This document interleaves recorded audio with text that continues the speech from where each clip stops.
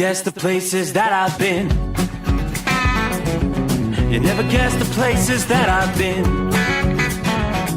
'Cause everything is like a dream, yeah, but only in that dream that I live in. I'm never gonna let the day begin. Never gonna let the day begin. 'Cause everything is like a dream, yeah, but only in that dream that I live in.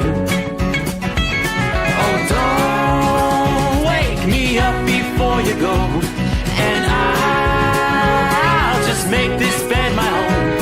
Oh, darling, please just let me sleep. Give me my dreams.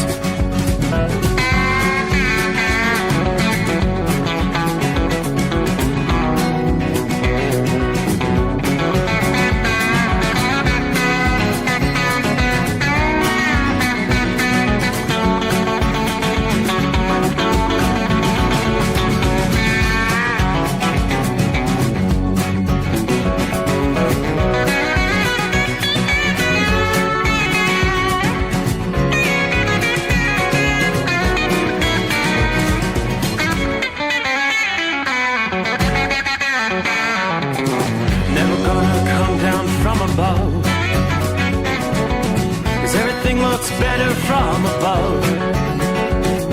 Nothing's ever as it seems, yeah, except in that world that I dream of. Never gonna lose the ones I love. Never gonna lose the ones I love. 'Cause everything is like a dream, yeah, but only in that world that I dream of. Oh, don't up before you go, 'cause I can't face this day alone. Oh, darling, please just let me sleep. Give me my dreams. Give me my dreams. Give me my dreams.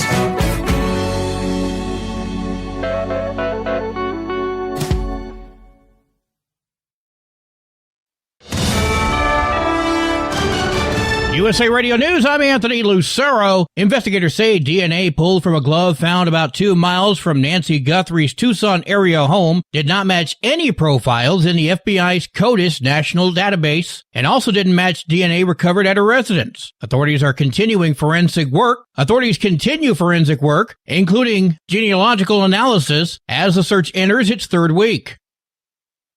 Police say 56-year-old Robert Dorgan, who also identified as Roberto Esposito, killed his ex-wife and 23-year-old son before taking his own life at a Pawtucket ice rink during a high school hockey tournament. That was in Rhode Island. Pawtucket Police Chief Tina Concalves. It appeared that the suspect was in female clothes yesterday, but again, that's nothing that had swayed the investigation one way or another. We're just trying to kind of factually put the pieces together. 3 others, including the victim's parents and a family friend, were critically injured. Team USA claimed silver in men's speed skating, falling to Italy in the finals. U.S. men's speed skater Emery Lehman says this has been an exhausting experience. We're not for it. It takes a emotional toll as much as it does a physical toll on us. 4-time Olympian Lehman and Casey Dawson earned their 2nd Olympic medals after bronze in 2022. The U.S. women finished off the podium, losing to Japan. Civil rights leader and former presidential candidate, the Reverend Jesse Jackson, has died. His family announced the death overnight, saying Jesse Jackson passed away peacefully, surrounded by loved ones. In a statement, they remembered Jackson as an icon whose, quote, unwavering belief in justice, equality, and love uplifted millions. It goes on to say, we ask you to honor his memory by continuing the fight for the values he lived by. An ordained Baptist minister who marched with Dr. Martin Luther King, Jesse Jackson died at age 84 after a long illness. I'm Rory O'Neill. From America's News Network, USA Radio News. Business owners, are you paying high phone bills for old school systems and lousy service? StrongTel cuts your phone bills in half and turns every phone you own into a feature-rich business system. Sean Roddy, CEO of Hennings Brothers Drilling, had this to say. We've been a StrongTel customer for over 10 years. It's great. It even includes an intercom with video to our equipment yard. I can watch live from anywhere with my smartphone. I'd recommend StrongTel to anyone. Never miss a customer call again with your StrongTel business system. StrongTel is a proud iTex partner and always welcomes your iTex dollars. You'll get award-winning StrongTel service, a business-class phone system, and cut your phone bill in half. Visit strongtel.com. That's StrongTel, StrongTel.com. It's StrongTel. The Texas Attorney General launched an investigation into 3 more Texas school districts. He accused district officials of orchestrating student walkouts in opposition to ICE raids in Dallas, San Antonio, Austin, and Manor. AG Ken Paxton said in a statement he will not allow Texas schools to become breeding grounds for the radical left's open borders agenda. John Sommers, USA Radio News. A federal grand jury in Michigan indicted Kathleen Klein of the Kingdom of God Global Church in a forced labor case. Federal authorities in Michigan have indicted a third leader of the Kingdom of God Global Church in a forced labor scheme spanning multiple states. Kathleen Klein, along with co-defendants David Taylor and Michelle Brannon, allegedly ran call centers where workers faced long hours, threats, and abuse while soliciting donations. Prosecutors say the operation collected $50 million, which leaders used for personal luxury purchases. Klein now faces up to 20 years in prison if convicted, as the Justice Department pursues accountability for victims. For USA Radio News, I'm Ron Warner. Monsanto has agreed to a $7.2 billion settlement with thousands of plaintiffs who say its Roundup weed killer caused cancer. The deal would resolve claims that Roundup led to non-Hodgkin lymphoma, covering both current and future lawsuits. A judge still must approve that agreement. Roundup has been on the market for over 50 years. At the closing bell, the Dow Jones Industrial Average gained 32 points, the S&P 500 added 7 points, and the Nasdaq rising 31 points. I'm Jonathan O'Halloran. For USA Radio News, I'm Anthony Lucero. iLocal.net is offering a free website analysis to improve the online presence of your business. Business owners across the U.S. turn to iLocal.net to improve their search engine rankings. Search engines are constantly changing their algorithms. You need the professionals who know how to use those changes to benefit your business. Don't hope for new customers. Get found and be chosen. Visit iLocal.net/go for your free website analysis. iLocal.net/go. Truck downtime costs you money. One hidden killer on Cummins ISX 15 engines is weak injector cups. When they leak, coolant gets into the cylinders and suddenly you're facing a big repair bill. Industrial Injection has the fix. Our Torque Lock Injector Cup Kit with a threaded Torque Lock design. These cups stay sealed for good. No more coolant leaks. No more surprise downtime. Keep your truck on the road. Ask your shop for Industrial Injection Torque Lock Injector Cups today. Like the men and women who power America, the people at Hot Shot Secret work hard and play harder. We're the fastest growing diesel and oil additive brand in the country. We solve problems. We protect engines. We save you money. And more importantly, time. Hot Shot Secret, powered by science. Another dark night on the interstate. Another 100 miles in the pouring rain. These are worth all the time I've spent away. Another dark night on the interstate.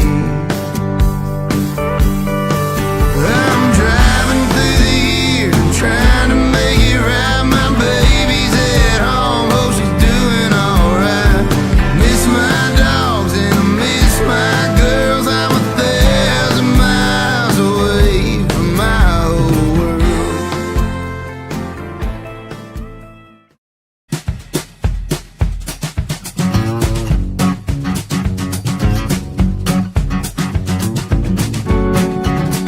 Alrighty, well, can you believe it?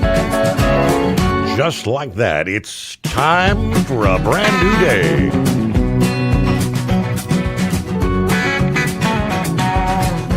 So there we go. We cross over the midnight hour in the Eastern time zone.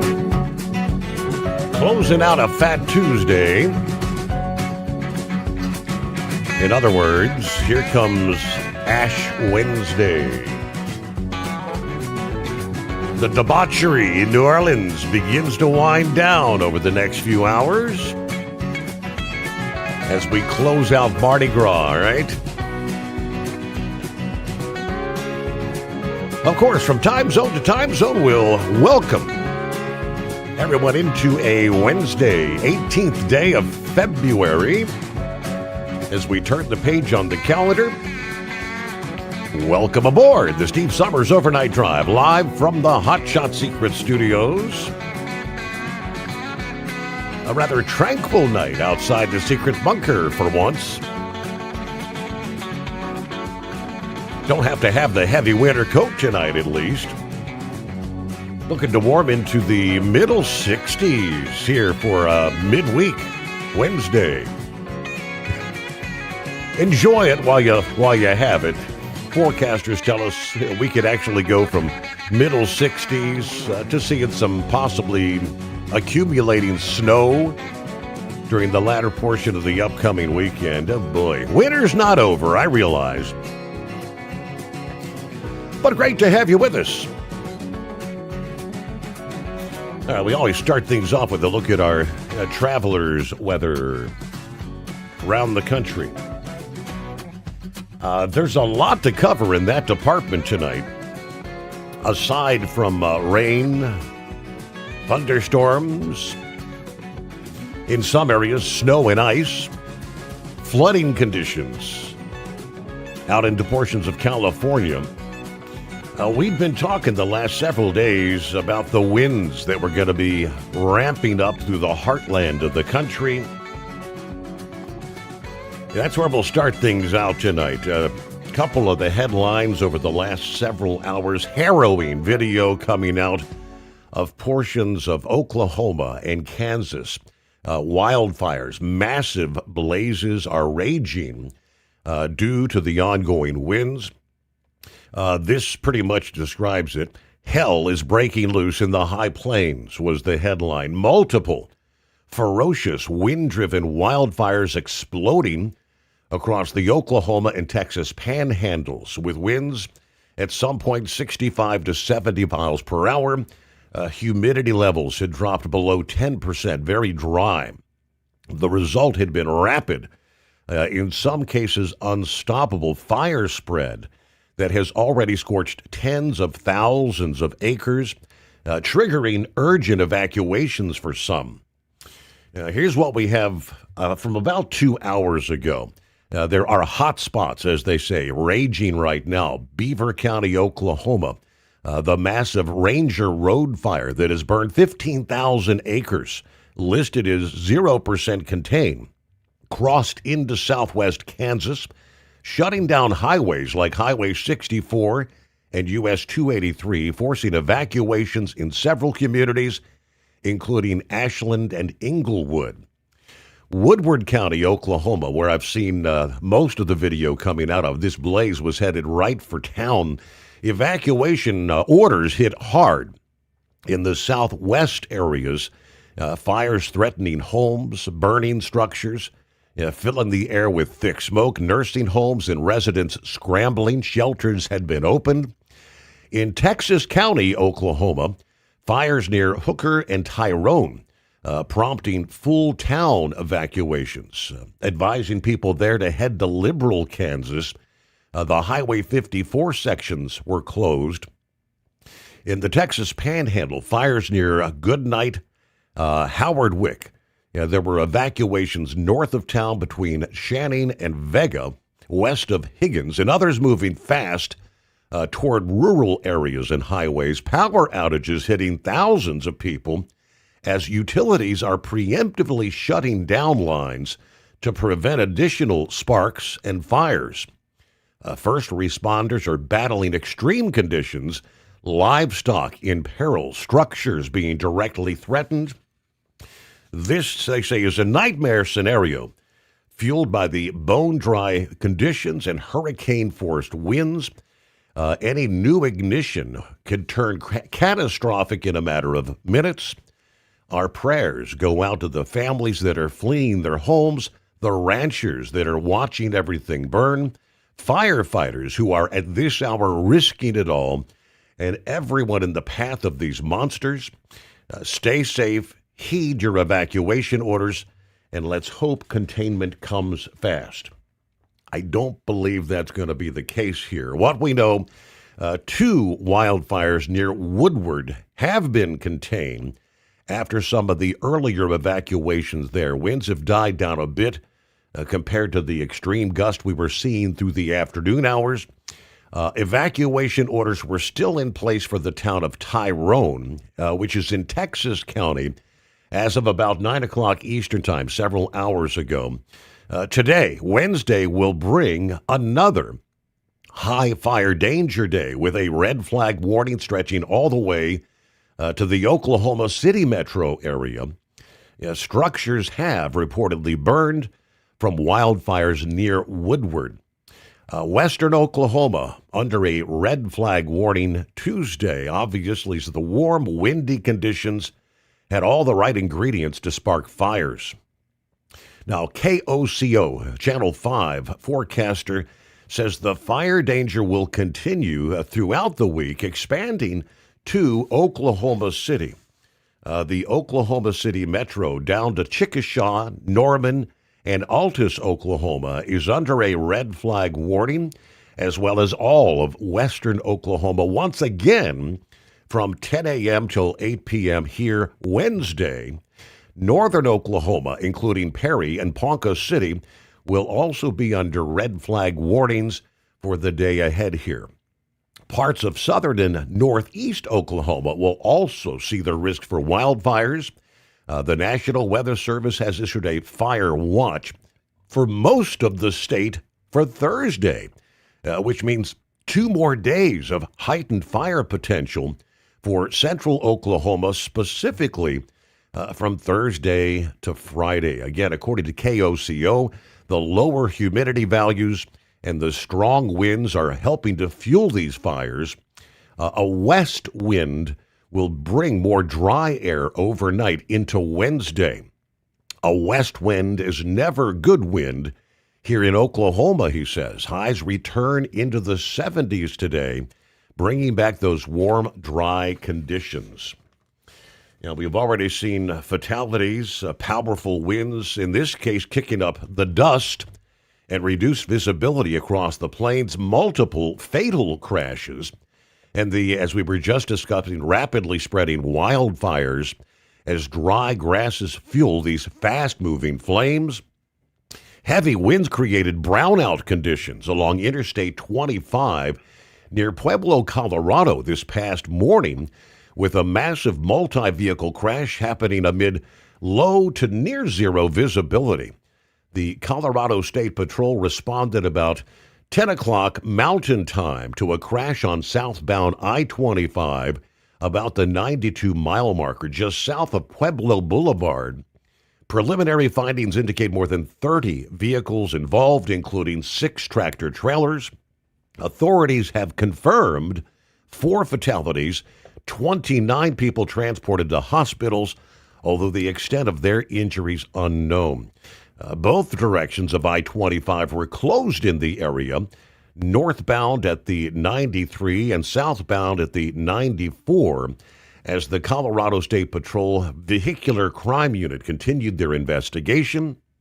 Obviously, the strong winds were building across the heart of the country when this began to unfold. Winds 50, 60 miles per hour this past morning there in Pueblo. Those strong winds look to continue here into Wednesday, with gusts in excess of 60 to 70 at times. And along with the winds, there can be blowing dust, reducing visibility once again. These kind of winds particularly dangerous for high-profile vehicles, the tractor trailers. This paired with reduced visibility can create dangerous driving conditions. Further east, west of Oakley, Kansas, another multi-vehicle pileup occurred on I-70 during low visibility caused by blowing dust, underscoring the widespread travel hazards created by this powerful windstorm. In Oklahoma, the fast-growing wildfire, which this was going back to the initial in the Oklahoma Panhandle east of Beaver quickly spread into Kansas.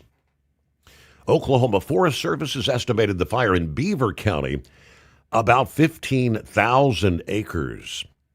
Now, the gusty winds were prohibiting any sort of aviation operations. No water drops from the planes or the helicopters due to the extreme winds this past afternoon. They did say at the time the fire was exhibiting extreme rates of spread and crossing into Kansas. Right. The National Weather Service in Amarillo also said several large fires were burning Tuesday across the Texas and Oklahoma panhandles. One of those was prompting evacuations on up into, I believe it was Inglewood, Kansas, was looking at one of those blaze. I think the blaze from Woodward was coming that way. Satellite video.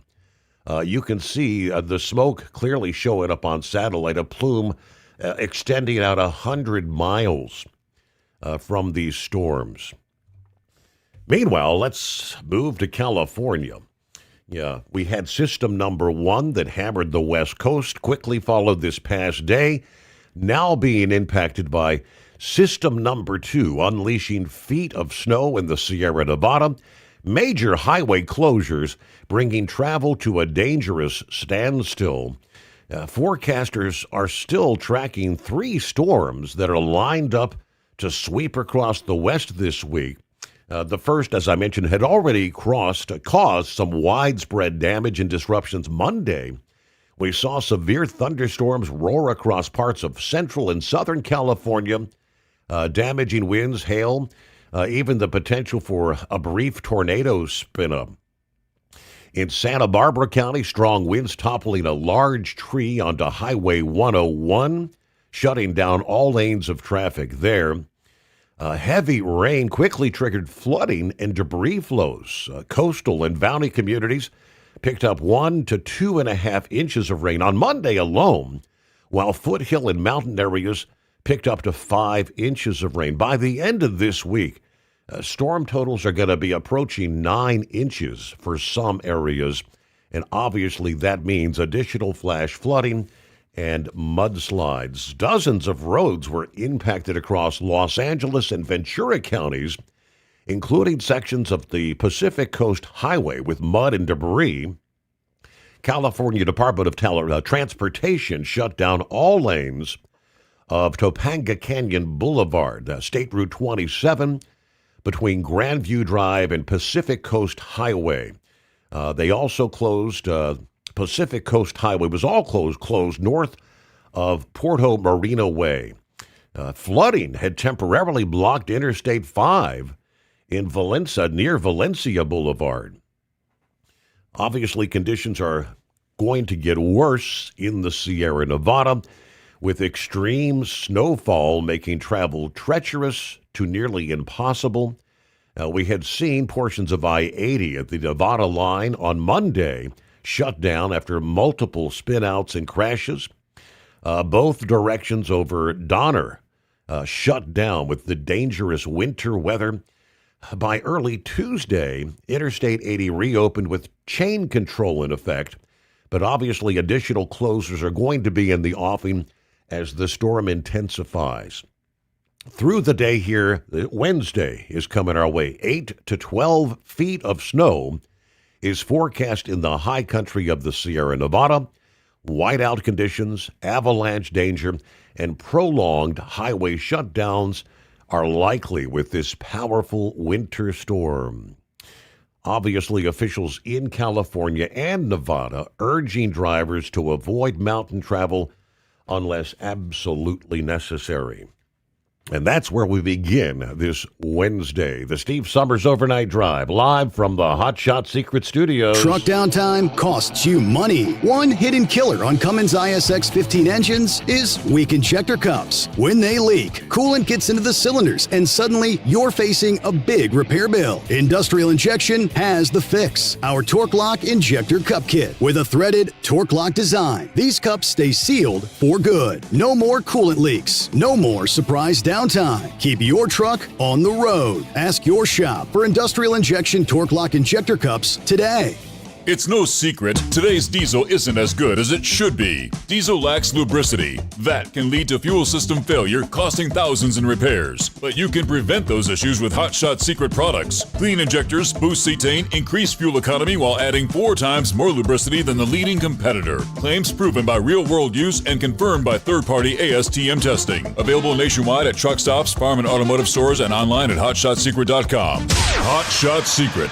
Powered by science. Your factory fuel filter is letting you down. AirDog heavy-duty diesel fuel systems don't just filter your fuel. The AirDog fully optimizes your truck's fuel system for peak efficiency. The factory-provided filter simply removes particulates and water from fuel. The AirDog system removes all contaminants, including entrained air, water, and particulates, and feeds the engine pump with optimal pressure. Check out airdogdiesel.com to learn how you can capture every bit of performance and efficiency from your fuel system. Did you miss an episode of the Steve Sommers Overnight Drive? Or just want to relive a little bit of the magic? Don't worry, you can download the Steve Sommers Overnight Drive wherever you get your podcasts. Don't miss a single second of the show that was recently named one of the best late night shows in America. Make sure you like and subscribe to the Steve Sommers Overnight Drive so you don't miss a single episode. The Steve Sommers Overnight Drive, available wherever you get your podcasts or online at overnightdriveradio.com.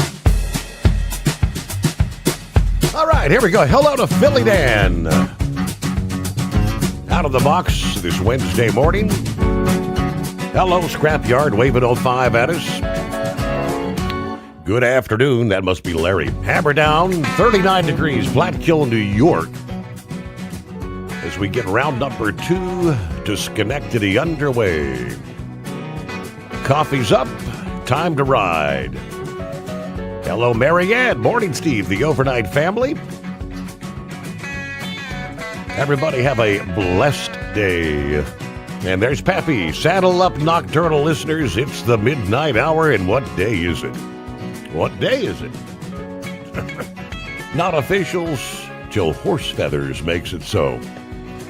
Indeed, 844-844-3388, the digits to hit. Let's get the party started. All right, good morning, Overnight Drive family. Country Bumpkin checks in from Waterford, Michigan tonight. Thank you for all you do for the American truck driver, Steve. We appreciate y'all. Tank in the house. Hello, Steve. Happy hump day. Clear 44 degrees here in Albuquerque tonight. Headed over to Santa Rosa. Then it's back to Banning. Everybody truck safe out there. Have a blessed day.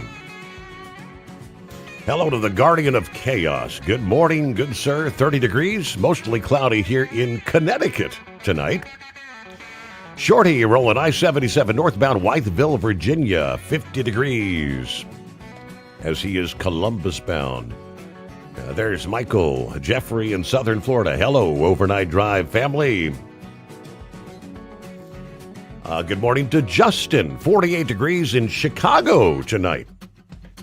So the heat wave has officially arrived there in Chicago, all right? Enjoy that for a few days. Hello, Jerry. Morning, everyone. Time for another great Steve Sommers Overnight Drive brought to you by Hot Shot Secret.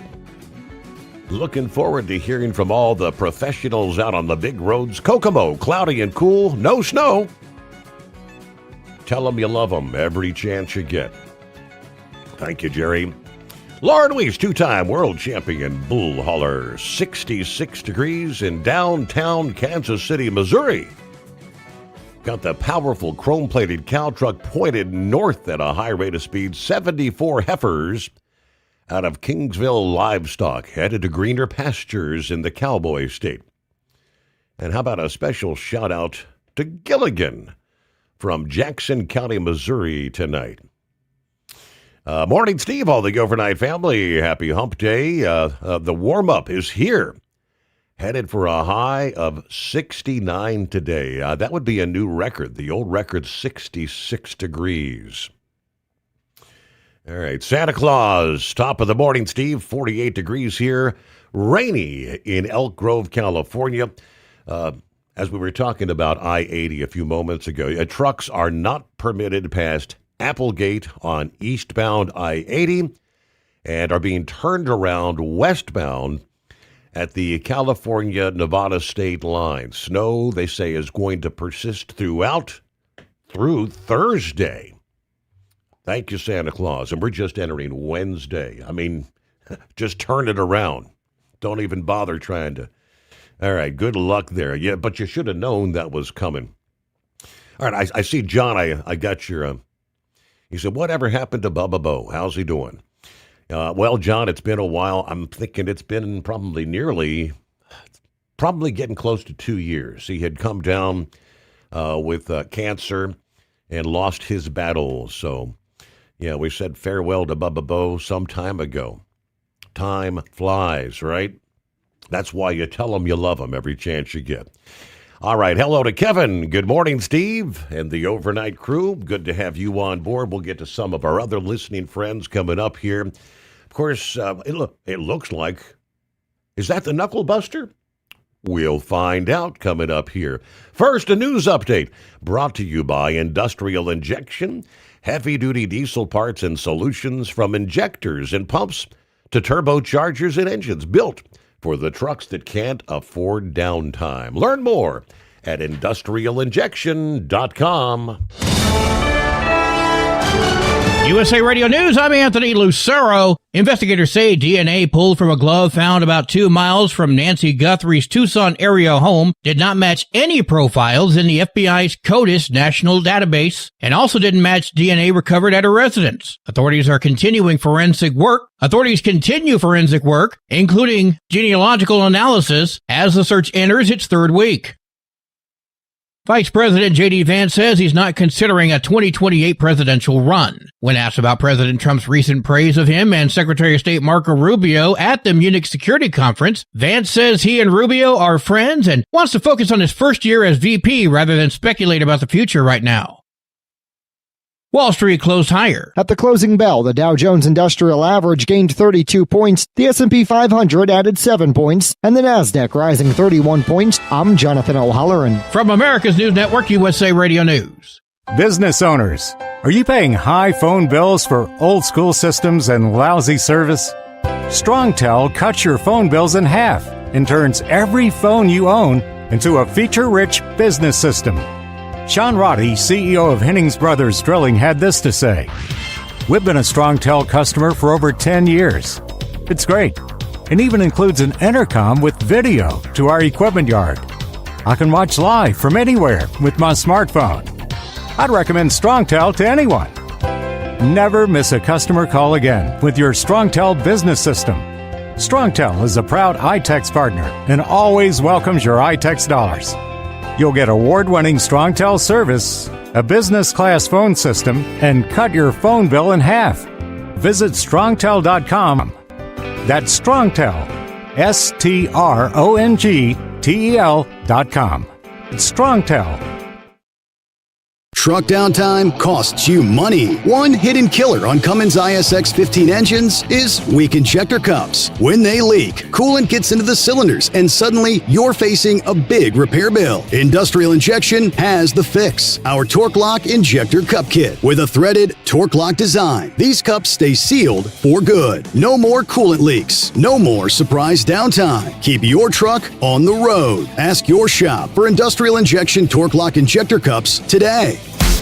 Did you miss an episode of the Steve Summers Overnight Drive? Or just want to relive a little bit of the magic? Don't worry. You can download the Steve Summers Overnight Drive wherever you get your podcasts. Don't miss a single second of the show that was recently named one of the best late night shows in America. Make sure you like and subscribe to the Steve Summers Overnight Drive so you don't miss a single episode. The Steve Summers Overnight Drive. Available wherever you get your podcasts or online at overnightdriveradio.com. It's no secret, today's diesel isn't as good as it should be. Diesel lacks lubricity. That can lead to fuel system failure, costing thousands in repairs. But you can prevent those issues with Hot Shot Secret products. Clean injectors, boost cetane, increase fuel economy while adding 4 times more lubricity than the leading competitor. Claims proven by real-world use and confirmed by third-party ASTM testing. Available nationwide at truck stops, farm and automotive stores, and online at hotshotsecret.com. Hot Shot Secret, powered by science. Your factory fuel filter is letting you down. AirDog heavy-duty diesel fuel systems don't just filter your fuel. The AirDog fully optimizes your truck's fuel system for peak efficiency. The factory-provided filter simply removes particulates and water from fuel. The AirDog system removes all contaminants, including entrained air, water, and particulates, and feeds the engine pump with optimal pressure. Check out airdogdiesel.com to learn how you can capture every bit of performance and efficiency from your fuel system.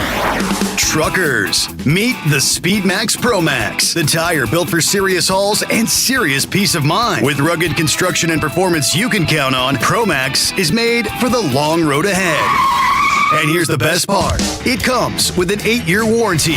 That's right, 8 years of confidence, mile after mile. Ask SpeedMax. Drive far. Drive strong. For more info, call 860-436-4100 or buy online at digitire.com. At TEL, we know what it takes to succeed as an owner-operator because we were founded by one. The big secret?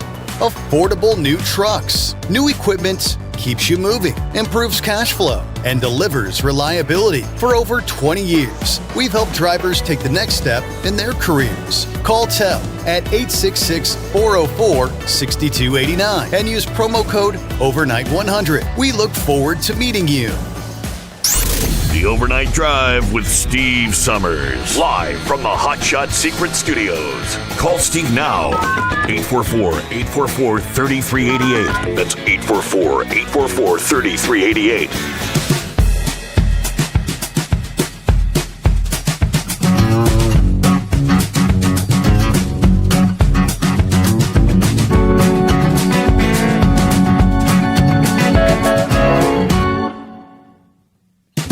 Just like that, we get a brand new day underway. All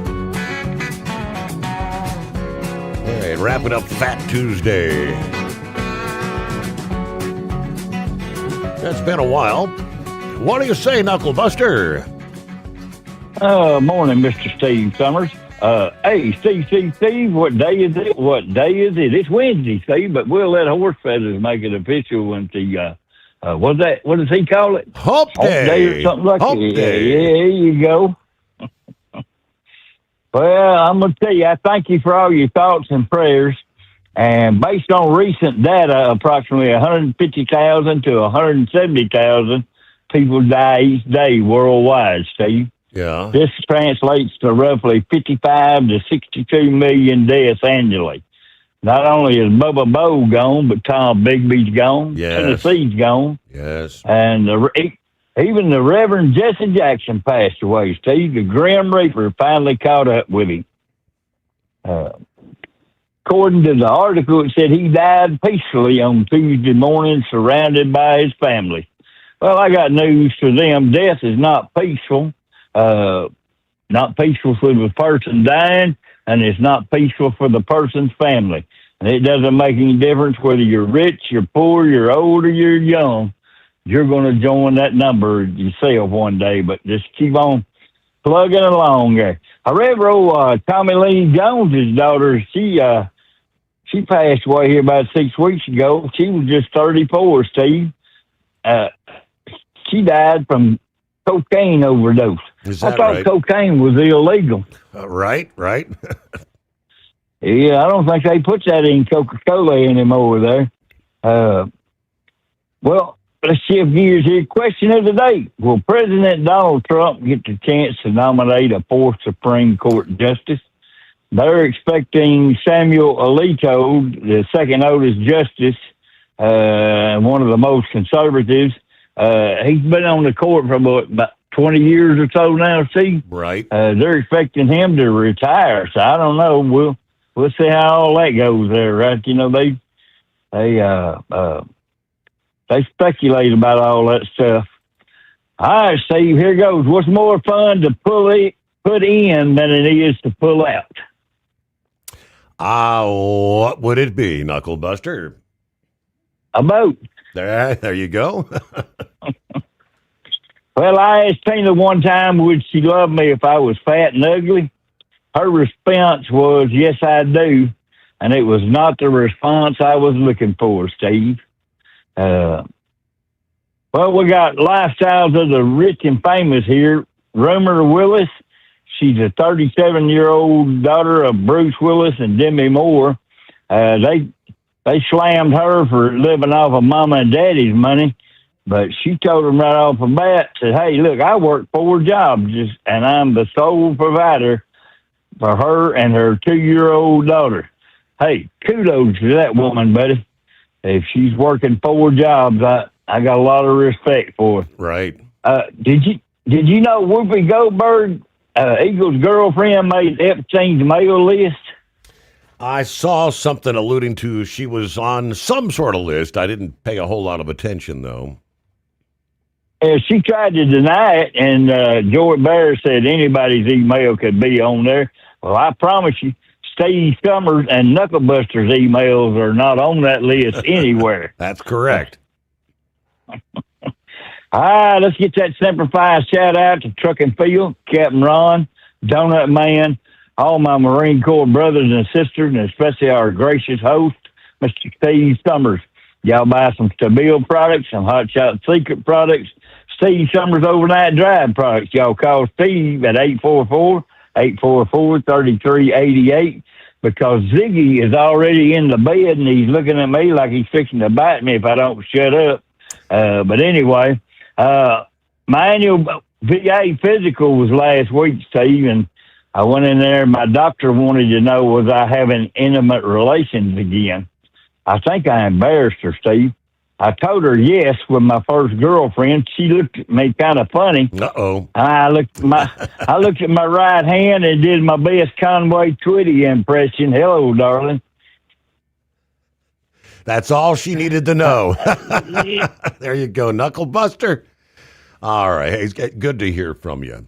Now, we were kind of wondering about Knucklebuster there, thinking about him, but all right. I'm looking from about an hour ago, the National Weather Service there out of Wichita, Kansas, showing where the large wildfires continue to burn across portions of southwest Kansas and adjacent areas of Oklahoma.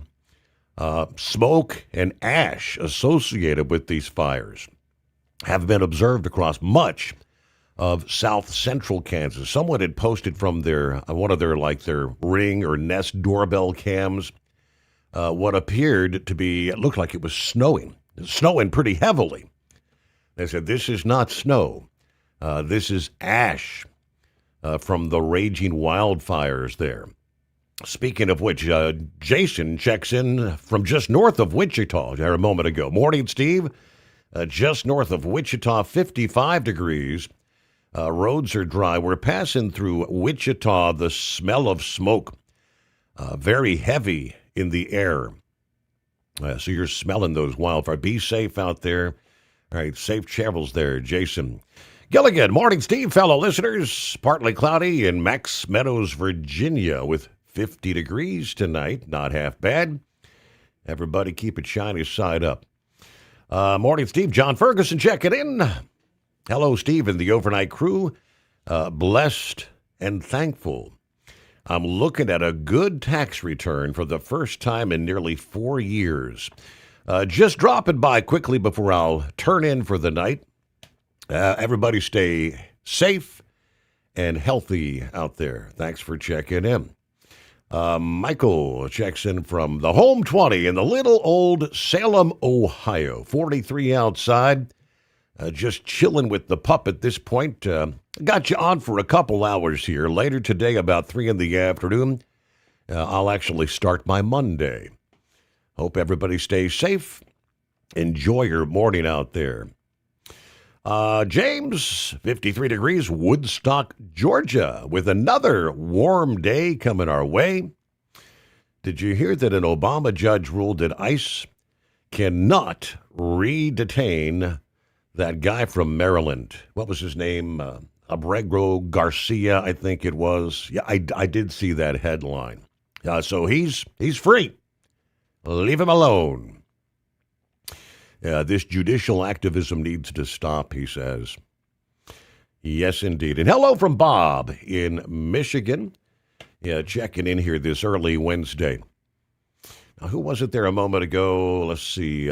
John Ferguson, talking about, hey, I'm actually going to get a positive tax return this year. Even President Trump posting via Truth Social this past day, quote, tax refunds this year because of the great big beautiful bill are substantially greater than ever before. In some cases, estimates are that over 20% are going to be returned to the taxpayer. So when you get your refund, think about what a wonderful president you have. No tax on tips. No tax on Social Security for the great seniors. No tax on overtime. Interest deductions on car loans, and much more. Don't spend all this money in one place, he says. President Donald J. Trump. Well, shall we make it official? Morning, Horse Feathers. Morning, Your Honor. Are you out there? Are you out there somewhere? We are here. I can't see a damn thing. I'm up there by Valley Forge there. I'll tell you what, Columbus is out there trying to cross to Delaware there. He might run into an iceberg here at 33 degrees. You're locked into the fog, I presume. Hey, give us a take two. You know the old drill. We got the tick-tock, tick-tock. The clock will not stop. I don't know what causes that. Very obnoxious, though, isn't it?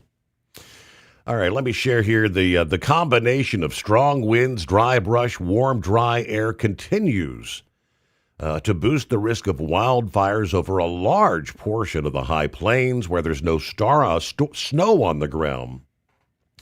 Numerous fast-moving wildfires have broke out over the past day. Additionally, strong winds and blowing dust obviously were a factor in the deadly pileup near Pueblo, Colorado, and another multi-vehicle crash near Oakley, Kansas. Now, this was the first storm that rolled in to California early this week that's now impacting the north-central USA. On the colder side of the storm, the heaviest snow east of the Rockies will be mostly in the Canadian prairies, southern Canada, but we'll see some accumulating snow in a band that extends into part of the Great Lakes region and then eventually the Northeast. In the central states, north central, the heaviest snow, 6 to 12 inches, will extend from the northern portions of North Dakota to portions of Minnesota, the northern Minnesota. Moderate snow on the order of 3 to 6 inches from northern Michigan, then into portions of northern New York, Vermont, New Hampshire, and Massachusetts. On the southern edge of the storm, we'll see some pockets of freezing rain and sleet forming from Tuesday night to Wednesday. So as we speak, this zone will extend from near the North-South Dakota border to parts of northern Michigan, then eventually central New York and central New England. South of the ice, it's going to be rounds of rain, even thunderstorms in the mix. Severe weather threat is increasing as we look toward Thursday. Since this first storm is expected to weaken as it moves eastward, thunderstorms with it further south will be limited for today, Wednesday. There could still be a few locally stronger storms in portions of southern Michigan, but as that second stronger storm rolls across the north-central states Wednesday into Thursday, the likelihood of severe weather will be significantly higher. So Thursday's severe weather threat still is looking to include the threat of multiple tornadoes. If this pans out the way we're concerned for severe weather on Thursday, it could be a nasty spring snapback. Of course, for those in the northern tier, the warmer temperatures, ice fishermen urged to be extremely cautious this week. Ice cover on lakes is beginning to break. Where the warm, moist air flows over the cold ground, snow or even ice cover, scenarios with the dense fog are forming. further aggravating travel in the Midwest and the Northeast. Most of our snow has melted. We've had back-to-back nights with dense fog advisories. With the warmer temperatures, most of that's gone. So no fog advisories for our area here in southern Ohio tonight. If I pull up the map, we do see some dense fog advisories indeed. Horse Feathers was just mentioning dense fog advisories for eastern Maryland, much of eastern Pennsylvania, the entirety of New Jersey, southern New York, areas that still have some of that snow cover. All right, shall we try again and see if we got things fixed up there? Take two. Yeah, there you go. So I went through a spot where we switched cell towers there when Knuckle Buster was on. This whole signal kind of faded away, so I was kind of figuring that was going to happen, trying to reconnect to the next tower. Yeah, 21st century, and we still can't even connect from one cell tower to the next without having issues. There it is. So anyways, so I guess we're supposed to say, hey, Mike, what day is it? What day is it? Knuckle Buster says it's Wednesday, but I say it's hump day. Hump day. All right. Well, I can't see a thing to tell you if it's true or not. But as I say, I tell you what, if Columbus is out there crossing the Delaware up there in Valley Forge, he might run into an iceberg there because he won't see it coming at him. So you're pretty much locked in. Yeah, it's heavier to the east there. I'm back towards Lancaster now. We're down to 34 degrees here, so the having the air temperature closer to the freezing mark doesn't allow the snow to evaporate into the air, so it doesn't have so much problem. But back out there, it's about 37, 38 degrees up there where I was at. So it was quite a bit of fog out and around there. So but northeastern Maryland there, that was socked right in earlier. The 95 quarter was actually doing pretty good. So anyways, if you're out and about that way, don't go venturing off on the 2-lane roads. Probably better off staying on the big roads there. So anyways, I had talked to a couple people from the Eastern Shore there, and we were talking about that accident there Sunday morning where that Purdue truck went off US 13 there down on it's the Chesapeake Bridge Tunnel. So it's not the Bay Bridge that goes from the Eastern Shore to the mainland Maryland, US 5301, but the other big bridge with the tunnel in the middle down there in Virginia on the East Coast there, the very mouth of the Chesapeake. And of course they had to put the tunnel in so that so the ships wouldn't get barricaded into the Norfolk there at the naval port. If that had just been one big bridge span all the way across there, if somebody wanted to, they could have caused destruction of the bridge and actually locked the ships into the harbor and not, into the bay there, and not allowed them to get back out. So that was the reason for having to put the tunnel in there. Almost, I believe, a mile's worth of tunnel, if I remember correctly. Mm-hmm. But so anyways, that driver was he was out of North Carolina, and I'm not sure where he started his day at or anything like that. If he'd come up from North Carolina to the Eastern Shore to the Purdue plant and picked up the load, because it was pretty obvious he had a load going down because that's what was floating in the water. But he was 61 years old, and about 6:30 on a Sunday morning, it's pretty quiet. Pretty sure he would have pretty much been by himself out there. They really haven't said, that there was anybody else involved with him, having any issue, and not really totally sure yet what the total cause was. Whether he was kind of, that's the time of the day, sun's coming up, and they say that's one of the most dangerous times because your eyes get kind of heavy, and that or maybe a medical issue possibly. Yep. And I'd almost venture more towards the medical issue, but being the fact it was a company Purdue truck, more than likely they would have the driver facing cameras. So I'm sure when they dig into the interweb or whatever cloud system that they have to get into, I'm sure they'll be able to pull up some footage of what was going on with him at the time. So as we always say, we can't just speculate. We have to wait until we get the facts. Isn't that what Jack Webb used to say there? Just the facts, man. Just the facts. So we'll go and wait for that a little bit more before we start jumping to conclusions. But all around bad situation. So, just it's one of those things. Every day you get into one of these things, you just never know what could happen between the time you leave to the time you're supposed to return. So, just always be aware of your surroundings. And, I don't know. Other than that, it's just pretty much the weather out here, I guess, is the big thing right now. So, I saw one Facebook thing there. It looked like a wind turbine there. Might have got struck by lightning or something. Had a little issue with having a blade come off in a fire.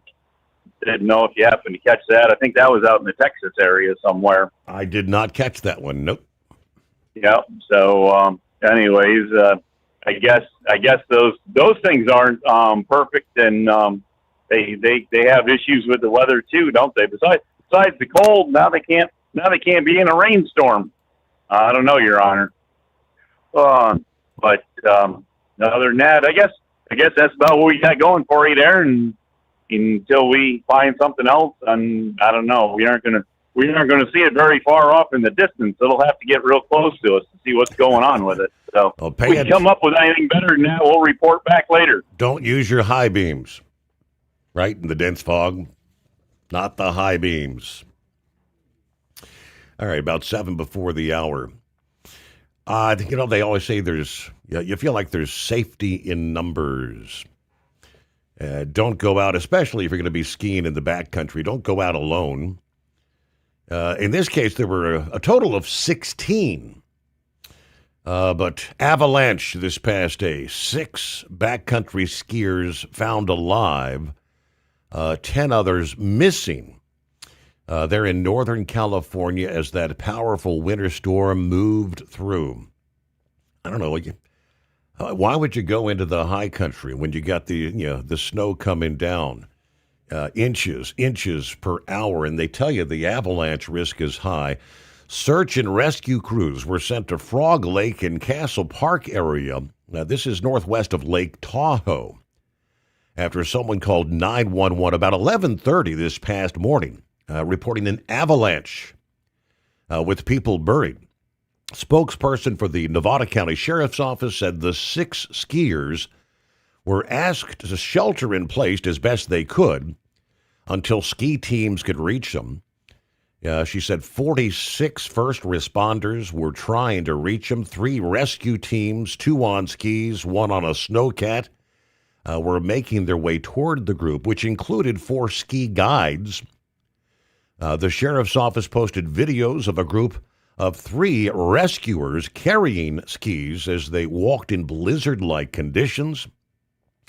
The group was on the last day of what was a 3-day backcountry skiing trip, according to the avalanche forecast rancher there with the Sierra Avalanche Center, saying that this group had contact with people in the area. They had spent 2 nights in huts that required skiing in rugged mountainous terrain for up to 4 miles and bringing along all their food and supplies.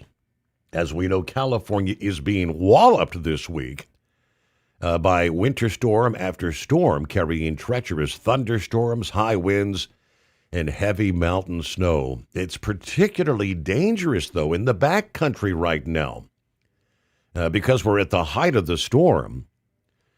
Castle Peak, a 9,110-foot peak in the Donner Summit area, is a popular backcountry skiing destination. The area in the central Sierra Nevada, including the greater Lake Tahoe region, was under high avalanche danger in the backcountry, with large slides expected to occur Tuesday as well as here on Wednesday. You get those conditions, rapidly accumulating snowfall piling up on already fragile snowpack layers, coupled with the gale force winds, they say. Yeah, several ski resorts around Lake Tahoe were fully or partially closed due to the extreme conditions. The resorts and, of course, along highways have avalanche mitigation programs. Not expected to be at as high of a risk for the backcountry below the avalanche terrain. We're rolling toward news break here. Grump got you coming up. Get his comments. What are we looking at? The court ruling, chameleon carriers. First, a news update brought to you by Industrial Injection, serving Cat, Cummins, Detroit, and more. Fuel injection, turbochargers, complete engine solutions. The knowledge you trust, the quality you depend on. Truck downtime costs you money. One hidden killer on Cummins ISX 15 engines is weak injector cups. When they leak, coolant gets into the cylinders and suddenly you're facing a big repair bill. Industrial Injection has the fix. Our Torque Lock Injector Cup Kit with a threaded Torque Lock design. These cups stay sealed for good. No more coolant leaks. No more surprise downtime. Keep your truck on the road. Ask your shop for Industrial Injection Torque Lock Injector Cups today. Diesel owners know if you take care of your engine, it'll return the favor. Hot Shot secret formulates additives that help you prevent problems and boost performance. Diesel Extreme cleans internal and external injector deposits, and EDT increases fuel economy by up to 7.3%, scientifically proven by third-party testing. Add Hot Shot secret at your next fill-up to get the most out of your diesel. Available nationwide at truck stops, farm and automotive stores, and online at hotshotsecret.com. Hot Shot Secret, powered by science. Have you been searching far and wide, looking to advertise your business on a brand that will help you reach the very clients you want to walk through your front door? Well, you know they've done studies that 100% of the time, it works every time. We're talking about the Steve Sommers Overnight Drive. Let us go to work for your business. The Steve Sommers Overnight Drive currently broadcasts in radio markets all over the United States and was recently named one of the top 50 best late night shows and podcasts in America. Advertising on the Steve Sommers Overnight Drive will maximize your ability to reach clients both on the air and through podcasting. Consider it the best of both worlds. Don't miss this chance to put your business on the Steve Sommers Overnight Drive and expand your reach immediately. Before we go, I've got one question to ask you. Are you ready to get started? If so, email me, Ryan Wild at lubricationspecialties.com, and get started showing off your business today on the Steve Sommers Overnight Drive.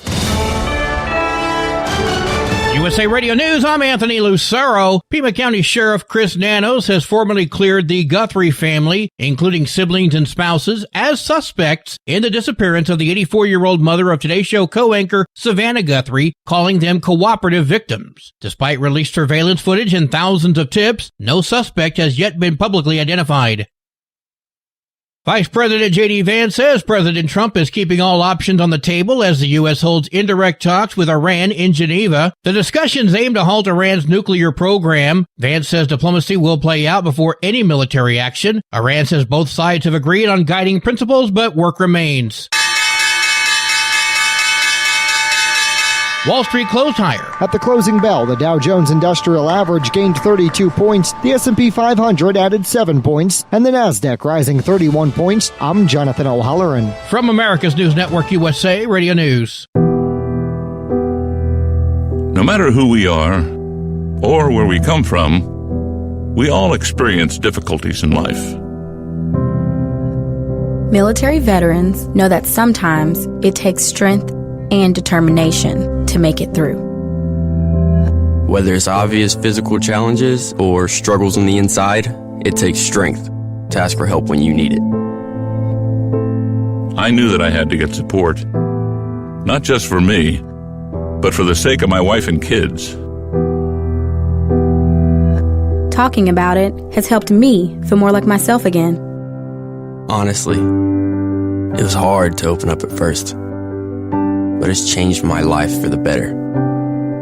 Learn how veterans like us have reached out for help. And hear stories of strength and recovery at MakeTheConnection.net.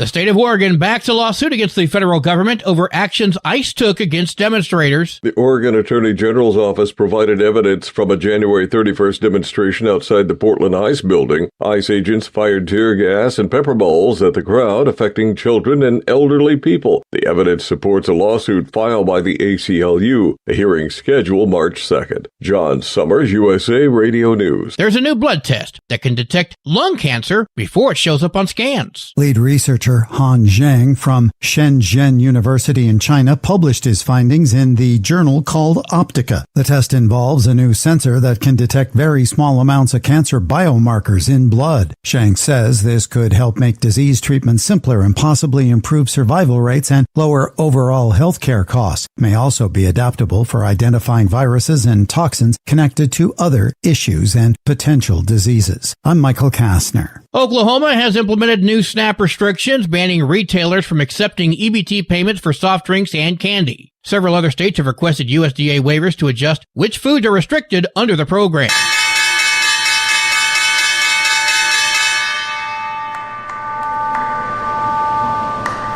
Wall Street closed higher. At the closing bell, the Dow Jones Industrial Average gained 32 points, the S&P 500 added 7 points, and the Nasdaq rising 31 points. I'm Jonathan O'Halloran. For USA Radio News, I'm Anthony Lucero. Would you know where to turn if you or a loved one became paralyzed? For thousands of families, the National Paralysis Resource Center has been that lifeline. But now federal funding's at risk. Sherman Gillums Jr., a partially paralyzed Marine veteran with the Christopher and Dana Reeve Foundation, explains why. This is about more than just a budget line.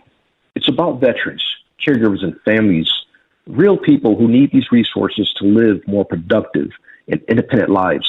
Learn more at ChristopherReeve.org.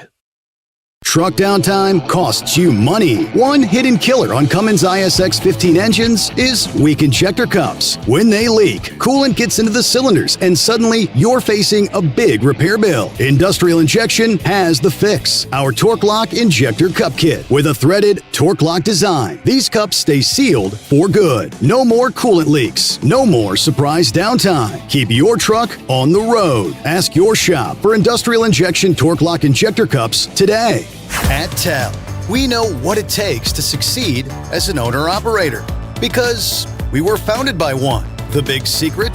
Affordable new trucks. New equipment keeps you moving, improves cash flow, and delivers reliability. For over 20 years, we've helped drivers take the next step in their careers. Call TEL at 866-404-6289 and use promo code OVERNIGHT100. We look forward to meeting you. Winter is here. When the temperature drops, so does your truck's performance. Avoid fuel gelling by using Hot Shot Secret's EDT Plus Winter Defense, a 7-in-1 fuel booster and anti-gel that improves cold weather performance. The 7-point cetane boost decreases DPF regens and increases fuel economy. Be confident that your engine is running smoothly and trouble-free, even in the coldest temperatures. Hot Shot Secret EDT Plus Winter Defense, available at Pilot Flying J, Amazon, O'Reilly Auto Parts, and HotShotSecret.com. Hot Shot Secret, powered by science. Your factory fuel filter is letting you down. AirDog heavy-duty diesel fuel systems don't just filter your fuel. The AirDog fully optimizes your truck's fuel system for peak efficiency. The factory-provided filter simply removes particulates and water from fuel. The AirDog system removes all contaminants, including entrained air, water, and particulates, and feeds the engine pump with optimal pressure. Check out airdogdiesel.com to learn how you can capture every bit of performance and efficiency from your fuel system. The Overnight Drive with Steve Summers. Live from the Hot Shot Secret Studios. Call Steve now.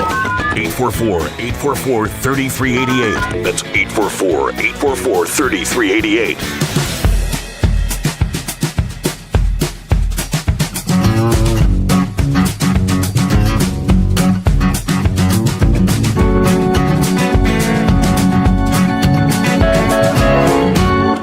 Welcome back. Welcome aboard. We get a brand new day underway. Closing out a Tuesday, Fat Tuesday, that would be.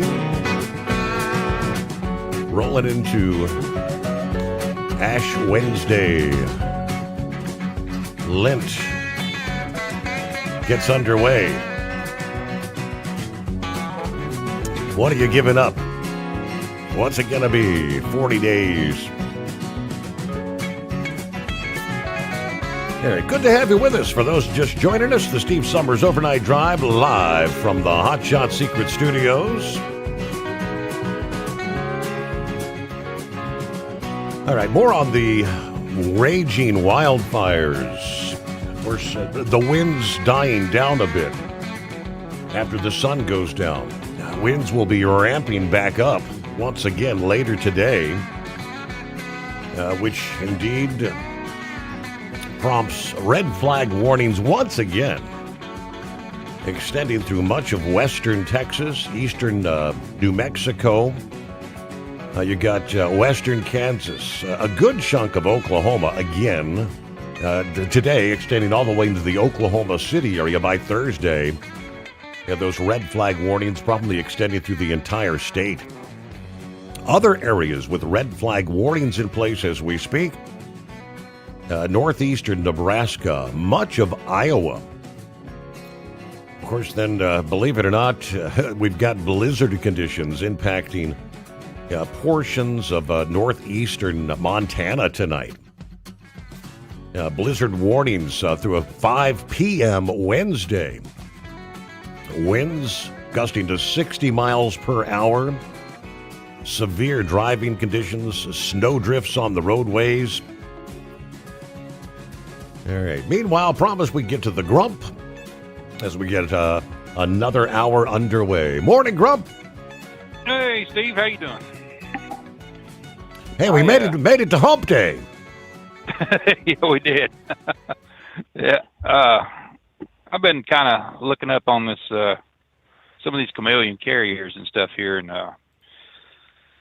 well, you know, some of the legislation that they want to pass, I don't see anything in there that strips them basically of their truck titles or anything like that, and that's something that they need to do when these trucks or these companies that are involved in these big accidents and stuff like that, and the first thing they do is file bankruptcy, close the doors, but they own their equipment, so that's, you know, they'll immediately put that in somebody else's name, or it'll go into a trust, or it'll go into something, and they allow that to you know, when they open up another company, they have that same equipment with a different name on it. They're going to have to do something on the VIN numbers and things like that, where, you know, that equipment right off the bat is confiscated, and it's not allowed to be licensed unless, you know, somebody that buys it or something that has a bill of sale on it. And then even at that point in time, you know, you're taking a huge risk on getting something like that if they can pass some legislation that would block sales of this, so that you know, it can be liquidated and these companies can be put out of business forever. I mean, that's just the way it is. And there's thousands of them. You know, there's thousands of these damn chameleon companies. I mean, as soon as they go bankrupt, they open up somewhere else. You know, they'll go to a neutral state or whatever, or go file their license in a neutral state, and as long as they have registrations in hand, you know, and titles in hand, nobody says a damn word about it. They don't, you know, they just go ahead and get the DOT number and under somebody else's name, under their kid's name, wife's name, or you know, or great uncle, whoever's name, and go on about business. And the people that they've run over and killed, and the you know, the drivers that they've shortchanged, and everything else under the, you know, when they were in business under the other name, nothing happens. Not a damn thing happens. So it's time they do something that you know, not just write some legislation. They have to have something with some teeth in it that they can just strip them of, and make it clear that if they open up any kind of another business or anything that they're associated with another business, like, you know, another chameleon company or something like that, they go to prison. That's the only way it's going to stop. So, but anyway, that's my 2 cents on that. I mean, the piece of the story I had last, for either Landline or FreightWaves, I mean, who was it? Harriet Hagman or something introduced that legislation. But if I'm understanding it, it's like saying you got to do a study that's going to take probably a year to do and report back. And obviously nothing gets done during that year, correct? Yeah, it's, you know, under that study, though, they'll probably go through a university or something to conduct that study. they'll find some third party, just like they've done on e-logs and they've done on everything else. They'll go through one of the universities, University of Michigan, University of Virginia, somebody like that, and they'll give them a big ass grant, because they will not allow the states to do that, but they'll give them a great big huge grant to conduct this study.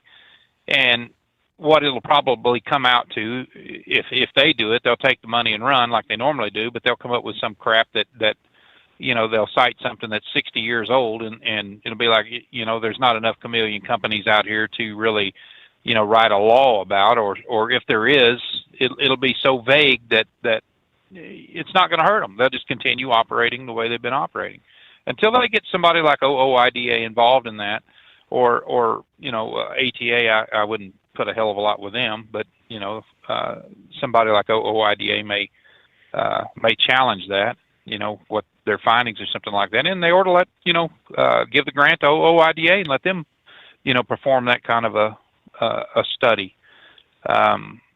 It's not too damn hard to petition courts and people like that, places like that, to government offices that's had accidents and stuff, or companies that's filed bankruptcy. I mean, you can get a list of it on paper.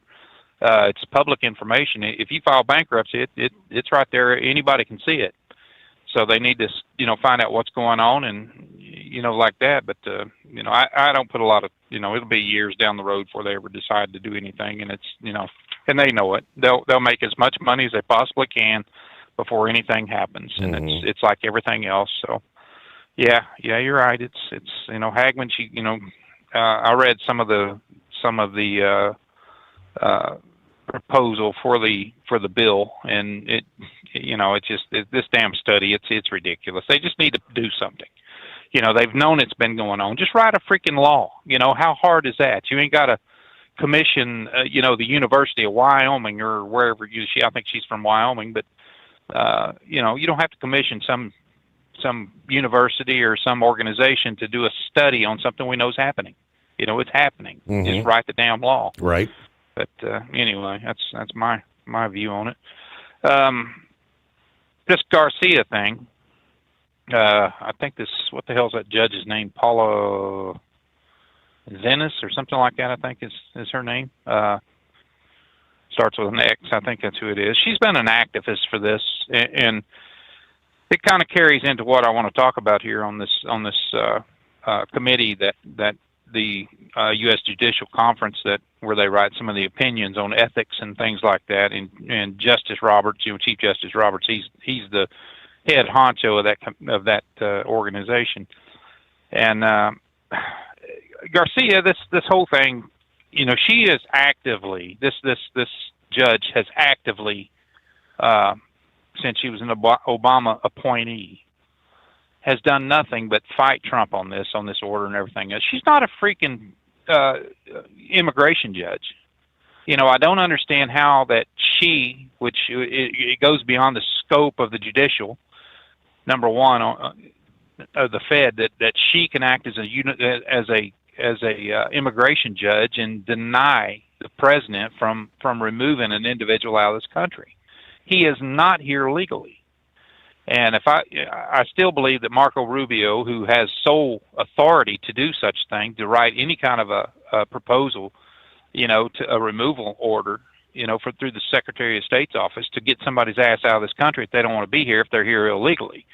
They can just walk up and say, we don't care, what Joe Biden offered you.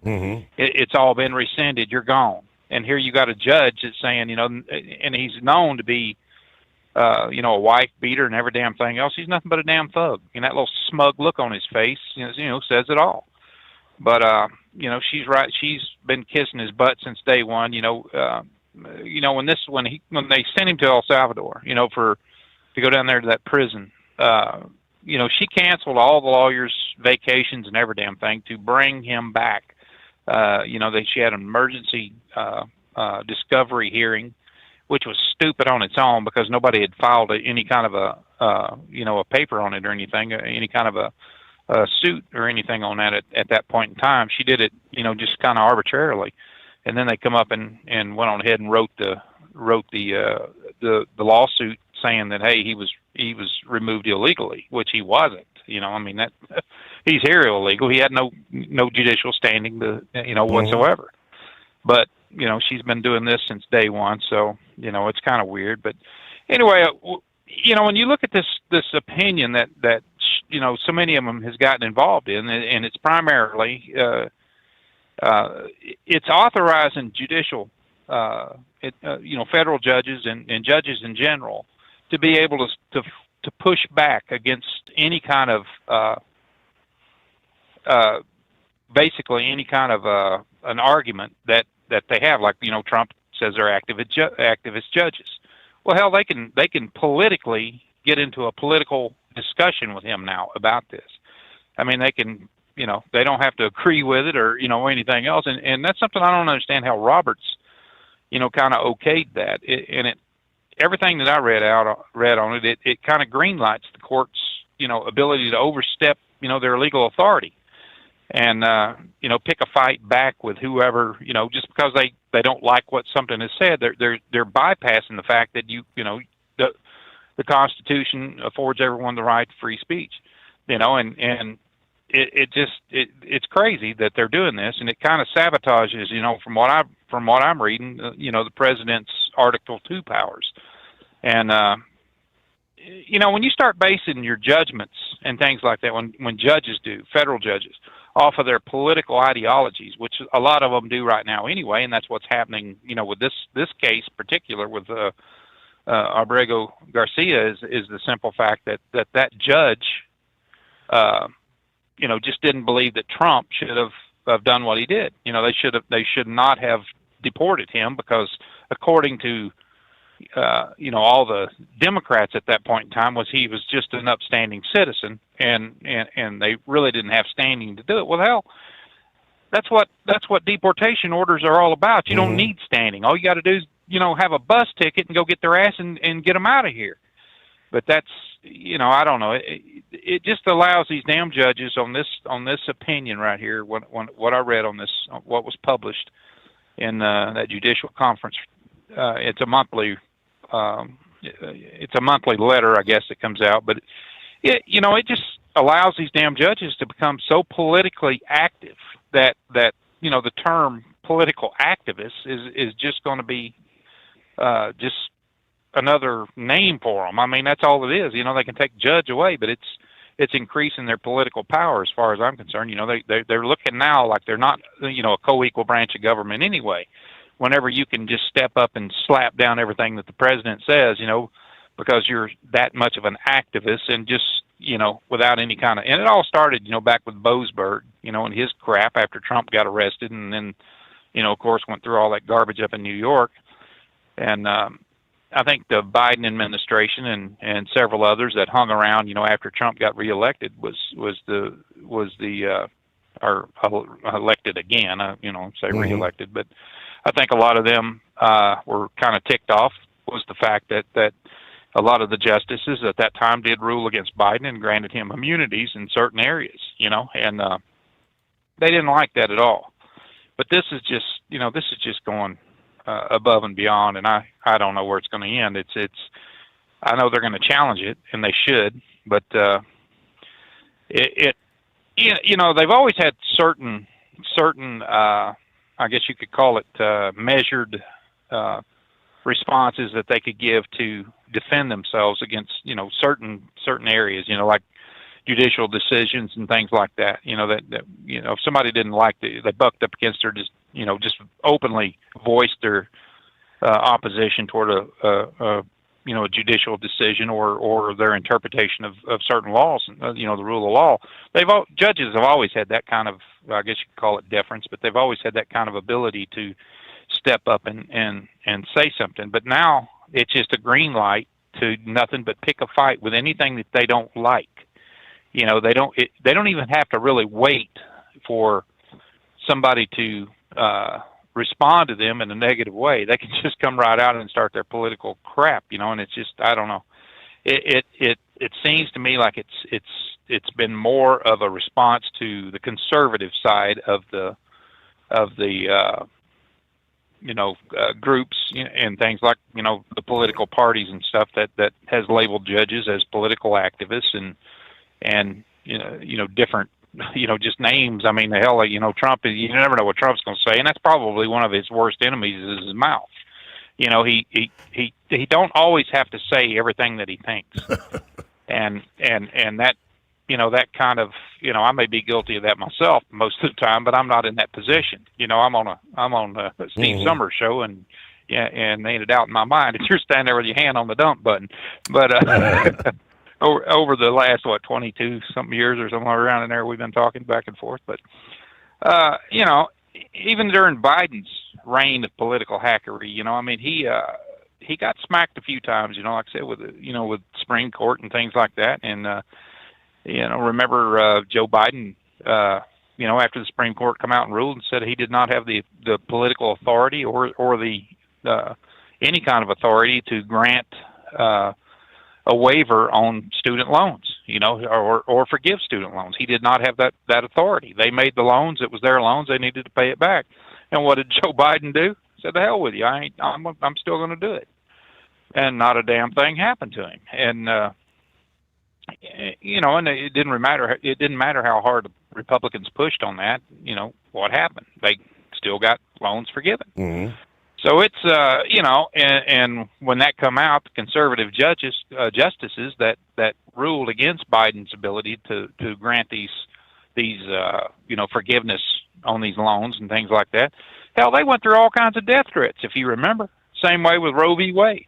I mean, they had people that was marching on their Gorsuch and Kavanaugh and in their homes and stuff. They were standing out front, just raising almighty hell. And what happened? Chuck Schumer was standing there, bellowing his crap out, and this is just it's crazy. I mean, it shouldn't make a damn whether what Trump says is inflammatory or not. It should not matter. I mean, he has the right as a president of the United States to buck the system, and not really buck the system, but I mean, you know what I'm saying. He has the right to voice his opinion on a decision that he's made, especially on something as important as deportations. If federal justices or federal judges are going to step up and say, no, you can't deport these people, and not give a reason, they're just blocking the deportation orders because certain papers hadn't been filed or whatever, in their court or in somebody else's court. It's ridiculous.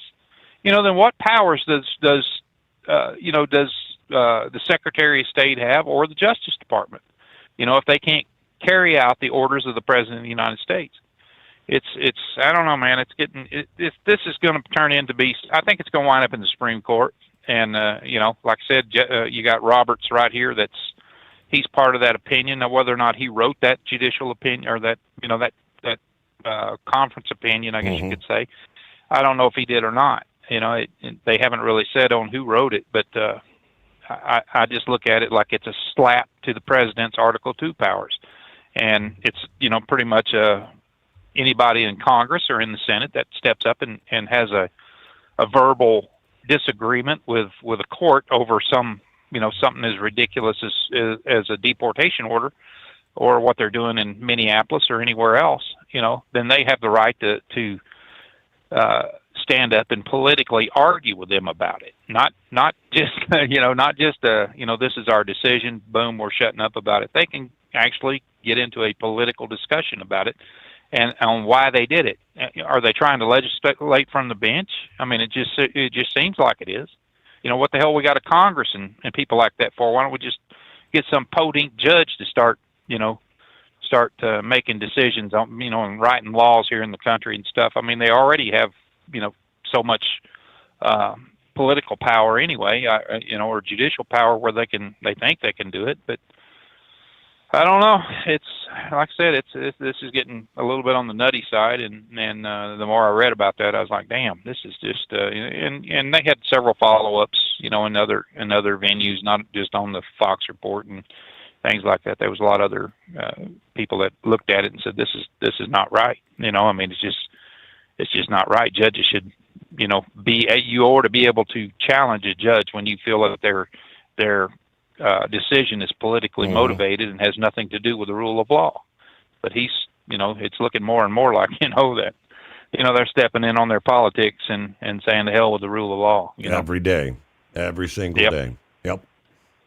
But that's kind of what I wanted to argue about tonight. But other than that, buddy, just just hanging out, getting ready to head back home. Safe travels. All right. All right, buddy. Thanks. Thanks for checking in there. All right, a couple minutes till news break. UPS names the 22 facilities that they're closing that represent some 30,000 jobs as they continue shrinking their network faster than anyone expected. Now we know exactly where the cuts are going to be falling. Court documents filed in connection with the Teamsters lawsuit reveal the specific locations UPS plans to shutter in the first half of this year. 22 package sortation centers with union employees across 18 states, including Dallas, Miami, Baltimore, and Atlanta.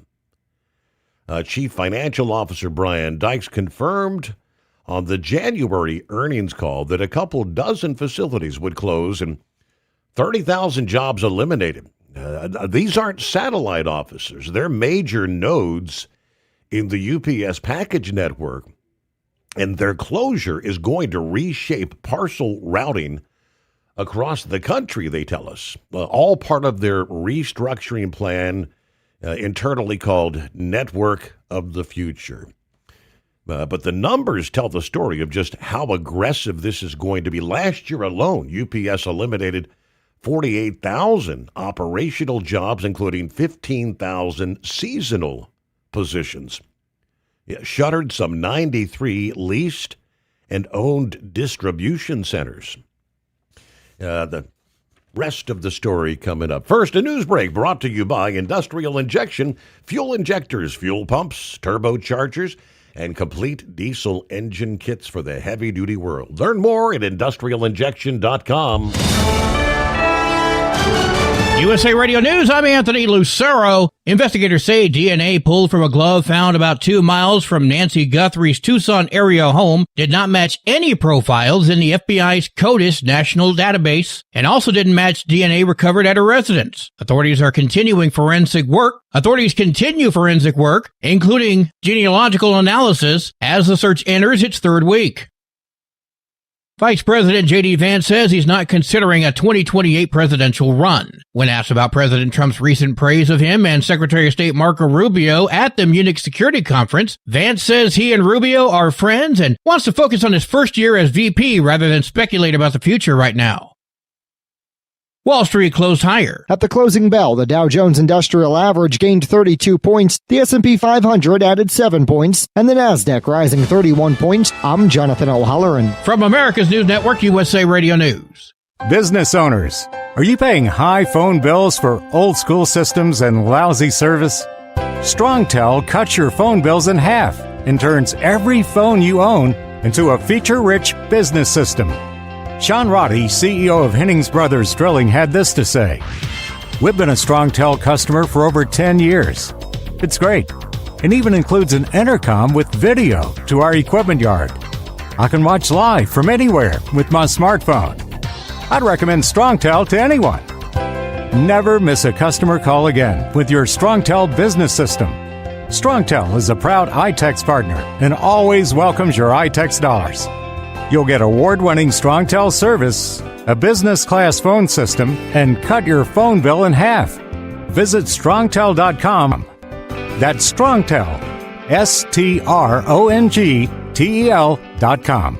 It's StrongTel. Truck downtime costs you money. One hidden killer on Cummins ISX 15 engines is weak injector cups. When they leak, coolant gets into the cylinders and suddenly you're facing a big repair bill. Industrial Injection has the fix. Our Torque Lock Injector Cup Kit with a threaded Torque Lock design. These cups stay sealed for good. No more coolant leaks. No more surprise downtime. Keep your truck on the road. Ask your shop for Industrial Injection Torque Lock Injector Cups today. At TEL, we know what it takes to succeed as an owner-operator because we were founded by one. The big secret? Affordable new trucks. New equipment keeps you moving, improves cash flow, and delivers reliability. For over 20 years, we've helped drivers take the next step in their careers. Call TEL at 866-404-6289 and use promo code OVERNIGHT100. We look forward to meeting you. Your factory fuel filter is letting you down. AirDog heavy-duty diesel fuel systems don't just filter your fuel. The AirDog fully optimizes your truck's fuel system for peak efficiency. The factory-provided filter simply removes particulates and water from fuel. The AirDog system removes all contaminants, including entrained air, water, and particulates, and feeds the engine pump with optimal pressure. Check out airdogdiesel.com to learn how you can capture every bit of performance and efficiency from your fuel system. Like the men and women who power America, the people at Hot Shot Secret work hard and play harder. We're the fastest growing diesel and oil additive brand in the country. We solve problems. We protect engines. We save you money. And more importantly, time. Hot Shot Secret. Powered by science. Truckers, meet the SpeedMax Pro Max, the tire built for serious hauls and serious peace of mind. With rugged construction and performance you can count on, Pro Max is made for the long road ahead. And here's the best part. It comes with an 8-year warranty. That's right, 8 years of confidence, mile after mile. Ask SpeedMax. Drive far. Drive strong. For more info, call 860-436-4100 or buy online at digitire.com. Did you miss an episode of the Steve Summers Overnight Drive? Or just want to relive a little bit of the magic? Don't worry. You can download the Steve Summers Overnight Drive wherever you get your podcasts. Don't miss a single second of the show that was recently named one of the best late night shows in America. Make sure you like and subscribe to the Steve Summers Overnight Drive so you don't miss a single episode. The Steve Summers Overnight Drive. Available wherever you get your podcasts or online at overnightdriveradio.com. And now, back to the Steve Summers Overnight Drive, live from the Hot Shot Secret Studios.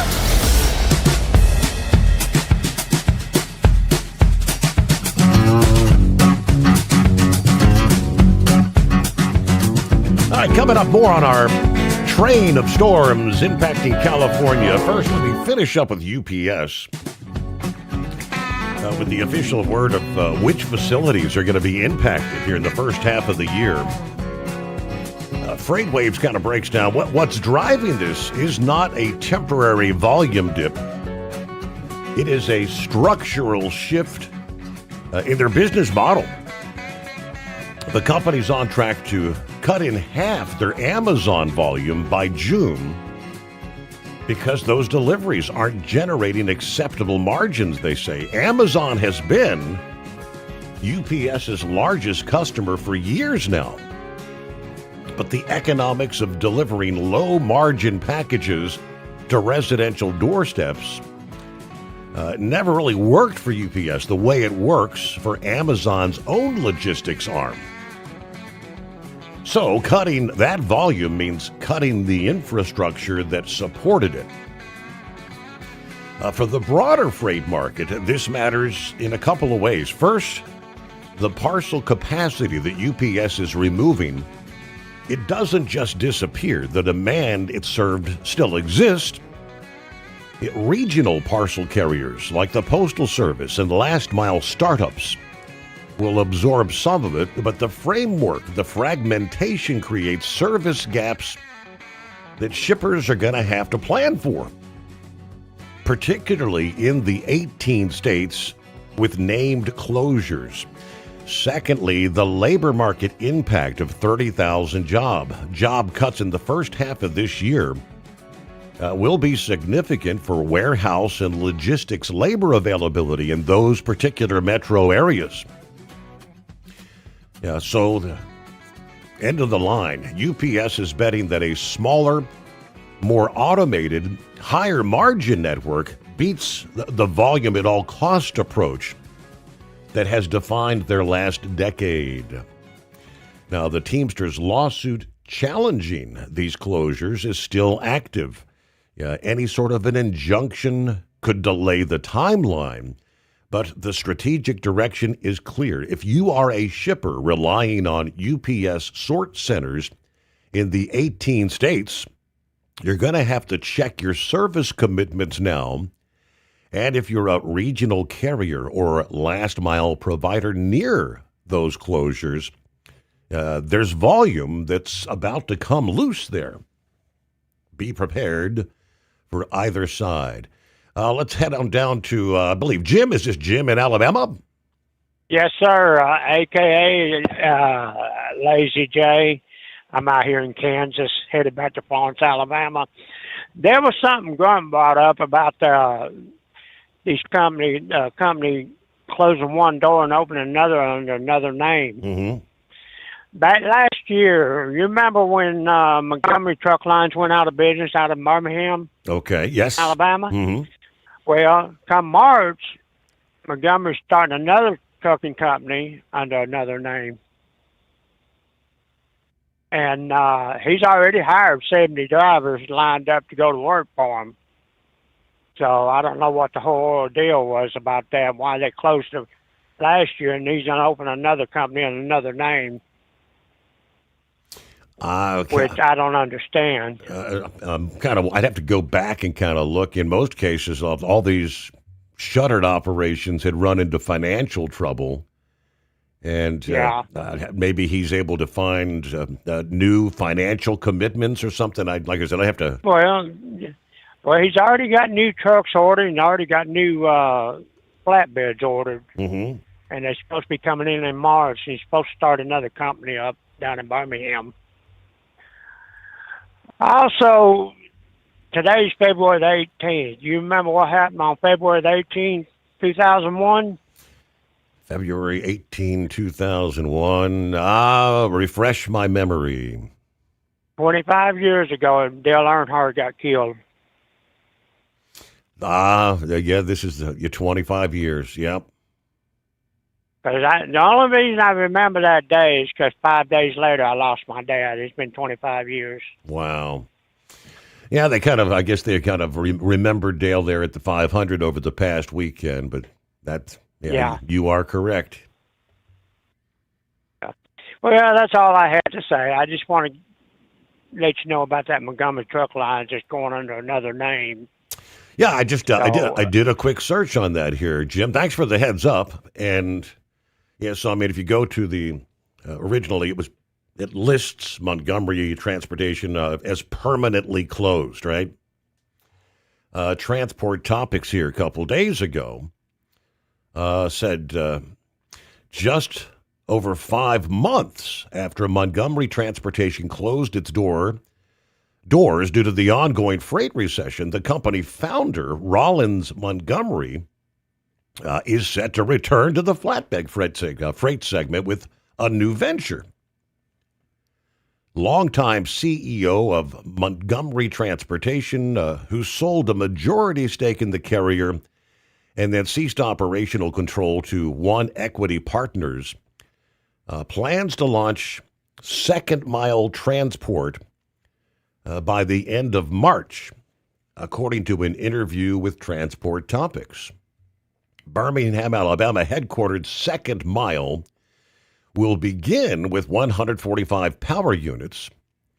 The company has ordered 195 aluminum 53-foot trailers and already, as Jim just mentioned, already has 70 drivers signed up. Montgomery says, no pun intended, the Second Mile will be better than the first. A logistics arm will be launched by August at the latest, he says. By that point, the freight market, by that point, the freight market's going to be very different from what we were dealing with in October when Montgomery Transportation folded up. As we all know, the market is extremely challenging right now, not just due to inflation. And when you have a tire that's $125 more versus where it was just 2 years ago. I remember when I was buying trailers for $33,000. Now they're close to $50,000. Margins are tight. Insurance, of course, is up. And, of course, nuclear verdicts are what they are. It's a very difficult industry right now. I think there'll be at least perhaps 5 to 10% more capacity taken out of the marketplace. I feel very confident customers are going to have a very large need for flatbed capacity. So I think the timing to get back in as it relates to second mile, just from a commercial standpoint, will also, of course, be very attractive as well. So they just closed their doors on October 9th. The group's brands comprised over-the-road flatbed specialist Montgomery Transport.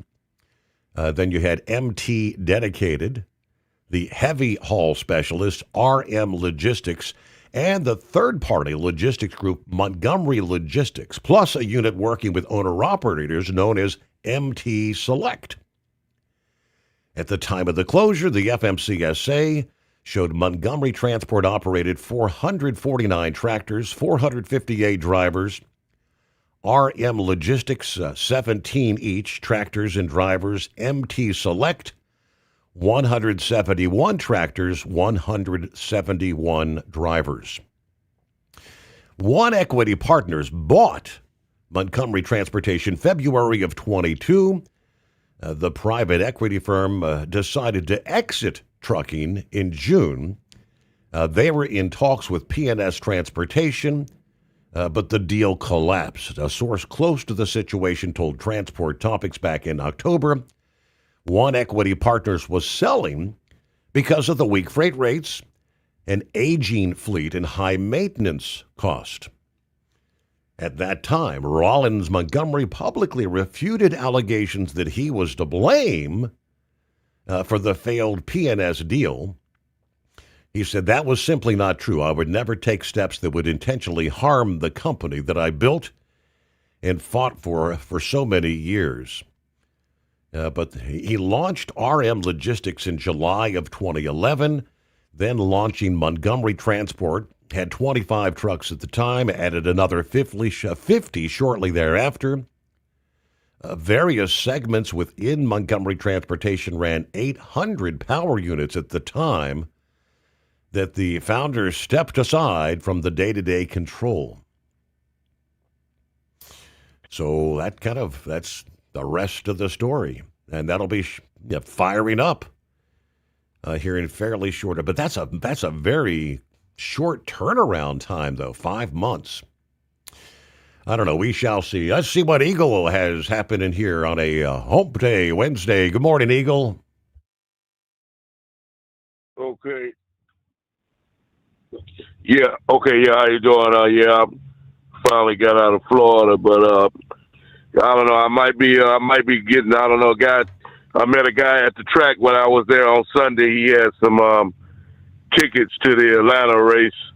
He said he's not gonna be able to make it, so he gave them to me. But I got to talk to my boss man. I don't know if I'm gonna be able to get to Atlanta, but I'm on my way to North Carolina right now. So I don't know. I have to see if they can get me a load headed back towards Atlanta after I deliver this on Thursday or Friday. I hate to throw these tickets in the trash can, but I might try to, if my boss man can get me a load to Atlanta, I'd like to see that race. Yeah, even though I think it's supposed to be cold outside. It's supposed to be cold, I think, this weekend in Atlanta, but no snow or ice, but it's supposed to be kind of cool. So I don't know. I might be going to that race this week, maybe, if I can get a load in it that way. But you never know what's going to happen nowadays, with the freight, because it looks like they got another cold spell coming, from what I've been seeing on my phone. It's not going to be as bad as the last ice storm we had a couple of weeks ago, but it looked like the weather temperatures get ready to start dropping again in the northern part of the U.S. from what I've been seeing and hearing. But Steve, before I get to a situation that happened, I want to talk about this accident that happened. I've been noticing, Steve, over the last couple of years, when I started driving, more than 25 years ago, they had accidents, but they didn't have these type of accidents they have now, where they have 25 and 30 and 40 and 50 car wrecks. And you know what I've been noticing, Steve? These cars are just literally, it's like a train when they're going down the road. They bumper to bumper. Nobody leaves a gap. I don't know if this is the way they're training people how to drive vehicles now, but there's no gap. Everybody's in a damn rush to get where they're going to nowhere. I had a guy pass me up today, just couldn't ride behind me and zoomed around me and got off at the next exit. I looked over to the side and the guy pulled into a damn Walmart. He cut off a truck, go running 70 miles an hour, cut me off just so he could get off at the exit so he could pull into a Walmart parking lot. You know, it makes no sense to drive like that, risking his life and my life in the process. But they had another chain reaction accident today or yesterday up in Denver, Colorado, with over 25 vehicles involved, tractor trailers. And it's just totally unnecessary, Steve, to have these type of accidents with cars piling into each other like this. You know, they had accident just a couple months ago up in the north, up there in Michigan. What was it? Over Grand Rapids, over 100 vehicles or some nonsense. These accidents are happening because people are not not allowing the proper following distance. They're tailgating people. Like I said, I don't know if this is the way. That's not the way I was taught to drive when I learned how to drive a car back in the 80s when I was getting out of school. They didn't teach us to drive a vehicle like that, to tailgate somebody. They'll try to force them. If they don't want to move out of the lane, you grab their bumper until they decide to move over, shining the high beams on people. The aggressive driving. I've never seen this type of aggression with these drivers now. It's really disgusting. No respect whatsoever for people. You pass up another truck, and before you even turn your damn blinker on, a car squeezes in between. All he had to do was wait another half second for you to move right back over to the right lane, but he can't do that. He wants to squeeze in and zoom on, cut the other truck off and cut you off in the process because he's in that big of a rush that won't even allow you to pass another truck up. Like I said, the aggressiveness is just totally unnecessary, and this is the reason why they're having these big pileups around America. And like I said, that's the reason why I stay away from these people. When the roads conditions get bad, I pull off and get in the truck because I'm not going to be caught up in somebody else's accident because I know how to drive my vehicle safely. I've been doing it for a long time, and it just pisses me off when I see other people not doing that. And the truck drivers are bad. Like I had a guy tailgating me today in a damn truck. Speed limit dropped down from 65 miles an hour to 55, so I'm doing the speed limit like the signs say. But apparently, this guy that's riding behind me, he doesn't want to abide by the law. So he's literally inches away from my DOT bumper as we rolling through construction. And all I had to do was hit my brakes, and guess what? The guy's in the back of my trailer. This is the type of truck drivers that they have on the road nowadays. They are riding right up on your rear end of your truck. No respect for the driver or itself. It's just sad and sickening, the aggressiveness of people in America now, and it's just totally unnecessary. Because I'm a professional driver, and I wish people, and I take pride in what I do, and I wish other people would take pride in what they do when they're driving their commercial vehicles. Now, I want to talk about something, Steve, and I've talked to you about this before. I respect your program. And I always ask you if it's okay for me to talk about this because it's something that needs to be talked about. It's happening way too often. And when I heard this story today, it really sickened me. I thought I'd heard just about everything, Steve, when it comes to gun violence in America with these mass shootings. I thought I've heard it all because we've talked about it all over the last 10 or so years that I've been calling you. So I'm going to ask your permission if I can talk about this situation right quick because this is very disgusting what just happened in Rhode Island. And I think the people in America need to hear about this. Is that all right? You can address it. Yeah, it's the transgender individual that shot his wife, shot his kid, and I guess the wife's grandparents. It's his ex-wife. She divorced him. Yeah, Yes, sir. That's what I want to address, Steve. This is totally disgusting, man. Like I said, this man here was dressed up as a woman. This man had a family, and there are several videos of this man with women's clothes on, a wig, the whole deal. A man that wanted to portray himself as a woman, and because his family wouldn't accept him as wanting to be a transgender and accept him as being a woman. And like I said before, see, I thought I heard it all until I heard it this morning when I listened to the radio, and they told the story. And they said that this man actually executed his family because they wouldn't accept him being a transgender. They wouldn't accept his lifestyle as wanting to be a woman. And that's totally disgusting. That they got an audio of him actually shooting the victims in this ice skating ring, and it's just disturbing to hear those gunshots as a man is executing his own family due to his mental illness. And we've talked about this before, Steve. First you got the Democrats, the same old rhetoric. We got to get the guns. The problem is the mental. We've talked about this over the years. The mental problems. This man had serious mental issues, and he shouldn't have been allowed to purchase a gun to begin with. This man should have never had a gun in his possession in the mental state that he was in, and it just disturbs me, and it's really sickening that I can't imagine a man would execute his own family, his ex-wife, and his own kids just because they wouldn't accept the fact that he wanted to be a woman. And I thank you for taking my call. Yep. So it was, and his ex-wife, and I don't know, I think one of the children, the ex-wife's, both, who was it? Her mother and father that were in attendance. I think they're still alive, but what was it? 4 dead. And then if it wasn't for some of the attendees there, I guess you call them good Samaritans, who jumped in and were able to get a hold of him and stop the shooting. He had multiple weapons on him. When he saw he was going to get some resistance, some opposition, he was able to grab another gun and took his own life. So not sure how many others he intended to shoot when all was said, but they say targeted shooting, right? But you go back and look at the history, mental issues, yes. Sad scenario, right?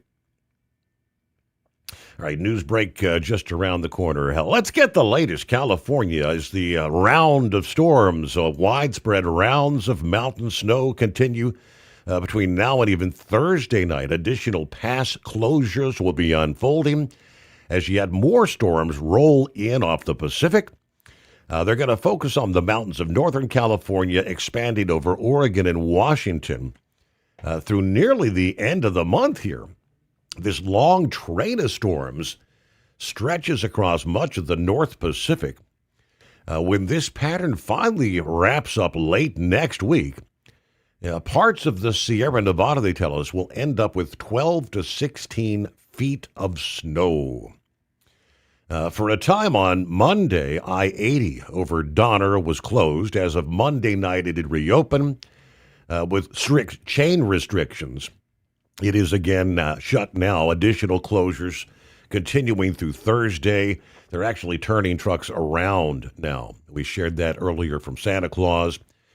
Snowfall rates 2 to 4 inches per hour, leaving motorists stranded.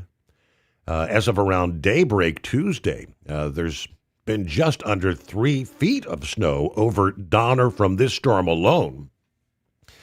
Snow levels have dipped as far as about 1,500 feet in Northern California. Will dip to about the same level in part of Southern California overnight tonight and into Wednesday. That means that wintry, slippery conditions will be occurring over the passes in Southern California along I-5 and I-15, not just along I-80. On through Wednesday to Wednesday night, snow showers in store for the mountains of California, rain showers down near the coast and in the valleys. Then yet another storm pivots through California Thursday and Thursday night with more bursts of heavy snow for the Siskiyous and Sierra Nevada in the northern and central parts of the state, as well as the various ranges in Southern California. Through Thursday night, 1 to as much as 6 inches of snow may pile up over the Southern California passes, with another few feet of snow over the ridges and the peaks. Obviously, along with obvious problems from heavy snowfall rates, there will be the potential for avalanches through the passes and in the high country.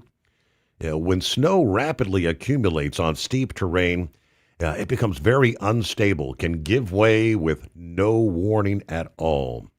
Of course, then rain and localized flooding in the lower elevations near the coast and in the valleys, as we're anticipating 4 to 8 inches of rain in total.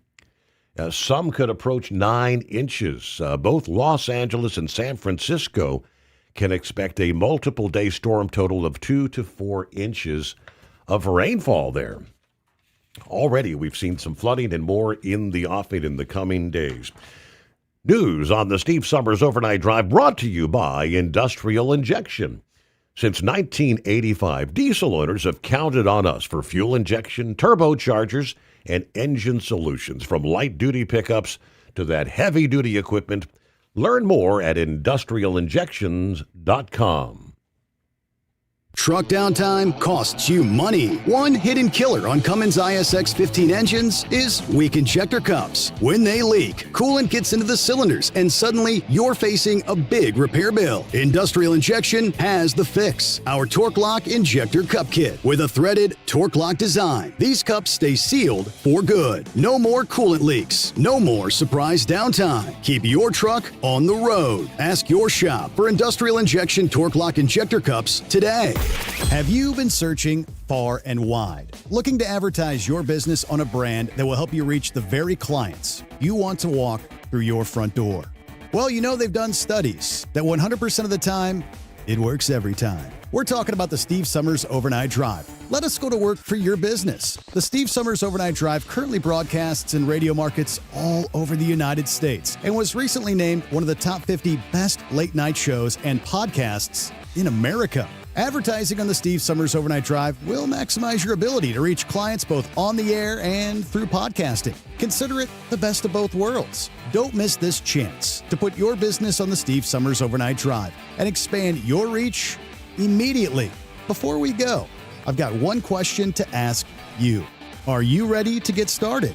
If so, email me, Ryan Wild, at lubricationspecialties.com and get started showing off your business today on the Steve Summers Overnight Drive. Your factory fuel filter is letting you down. AirDog heavy-duty diesel fuel systems don't just filter your fuel. The AirDog fully optimizes your truck's fuel system for peak efficiency. The factory-provided filter simply removes particulates and water from fuel. The AirDog system removes all contaminants, including entrained air, water, and particulates, and feeds the engine pump with optimal pressure. Check out airdogdiesel.com to learn how you can capture every bit of performance and efficiency from your fuel system.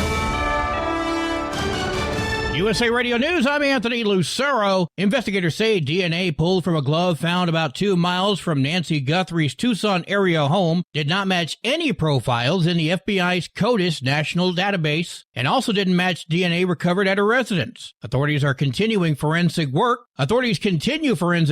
including genealogical analysis, as the search enters its third week.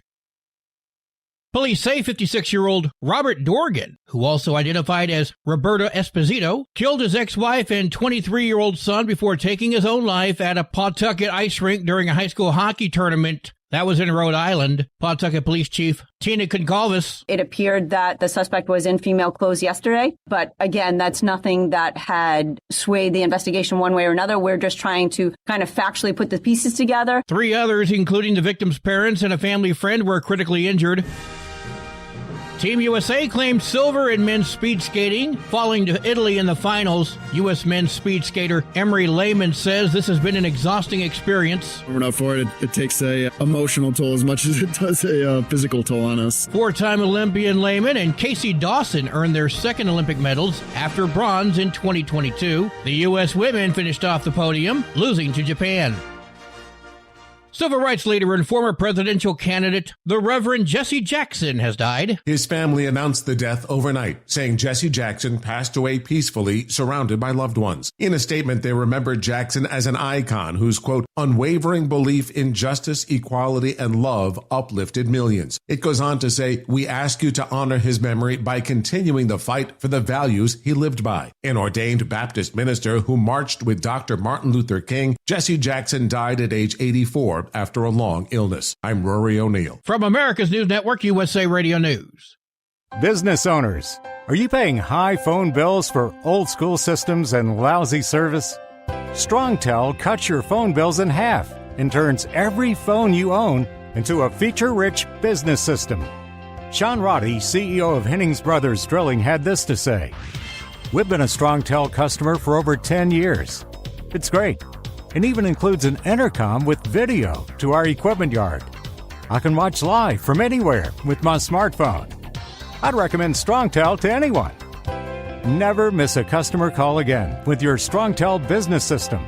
StrongTel is a proud iTex partner and always welcomes your iTex dollars. You'll get award-winning StrongTel service, a business-class phone system, and cut your phone bill in half. Visit StrongTel.com. That's StrongTel, StrongTel.com. StrongTel. The Texas Attorney General launched an investigation into 3 more Texas school districts. He accused district officials of orchestrating student walkouts in opposition to ICE raids in Dallas, San Antonio, Austin, and Manor. AG Ken Paxton said in a statement he will not allow Texas schools to become breeding grounds for the radical left's open borders agenda. John Sommers, USA Radio News. A federal grand jury in Michigan indicted Kathleen Klein of the Kingdom of God Global Church in a forced labor case. Federal authorities in Michigan have indicted a third leader of the Kingdom of God Global Church in a forced labor scheme spanning multiple states. Kathleen Klein, along with co-defendants David Taylor and Michelle Brannon, allegedly ran call centers where workers faced long hours, threats, and abuse while soliciting donations. Prosecutors say the operation collected $50 million, which leaders used for personal luxury purchases. Klein now faces up to 20 years in prison if convicted, as the Justice Department pursues accountability for victims. For USA Radio News, I'm Ron Warner. Monsanto has agreed to a $7.2 billion settlement with thousands of plaintiffs who say its Roundup weed killer caused cancer. The deal would resolve claims that Roundup led to non-Hodgkin lymphoma, covering both current and future lawsuits. A judge still must approve that agreement. Roundup has been on the market for over 50 years. At the closing bell, the Dow Jones Industrial Average gained 32 points, the S&P 500 added 7 points, and the Nasdaq rising 31 points. I'm Jonathan O'Halloran. For USA Radio News, I'm Anthony Lucero.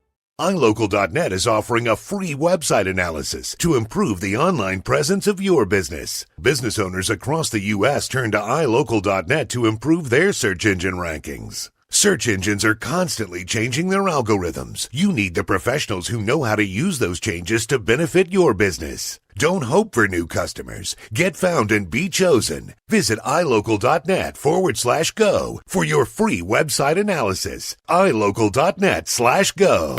Have you been searching far and wide, looking to advertise your business on a brand that will help you reach the very clients you want to walk through your front door? Well, you know they've done studies that 100% of the time, it works every time. We're talking about the Steve Sommers Overnight Drive. Let us go to work for your business. The Steve Sommers Overnight Drive currently broadcasts in radio markets all over the United States and was recently named one of the top 50 best late-night shows and podcasts in America. Advertising on the Steve Sommers Overnight Drive will maximize your ability to reach clients both on the air and through podcasting. Consider it the best of both worlds. Don't miss this chance to put your business on the Steve Sommers Overnight Drive and expand your reach immediately. Before we go, I've got one question to ask you. Are you ready to get started? If so, email me, Ryan Wild at lubricationspecialties.com, and get started showing off your business today on the Steve Sommers Overnight Drive. Keep the bugs off your glass and the smokies off your ass. This is the Overnight Drive with Steve Sommers. Finally, truck and tractor pulling is back. This is the NTPA Overnight Report from the NTPA headquarters in Marion, Ohio. I'm Greg Hunter. The 2026 polling season is officially here. Some regulars on the NTPA schedule made the trip to the National Farm Machinery Show in Louisville. The custom-built track with a mixture of different clay was full of action from Wednesday through Saturday last week. The track was short, but the horsepower was big. The win in Superstock tractors went to the 2025 Grand National champ Terry Blackburn, winning both the prelim and the finals. In limited pro stocks, Adrian Cox went just over 234 feet for the win in his Hickory Hooker. High maintenance piloted by Josh Miley took the win in Super Farms with a hook of just over 231 feet. In two-wheel drive trucks, the distance of 226 was enough for Matt Seitz and his Buckeye Hooker 2 to lock up the win on Saturday. And rounding out the classes in Louisville were the modified four-wheel drive trucks. With a hook of 236, Larry Peterson aboard Profab Geared Up took the win. Up next on the NTPA schedule comes in 3 weeks, the Yoder Popcorn Invitational in Fort Wayne, Indiana. We've talked about this weekend before, as it's a weekend of pulling and monster trucks. Now we know the classes of pullers that are making their way to the Hoosier State. Pro Stock tractors, two-wheel drive trucks, mini modified, light Pro Stock, hot farm, and Pro Stock diesel 4x4 trucks all take to the indoor track at the Allen County Memorial Coliseum. If you want to catch all 4 shows, it's Pulling Friday at 7, Saturday at 1 it's Monster Trucks, Pulling again Saturday at 7, and Monster Trucks Sunday at 2. Both nights of Pulling will also be live on Full Pull Live. Following the Yoder Popcorn Invitational, it's the Southern Swing on the calendar, and it'll be big. Friday the 13th, Zellwood, Florida will be hearing the roar of NTPA polling. The first hook is at 6:30 with Pro Stock 4.1 tractors, Super Stock diesel trucks, mini modified and light modifieds all taken to the track, with the same classes the following night at the same time. And then the following week, the pullers move to Satsuma with the same classes both Friday and Saturday. Some names committed to making the trip to Zellwood and Satsuma. For Super Stock diesels, it's Craig Dickey, 4.1 limited Pro Stock pullers Steve Bausma, Nick Galetz, and Stephen Long, mini modified pullers Jeff Hurt, Cody Edwards, Troy Arnett, and Chase Richardson. Light modified includes Terry Feiss, Johnny Payne, and Les Corporal. Superstock diesel trucks will have Marshall DeBrew and Jeremy Yoder. And the best part of these hooks? Back-to-back weekends, and if you can't make it to Florida to see them in person, you can see them live on Full Pull Live. We've waited long enough, and now pulling is back. Unfortunately, after the Southern Swing, pulling takes a break as farmers head back to the fields, so make sure you catch the action either in person or on Full Pull Live. This week on NTPA Championship Pulling, you can relive the 2025 Enderley Pull-Off. The biggest horsepower and the best drivers hit the track for the 2025 titles. Don't miss NTPA Championship Pulling every Wednesday at 8 on RFD TV. If you don't have RFD TV, you can download the app and watch pulling from the palm of your hand. This has been the NTPA Overnight Report. I'm Greg Hunter. Remember, pull hard. All righty then. Thank you much, Mr. Hunter. As we roll into another hour, ready or not, here comes Hump Day.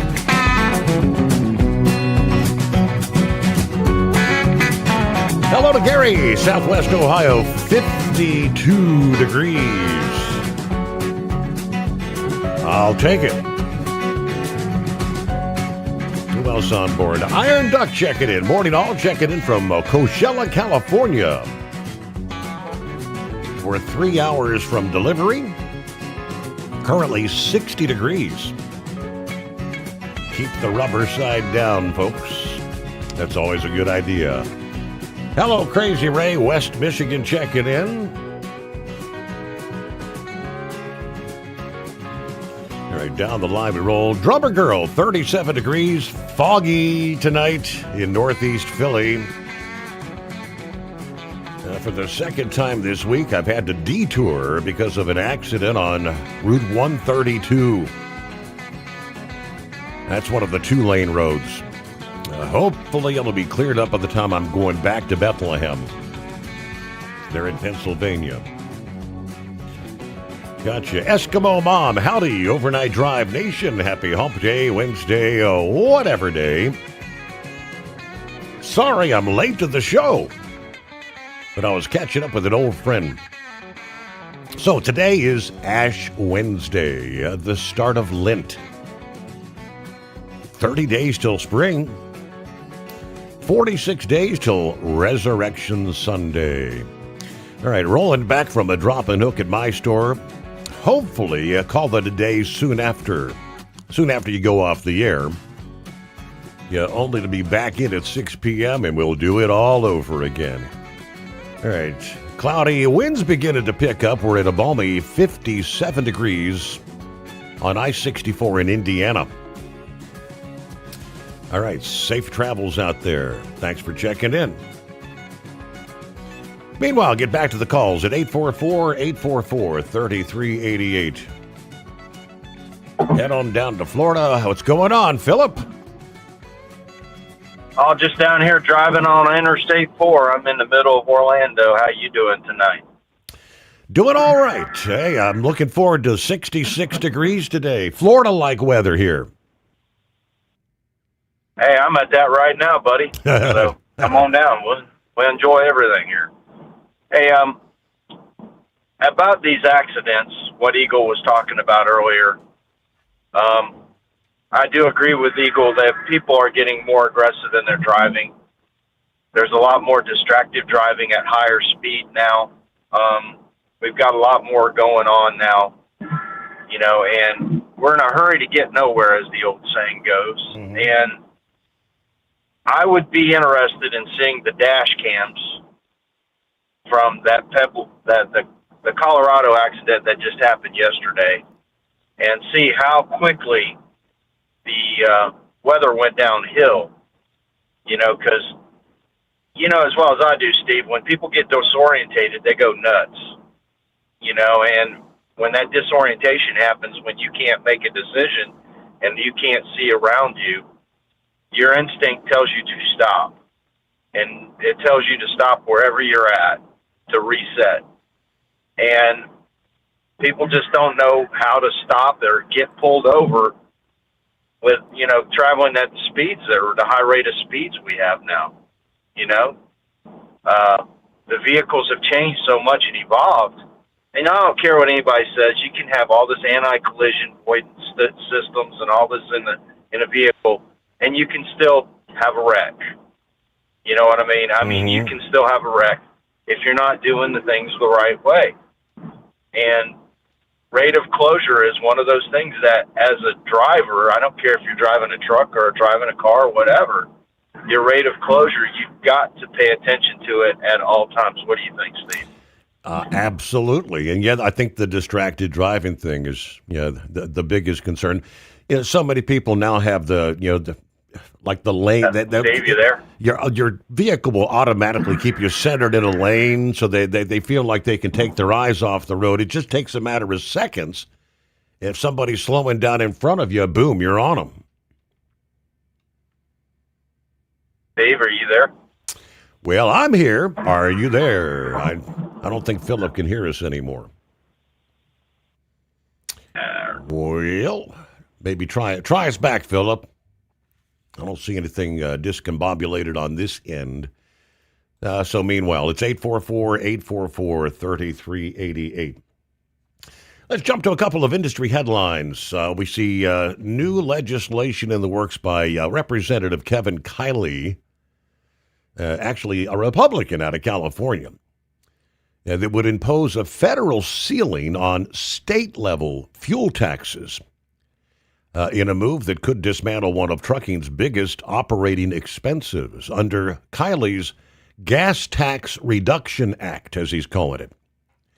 Any state that maintains a fuel tax exceeding 50 cents per gallon would face an immediate 8% reduction in funding from the National Highway Performance Program and the Surface Transportation Block Grant Program, funding mechanisms that help maintain critical freight corridors and address specific trucking industry needs like improving truck parking. It's an attempt to use federal highway funding as some leverage to force state-level fiscal responsibility. Now, being from California, he knows Californians pay the highest gas taxes in the country, and they get little to show for it. This bill sends a clear message. States that overtax their citizens to compensate for inefficient spending should not expect unlimited federal support. If Sacramento wants Washington's help, they should stop punishing drivers. The legislation, which has yet to be formally introduced, is aimed predominantly at passenger cars. However, because fuel is a major operational expense for truck drivers and trucking companies, this would represent a potential sea change in regional profit margins. In California alone, the bill would immediately slash the state fuel tax burden by roughly 21 cents per gallon. Other states with combined diesel tax rates, including excise taxes and other state fees that exceed 50 cents per gallon, include Pennsylvania, Illinois, New Jersey, Michigan. Now, because trucking companies often use the International Fuel Tax Agreement to reconcile taxes across states, a national cap would simplify cost projection from interstate routes by narrowing the gap between low-tax states and high-tax corridors. Proponents of the measure say Kylie's argue that high state taxes overtax citizens to compensate for inefficient spending. Kylie contends federal transportation dollars should not be used to subsidize taxation policies that drive up the cost of living for families and small businesses. Now, opponents argue these state taxes are vital for funding road safety, bridge repairs, air pollution reduction efforts, warning that an 8% cut to federal transportation funding would lead to probably more potholes and longer commutes for truckers. Poorly maintained roadways is actually considered to be its own hidden tax because it leads to increased wear and tear on your tires and suspension systems and more breakdowns for anyone's vehicle. All right, we'll get back to Philip coming up here. Plowboy on board. Room for you at 844-844-3388. Truck downtime costs you money. One hidden killer on Cummins ISX 15 engines is weak injector cups. When they leak, coolant gets into the cylinders, and suddenly you're facing a big repair bill. Industrial Injection has the fix. Our Torque Lock Injector Cup Kit with a threaded Torque Lock design. These cups stay sealed for good. No more coolant leaks. No more surprise downtime. Keep your truck on the road. Ask your shop for Industrial Injection Torque Lock Injector Cups today. At TEL, we know what it takes to succeed as an owner-operator because we were founded by one. The big secret? Affordable new trucks. New equipment keeps you moving, improves cash flow, and delivers reliability. For over 20 years, we've helped drivers take the next step in their careers. Call TEL at 866-404-6289 and use promo code OVERNIGHT100. We look forward to meeting you. Winter is here. When the temperature drops, so does your truck's performance. Avoid fuel gelling by using Hot Shot Secret's EDT Plus Winter Defense, a 7-in-1 fuel booster and anti-gel that improves cold weather performance. The 7-point cetane boost decreases DPF regens and increases fuel economy. Be confident that your engine is running smoothly and trouble-free, even in the coldest temperatures. Hot Shot Secret EDT Plus Winter Defense, available at Pilot Flying J, Amazon, O'Reilly Auto Parts, and HotShotSecret.com. Hot Shot Secret, powered by science. Your factory fuel filter is letting you down. AirDog heavy-duty diesel fuel systems don't just filter your fuel. The AirDog fully optimizes your truck's fuel system for peak efficiency. The factory-provided filter simply removes particulates and water from fuel. The AirDog system removes all contaminants, including entrained air, water, and particulates, and feeds the engine pump with optimal pressure. Check out airdogdiesel.com to learn how you can capture every bit of performance and efficiency from your fuel system.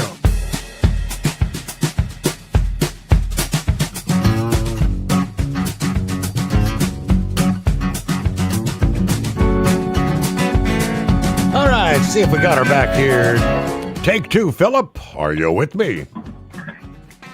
Oh, yeah, I'm with you. These people on I-4 crazy as loons, I'll tell you. But anyway, I'm not sure how far in my conversation I was with you, but I was having cell issues, I guess. But I just think that people are just not following, they're following distances way too much. They're not giving enough room for everybody to stop. So you were talking about UPS and Montgomery Transport out of Alabama. Actually, Steve, those two companies are they can do the same thing like any other company does. UPS could get rid of their union tomorrow, Steve, if they had the legality in the right spot. and go bankrupt, restructure, and come back out of bankruptcy and go non-union. They could do that tomorrow. Yellow could have done that. A lot of companies can do that. Have you ever heard of Central Transport, Steve? Yes, I have. Okay. If you look up the history of that company, they did that back in the 90s. They were a union company, had a ton of drivers. Next thing you know, they got bankrupt. They restructured. They hired third-party carriers to come in and carry their freight until they could get everything structured the correct way. They tried their owner-operator program. That failed. And then what they did is they just restructured the company as a non-union company, and they're non-union today. And that can happen at UPS. Look what UPS has had happen in the last year. All right, we don't look at their claims or whatnot, but I'm pretty sure they've got quite a few claims in their day-to-day operation. Nonetheless, they had a major aircraft accident in Louisville. You know what I mean? I mean, restructuring has to be into the equation somewhere to pay for things. You know, and same way with Montgomery. These equity firms are buying businesses up like crazy. They've been doing it for years. They've been buying businesses up, and they want to get their hand into the trucking industry. They think they know a lot about it, but they don't. And then when things start to bomb, then things happen like that. I mean, I've seen it in LTL many times in LTL. It happens a lot frequently more in LTL than people think. I mean, you can look at a lot of different companies that have done it over the years. I mean, the failure rates and it's crazy. And Grump was talking about all these other carriers out here, these ones that, you know, they just reform. I mean, it happens all the time in LTL. It's been happening in LTL freight for many, many years. You know, but UPS could do the same thing, and that's what they're doing. I think they're trying to keep from doing that. You know what I mean? Because it really doesn't look good on a company's image when they do situations like that and they get rid of unions and all that kind of stuff. And that's a national contract with that union. And, you know, things are going to happen. I mean, that's why they're trying to buy their drivers out. I mean, it's common sense. I mean, what they're doing. But Amazon and a lot of these guys have figured out different ways to take care of business other than UPS. I will say that companies like, you know who RPS was back in the day, right, Steve? I remember them? the name, yes. Okay. That was a little spin-off of Roadway. Okay. And that company came in and monopolized on a part of logistics that nobody thought was coming that way, but it went that way. You know, and that's pretty much what's going to happen. People are going to have to get creative in their thoughts and what they do in their business, and you gotta cater to what's going on for your environment to make the money that you need for your folks. What it is, that's the way business is. It changes all the time. Yeah. You know, but the trucking industry, it's, man, in just the 25 years I was involved with it, just seeing the stuff that I seen was just crazy. I mean, it's just rate cuts and fuel surcharges, not to mention you bring in all these regulations for different things, you know, and then after I left it, then you had things like, you know, DEF came in and then you had ELDs and all this other stuff. I mean, it can change your business model overnight. And getting back to the accident, I would like to see some of that dash cams of some of that, how quickly the weather went down on that deal. Right. Was it like disorientation? Was it like running into a wall cloud or a blizzard conditions? I mean, it was a big dust storm going on. I do know that. Absolutely, and it's the same way with the one in Michigan. I actually saw some of the regular DOT camera footage of the one in Michigan, and what it was people were just driving. They were so comfy in the way they were driving. You get comfortable when you're out here and you're running, and you know things are looking like they're going west, but you don't expect things to happen that quickly, and they can turn around that quickly. I mean, you can literally get into a major accident in seconds just by making one move the wrong way. And following distance has a lot to do with it, rate of closure and all that stuff. I mean, it all plays into the cards. And if you're not doing it right, you know, it's just like NASCAR. You seen what happened in them races the other day. You're running the fast as you can run. If you make one little mini move the wrong way, you can take a bunch of folks out. And that's essentially what happened yesterday, you know, and it happened in Michigan. It's happened down here in Florida with we had a major accident many years ago with a fire and fog. You know, there was no rain or it's just fog and fire mixed, you know, and when that mixed, it caused a catastrophic accident that shut a road down for almost 2 days, and they had to repave the road because there were so many vehicles that were burned up that burned the road up into. You know, I mean, that's just the way it is. People got to pay attention. I agree with Eagle. People need to pay attention and understand and pay attention to what's going around you and watch your rate of closure and what you're doing and where you're at. So that's all I got today, buddy. You have a good day, and hope everybody does a mic check and remembers it's hump day. Oh, yeah, bye, buddy. Hump day. Thank you. Yep. All right, I'm looking from the live storm chasers in regards to the wildfire scenario.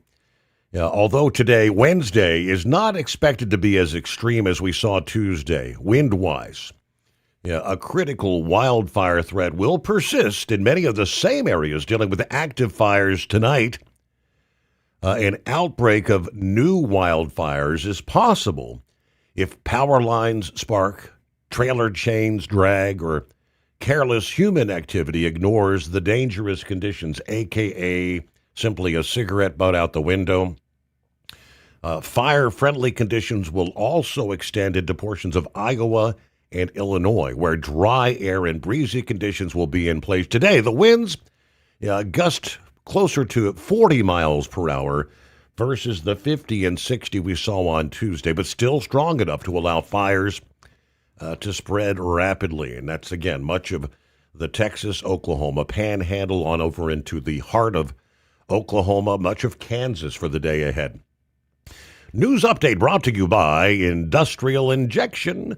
Fuel injectors, fuel pumps, turbochargers, or complete diesel engine kits. If it burns diesel, we can keep it working. Learn more at industrialinjection.com. USA Radio News, I'm Anthony Lucero. Investigators say DNA pulled from a glove found about 2 miles from Nancy Guthrie's Tucson area home did not match any profiles in the FBI's CODIS national database and also didn't match DNA recovered at her residence. Authorities continue forensic work, including genealogical analysis, as the search enters its third week. Vice President J.D. Vance says he's not considering a 2028 presidential run. When asked about President Trump's recent praise of him and Secretary of State Marco Rubio at the Munich Security Conference, Vance says he and Rubio are friends and wants to focus on his first year as VP rather than speculate about the future right now. Wall Street closed higher. At the closing bell, the Dow Jones Industrial Average gained 32 points, the S&P 500 added 7 points, and the Nasdaq rising 31 points. I'm Jonathan O'Halloran. From America's News Network, USA Radio News. Business owners, are you paying high phone bills for old school systems and lousy service? StrongTel cuts your phone bills in half and turns every phone you own into a feature-rich business system. Sean Roddy, CEO of Hennings Brothers Drilling, had this to say. We've been a StrongTel customer for over 10 years. It's great. It even includes an intercom with video to our equipment yard. I can watch live from anywhere with my smartphone. I'd recommend StrongTel to anyone. Never miss a customer call again with your StrongTel business system. StrongTel is a proud iTex partner and always welcomes your iTex dollars. You'll get award-winning StrongTel service, a business-class phone system, and cut your phone bill in half. Visit strongtel.com. That's StrongTel, StrongTel.com. It's StrongTel. Truck downtime costs you money. One hidden killer on Cummins ISX 15 engines is weak injector cups. When they leak, coolant gets into the cylinders and suddenly you're facing a big repair bill. Industrial Injection has the fix. Our Torque Lock Injector Cup Kit with a threaded Torque Lock design. These cups stay sealed for good. No more coolant leaks. No more surprise downtime. Keep your truck on the road. Ask your shop for Industrial Injection Torque Lock Injector Cups today. Did you miss an episode of the Steve Summers Overnight Drive? Or just want to relive a little bit of the magic? Don't worry. You can download the Steve Summers Overnight Drive wherever you get your podcasts. Don't miss a single second of the show that was recently named one of the best late night shows in America. Make sure you like and subscribe to the Steve Summers Overnight Drive so you don't miss a single episode. The Steve Summers Overnight Drive. Available wherever you get your podcasts or online at overnightdriveradio.com. It's no secret, today's diesel isn't as good as it should be. Diesel lacks lubricity. That can lead to fuel system failure, costing thousands in repairs. But you can prevent those issues with Hot Shot Secret products. Clean injectors, boost cetane, increase fuel economy while adding 4 times more lubricity than the leading competitor. Claims proven by real-world use and confirmed by third-party ASTM testing. Available nationwide at truck stops, farm and automotive stores, and online at hotshotsecret.com. Hot Shot Secret, powered by science. Your factory fuel filter is letting you down. AirDog heavy-duty diesel fuel systems don't just filter your fuel. The AirDog fully optimizes your truck's fuel system for peak efficiency. The factory-provided filter simply removes particulates and water from fuel. The AirDog system removes all contaminants, including entrained air, water, and particulates, and feeds the engine pump with optimal pressure. Check out airdogdiesel.com to learn how you can capture every bit of performance and efficiency from your fuel system. Truckers, meet the SpeedMax Pro Max, the tire built for serious hauls and serious peace of mind. With rugged construction and performance you can count on, Pro Max is made for the long road ahead. And here's the best part. It comes with an 8-year warranty. That's right, 8 years of confidence, mile after mile. Ask SpeedMax. Drive far. Drive strong. For more info, call 860-436-4100 or buy online at digitire.com. At TEL, we know what it takes to succeed as an owner-operator because we were founded by one. The big secret? Affordable new trucks. New equipment keeps you moving, improves cash flow, and delivers reliability. For over 20 years, we've helped drivers take the next step in their careers. Call TEL at 866-404-6289 and use promo code OVERNIGHT100. We look forward to meeting you. And now, back to the Steve Summers Overnight Drive, live from the Hot Shot Secret Studios.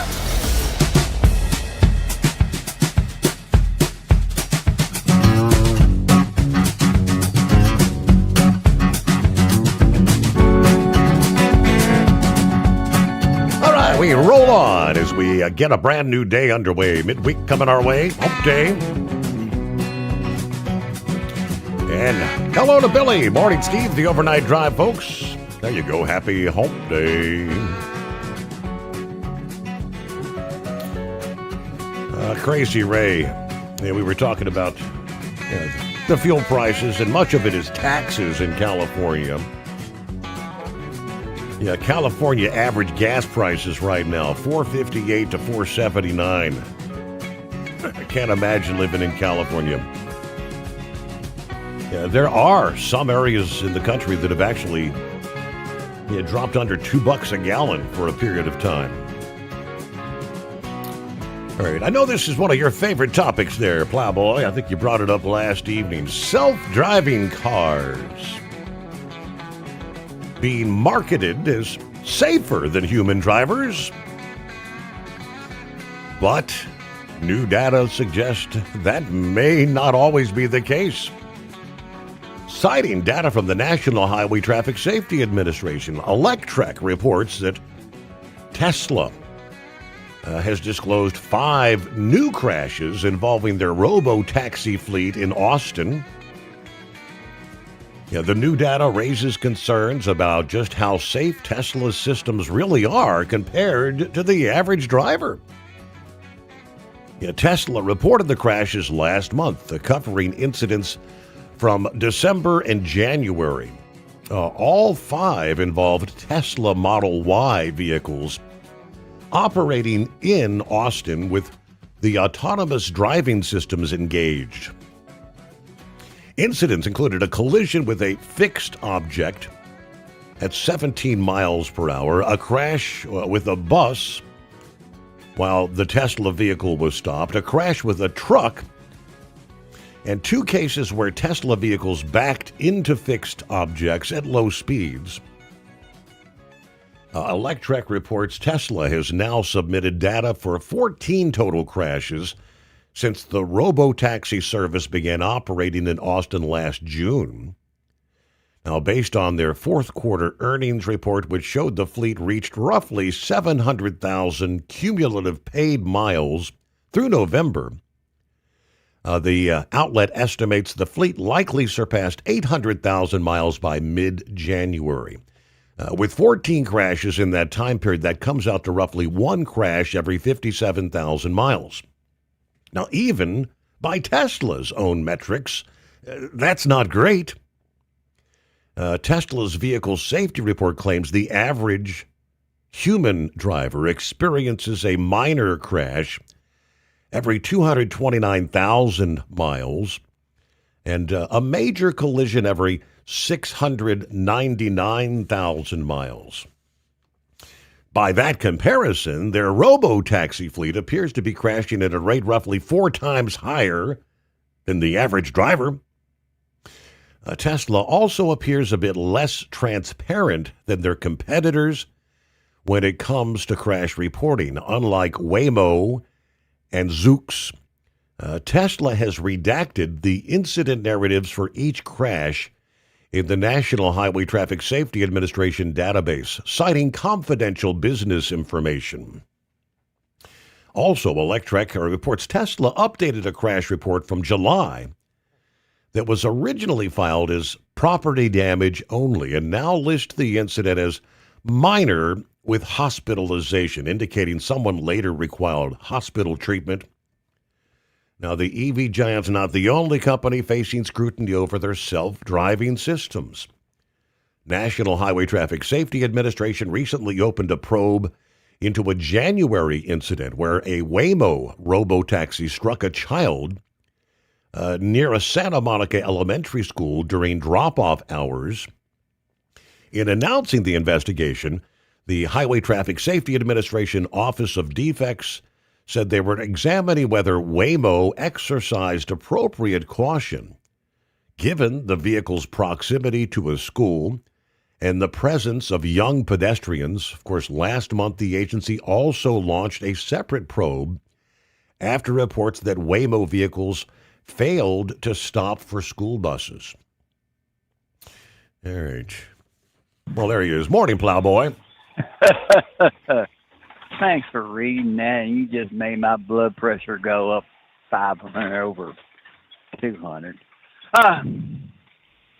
Okay.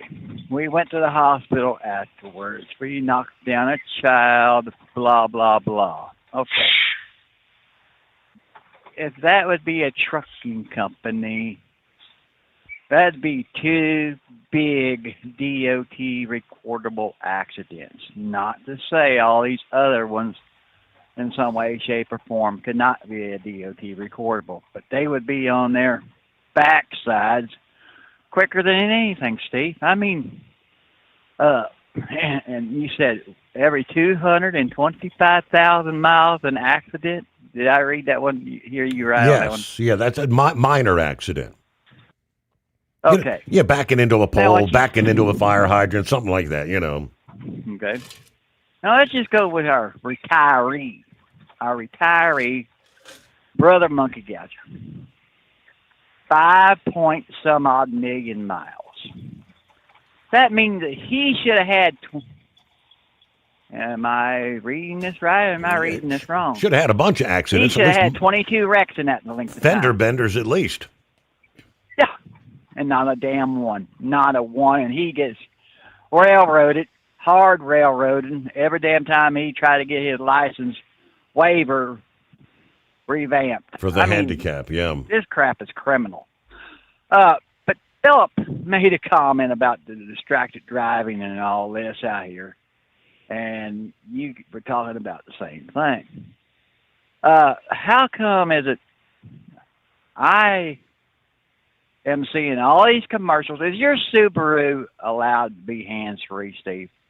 I mean, can you take your hands off the wheel and clap and go on down the highway? It has that built-in, like the lane maintain, and I guess you could have it on cruise control with that. Technically, you could, but obviously it's not advisable.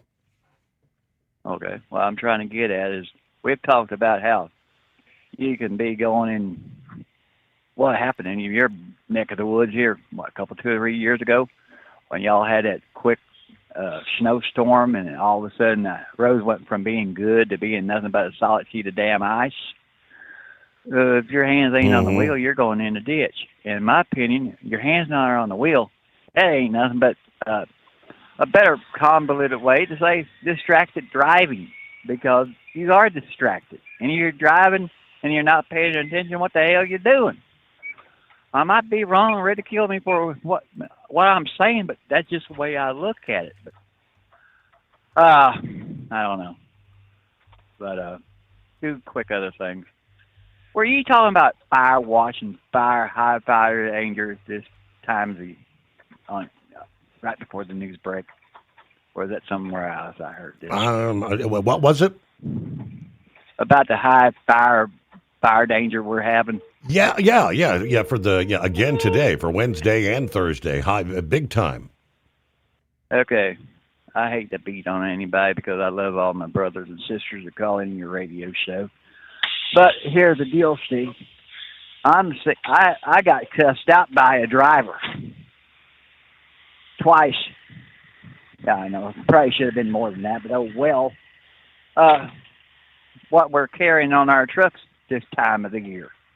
Had one, he had 1.5 feet of chain dragging underneath his trailer on the ground.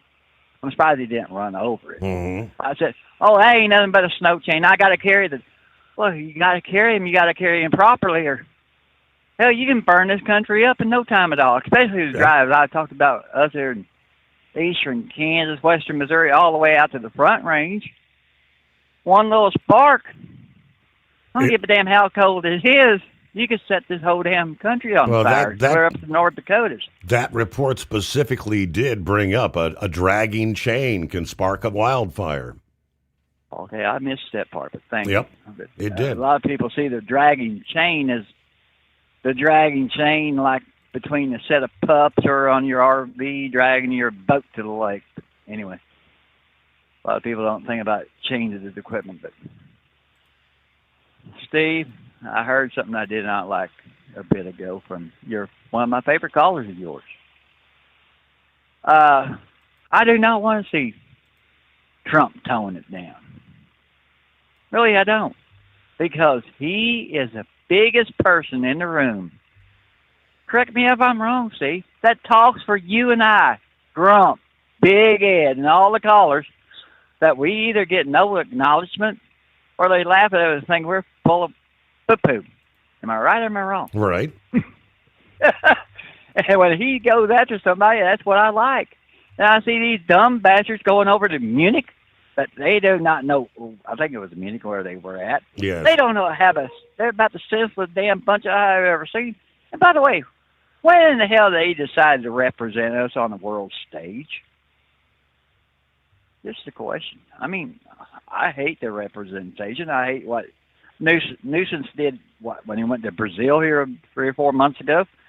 Every damn time them dipwits get on stage. I'm sorry. I apologize. Block me, dump me like Trump to say. All right. Talk to you later, Steve. Thanks, brother. All right there, Plowboy. Yes, so what do we got?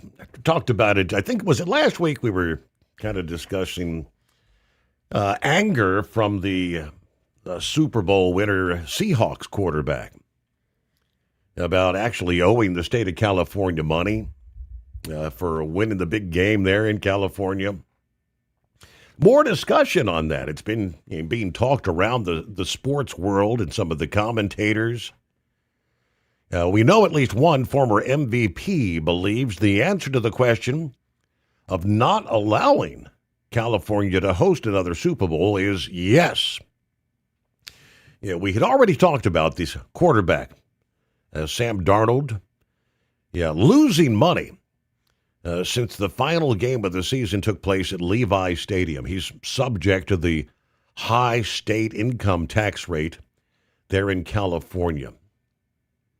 Some assumptions, they say, are difficult to validate without knowing the precise number of duty days that players record and exactly how many days players record as duty days for the Super Bowl.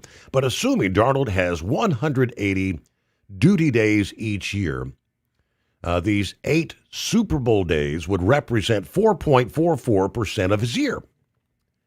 And California will apportion approximately $1.5 million of his compensation, levying a 13.3% state income tax on his compensation there.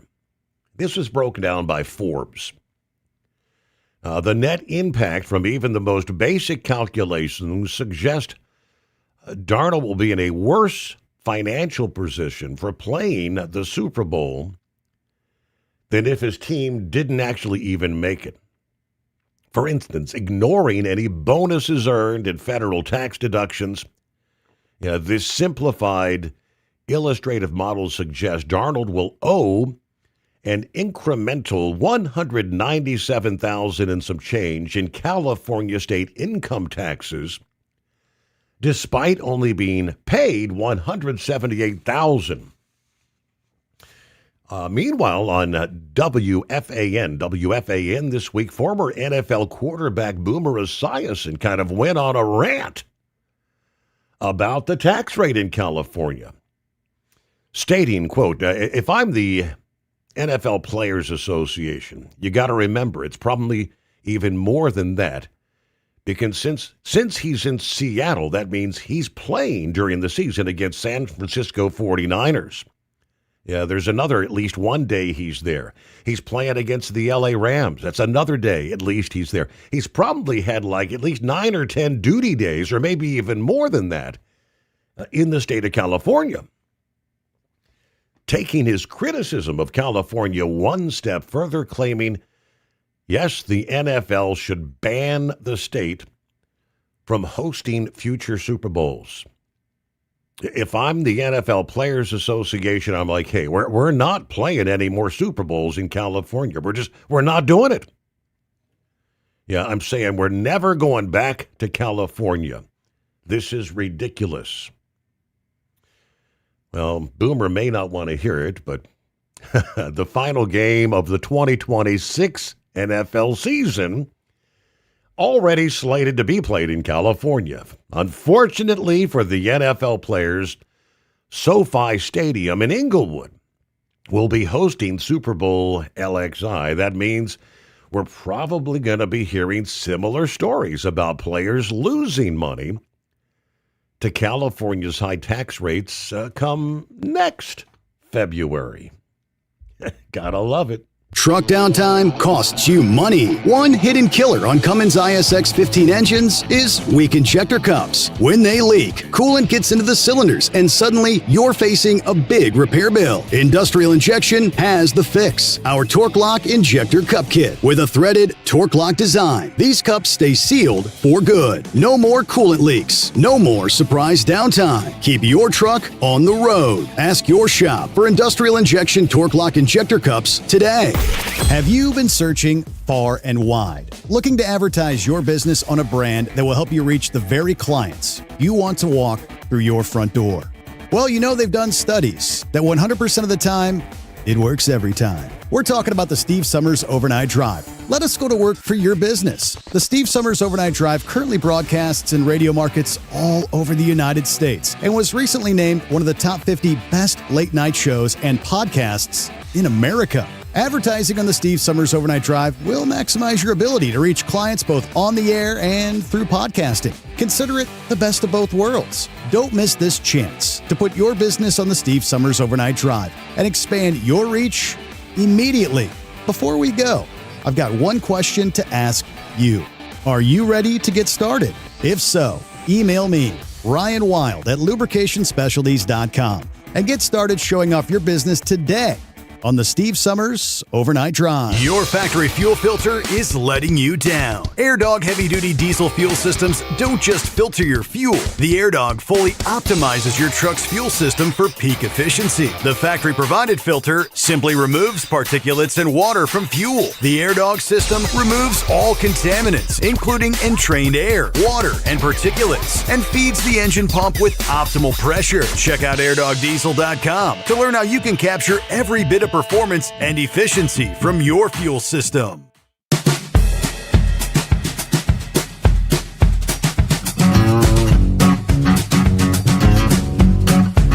All right, shifting gears momentarily to the Middle East. Seeing all these reports. And matter of fact, this was the Jerusalem Post here this morning, 18th day of February, kind of highlighting the U.S. military has moved another in excess of 50 fighter jets to the Middle East in the last 24 hours, part of the buildup of air and naval assets near Iran. A host of F-16, F-22, and F-35 jets observed heading to the Middle East by independent flight trackers.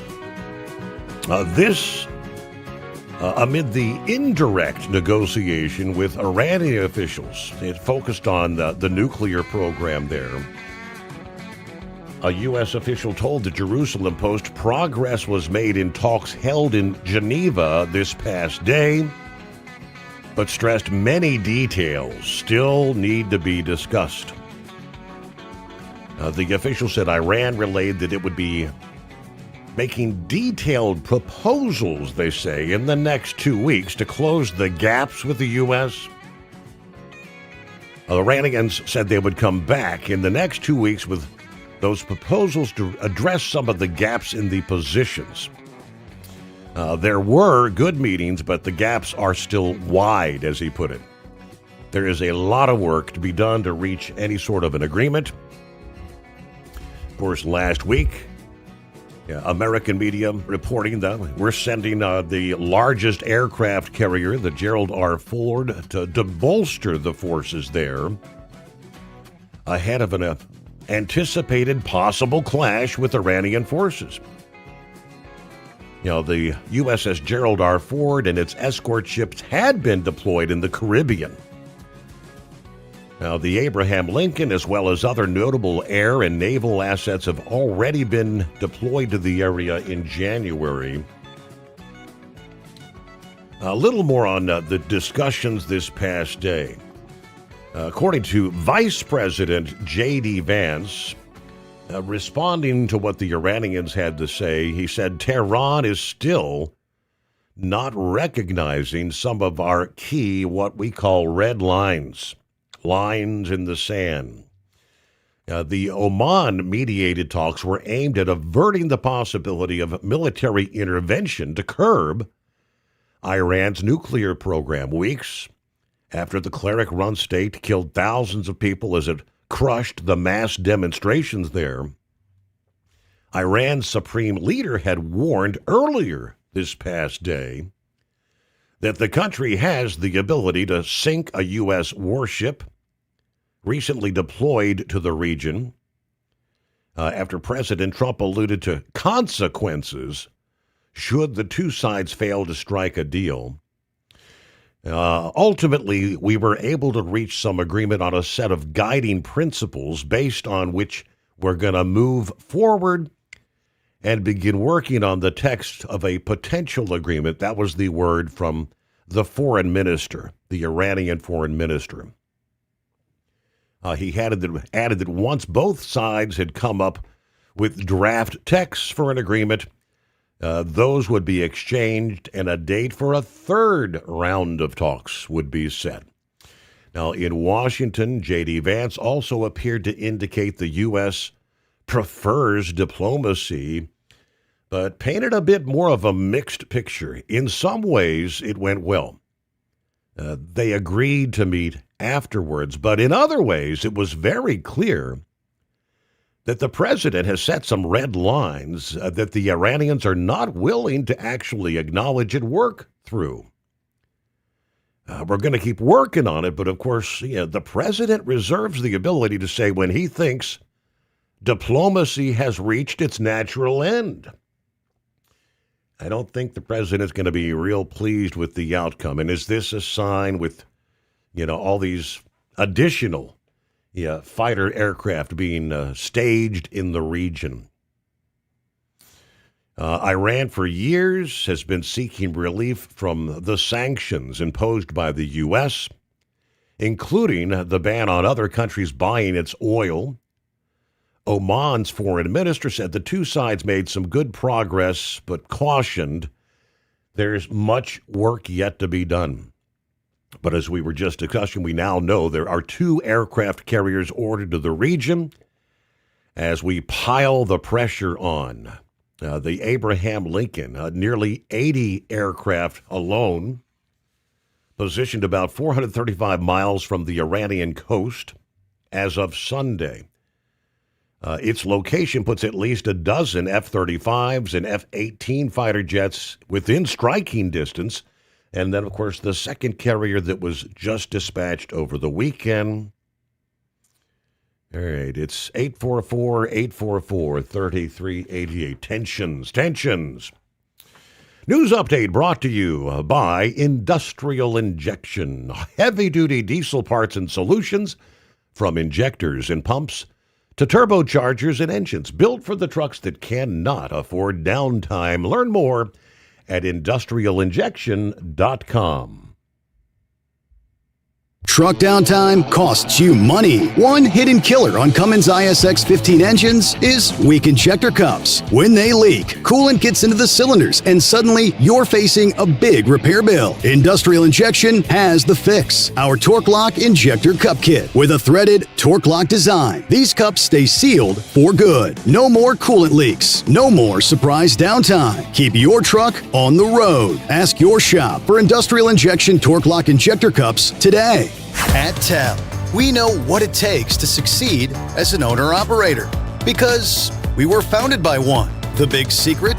Affordable new trucks. New equipment keeps you moving, improves cash flow, and delivers reliability. For over 20 years, we've helped drivers take the next step in their careers. Call TEL at 866-404-6289 and use promo code OVERNIGHT100. We look forward to meeting you. Winter is here. When the temperature drops, so does your truck's performance. Avoid fuel gelling by using Hot Shot Secret's EDT Plus Winter Defense, a 7-in-1 fuel booster and anti-gel that improves cold weather performance. The 7-point cetane boost decreases DPF regens and increases fuel economy. Be confident that your engine is running smoothly and trouble-free, even in the coldest temperatures. Hot Shot Secret EDT Plus Winter Defense, available at Pilot Flying J, Amazon, O'Reilly Auto Parts, and HotShotSecret.com. Hot Shot Secret, powered by science. Your factory fuel filter is letting you down. AirDog heavy-duty diesel fuel systems don't just filter your fuel. The AirDog fully optimizes your truck's fuel system for peak efficiency. The factory-provided filter simply removes particulates and water from fuel. The AirDog system removes all contaminants, including entrained air, water, and particulates, and feeds the engine pump with optimal pressure. Check out airdogdiesel.com to learn how you can capture every bit of performance and efficiency from your fuel system. USA Radio News, I'm Anthony Lucero. Authorities say DNA recovered in the search for Nancy Guthrie does not match any records in the FBI's database. Pima County Sheriff Chris Nano says samples from a glove found a couple of miles from her Tucson area home and from inside the residence produced 0 hits. The 84-year-old has been missing since February 1st. Her family has been cleared as suspects. The partial government shutdown is a real burden for thousands of workers in the Department of Homeland Security. The shutdown primarily affects the TSA, FEMA, the Cybersecurity and Infrastructure Agency, the Secret Service, and the Coast Guard. About 90% of the employees in those departments are considered essential and are required to continue working without pay. Congressional Democrats are holding up a DHS budget until new controls are put in place on ICE agents in the field. Unpaid workers will get retroactive pay once the shutdown ends. I'm Rory O'Neill. A federal judge is ordering the Trump administration to return a slavery exhibit it removed from a popular historical museum in Philadelphia. Last month, work crews took down large display panels at Independence National Historical Park's President's House site, where Presidents George Washington and John Adams once lived. The judge cited the dystopian world of George Orwell's novel 1984 in her ruling to grant the city's request to restore the exhibit while litigation over their removal continues. The judge said the government can convey a different message without restraint elsewhere if it so pleases, but it cannot do so to the President's house until it follows the law and consults with the city. I'm Michael Kastner. U.S. Capitol Police arrested a man carrying a loaded shotgun after he ran towards the Capitol Tuesday. Chief Michael Sullivan says the suspect was wearing a tactical vest and gloves. Both chambers of Congress are out of session this week. Wall Street closed higher. At the closing bell, the Dow Jones Industrial Average gained 32 points, the S&P 500 added 7 points, and the Nasdaq rising 31 points. I'm Jonathan O'Halloran. From America's News Network, USA Radio News. Maybe this is you too. There's enormous frustration right now with healthcare costs. It is amazing. Healthcare costs for families in the last 20 years have almost tripled. And it just keeps getting worse. All this to say, this is why MediShare is so in demand right now. People are looking for alternatives. And MediShare is proven you can save thousands of dollars a year and actually like it more. Over 1 million Americans are now part of healthcare sharing, and MediShare is the gold standard. It's trusted. It works. It's been helping people save money and have peace of mind now for 30 plus years. It's not some big impersonal thing either. It's a community of people like you helping each other. So yeah, if you're frustrated too, here's your chance to make a refreshing change. You'll notice the difference as soon as you call. They're easy to talk to. You can get a price within 2 minutes. Here is the number. Call 855-SHARE-40. That's 855-SHARE-40. 855-SHARE-40.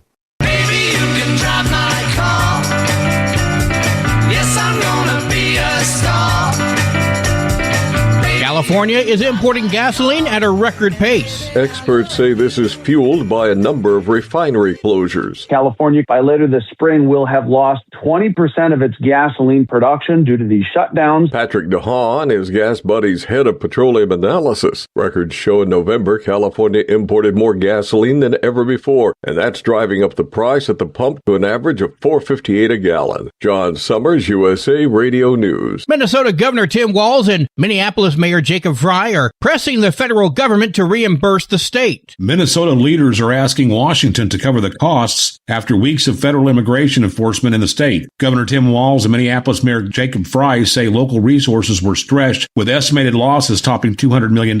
Walz told reporters the federal government needs to pay for what they broke. Critics question whether Minnesota's own oversight could have prevented fraud that reportedly cost taxpayers billions. Lawmakers now face pressure to balance accountability and reimbursement. For USA Radio News, I'm Ron Warner. Air Force One is getting a new paint job, changing from the traditional blue and white scheme used since Kennedy to red, white, dark blue, and gold. Reports say these colors are preferred by President Trump. He previously attempted to repaint the jets during his first term, but the plan was paused under the Biden administration. For USA Radio News, I'm Anthony Lucero. This is Denny Gillum, here to tell you about an amazing new book, The Miracle Man, written by a good friend of mine. It's a remarkable, true account of faith, healing, and restoration in the face of impossible odds. Through a harrowing series of events and miraculous answers to prayer, Bill receives a donor's heart with only hours left to live. His rapid recovery and return to normal life is a story that shows God's power to heal and his faithfulness in answering prayers. The Miracle Man is available online through Amazon, Barnes & Noble, and other booksellers. Truck downtime costs you money. One hidden killer on Cummins ISX-15 engines is weak injector cups. When they leak, coolant gets into the cylinders, and suddenly you're facing a big repair bill. Industrial Injection has the fix. Our Torque Lock Injector Cup Kit with a threaded Torque Lock design. These cups stay sealed for good. No more coolant leaks. No more surprise downtime. Keep your truck on the road. Ask your shop for Industrial Injection Torque Lock Injector Cups today. Like the men and women who power America, the people at Hot Shot Secret work hard and play harder. We're the fastest growing diesel and oil additive brand in the country. We solve problems. We protect engines. We save you money. and more importantly, time. Hot Shot Secret, powered by science.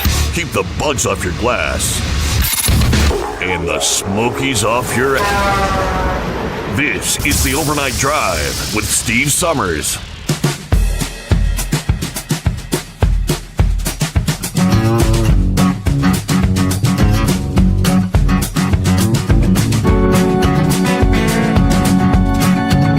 All right, yes, indeed, as we cross over the midnight hour on the West Coast.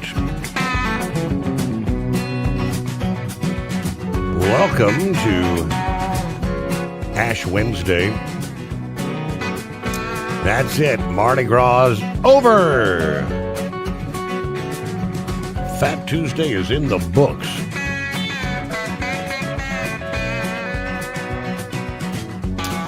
Around the country, 844-844-3388. Dial us up. We'll get your 2 cents. Like we'll do from the anonymous hippopotamus. What's going on? Thanks for taking me back there, Your Honor. So, I don't know, are people just too complacent with all the new vehicles, whether they have the ability to steer themselves and stop themselves? I mean, if you just put on cruise control at 80 miles an hour in a car that doesn't have the ability to say, hey, there's something slower than me in front of it, it's just gonna run into something at 80 miles an hour. It's not actually going to try to slow down and actually avoid hitting what's in front of it. Even if it will hit it, I mean, it'll do it at a slower pace. You know, your new Subaru compared to, you know, the 1976 Cadillac that, you know, weighs 4 times what yours does, but it has cruise control, and you can set it at 80 miles an hour, and it'll just keep going until. And the other thing is even when it's running into something, it's still going to try to keep going 80 miles an hour. So I think it's just the complacency of the drivers, and I don't know, just the ability to have the cars do anything on their own. I mean, I was never a fan of cruise control. I never wanted cruise control in trucks. I mean, now back in the old days with the mechanical motors, did we come up with our own way of having cruise control? Well, yeah, we did, because we pretty much ran with our foot right flat on the floor. So if you had a hand throttle, you could pull the hand throttle out and hold the truck wide open, or you put a stick between the throttle pedal and the seat and hold the throttle wide open. And was it done? Yeah. Was it safe? Probably not anywhere near close. Right. But is it any more dangerous than setting your cruise control on 80 miles an hour and just letting the vehicle just power itself down the road? And yeah, I don't know. As far as the taking your hands off the wheel deal there, it's interesting because my wife's got the same, you know, Forester deal that your Outback does. You know, they're pretty much the same model year. And when we went down to Louisville last year, it was kind of interesting there riding down 79, because I put that, you know, what do they call that, adaptive cruise control or whatever, and I let the car do that. And you could take your hands off the wheel, and not that I took them too far off the wheel like you're supposed to do with the, you know, like if you have the Teslas and that, you're supposed to still have your hands in the proximity of being able to apprehend the wheel and do what you need to at any time. But the car would stay centered in the lane and actually stay centered better. The problem I ran into it with is that it liked to be centered in a different spot of the lane than I did. So if I was actually trying to drive the car with that on, we were fighting each other. I was fighting the car to be where I wanted to be, and it was fighting me to be where it wanted to be. So, I mean, we had a struggle going on all the time. The wife's like, "What's the matter? Can't you drive straight down the road?" And I'm just like, "Well, I'm trying to, but the car won't let me." And so it's a real something to, I don't know, it's something to learn how to drive if you get it and want to use it and all that. But I don't know. I think you take it all off and make the people drive. And that'll bring me to my next point, which is NASCAR. Now, back in the day, I can't say I was the biggest Kenny Wallace fan. I mean, yeah, both the Wallace brothers. I can't say I was the biggest fan, but you know, they're good drivers. They made it to the elite, you know, league of racing. So you can't knock them for too much. You know, the Bodines we used to knock around quite hard, but that's a whole nother story. But he had an interview there where he was talking that, where Denny Hamlin had been interviewed, and we're trying to figure out what to do with what happened in this Daytona 500. Now, yes, it was good team strategy. Was it good racing for the fans? Absolutely not.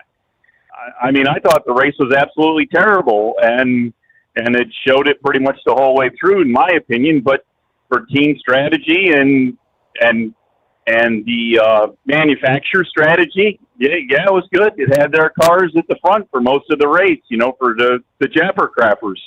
And they saved fuel mileage, and they didn't have to put as much fuel in because they backed off and ran slower. But so, and I know Hamlin, that was part of the debate, right? This whole fuel strategy. So Toyota's up front. They've got 3 cars, and they're pretty much blocking, all 3 lanes essentially, so nobody could get around. Everybody was pretty much forced to be saving fuel, right? Pretty much was speed limiter trucking. You know, you got the 2 giant trucks riding side by side down the highway for 40 miles and won't let anybody by. So you got the whole world stacked up behind them, and they want to race, and you can't get by to race. Now, should somebody have taken the chance of going out and run a fourth lane? Right. I think they should. I think somebody should have really put it out there and tried to run a 4th lane. But heck, that might have wrecked 3/4 of the field. But they did a good job of doing that anyway. So, anyways, what Denny Hamlin suggested, who's a Toyota driver, is they bring the duals back to Daytona. Scrap that whole deal up there in North Carolina and bring them back to Daytona and take the spoiler off them.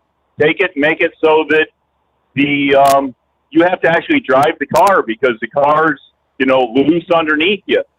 And you can't just run wide open, because when they're running these restrictor plate tracks, Talladega and Daytona, they put their, once they get in high gear, they put their foot on the floor, and that's all they do all the way around. They never have to lift. And if you make the car unstable, then they have to, feather the gas and lift off the gas and drive. And when you have to feather off the gas, you lose your momentum. And then you have to change places of where you're at so that, so you can, there's room to pass that way. And, so anyways, it's, that's maybe that's something to do, but this package of car is so unstable to begin with if you take the spoiler off, and I don't know what, how this car will react. And, I'm not sure who was it said that the other night there about the wreck that went up in the catch fence. I know Austin Dillon there, he put the number 3 car up in the catch fence. If you let these cars go any faster than they are, I mean, they're pretty much a sail, and no matter how high you build the catch fence, the cars are going to be up into the fencing. There's no way to keep them on the ground, and even at the speed they're going now, it's hard enough to even try to keep them on the ground. Roof flaps and hood flaps and all that's not quite enough to really keep them down with the whole flat bottom that they have now. There's no wind resistance at all underneath them. So anyways, there's kind of a take on that. I don't know if we'll ever get anywhere. I doubt NASCAR is going to want to change the dual situation.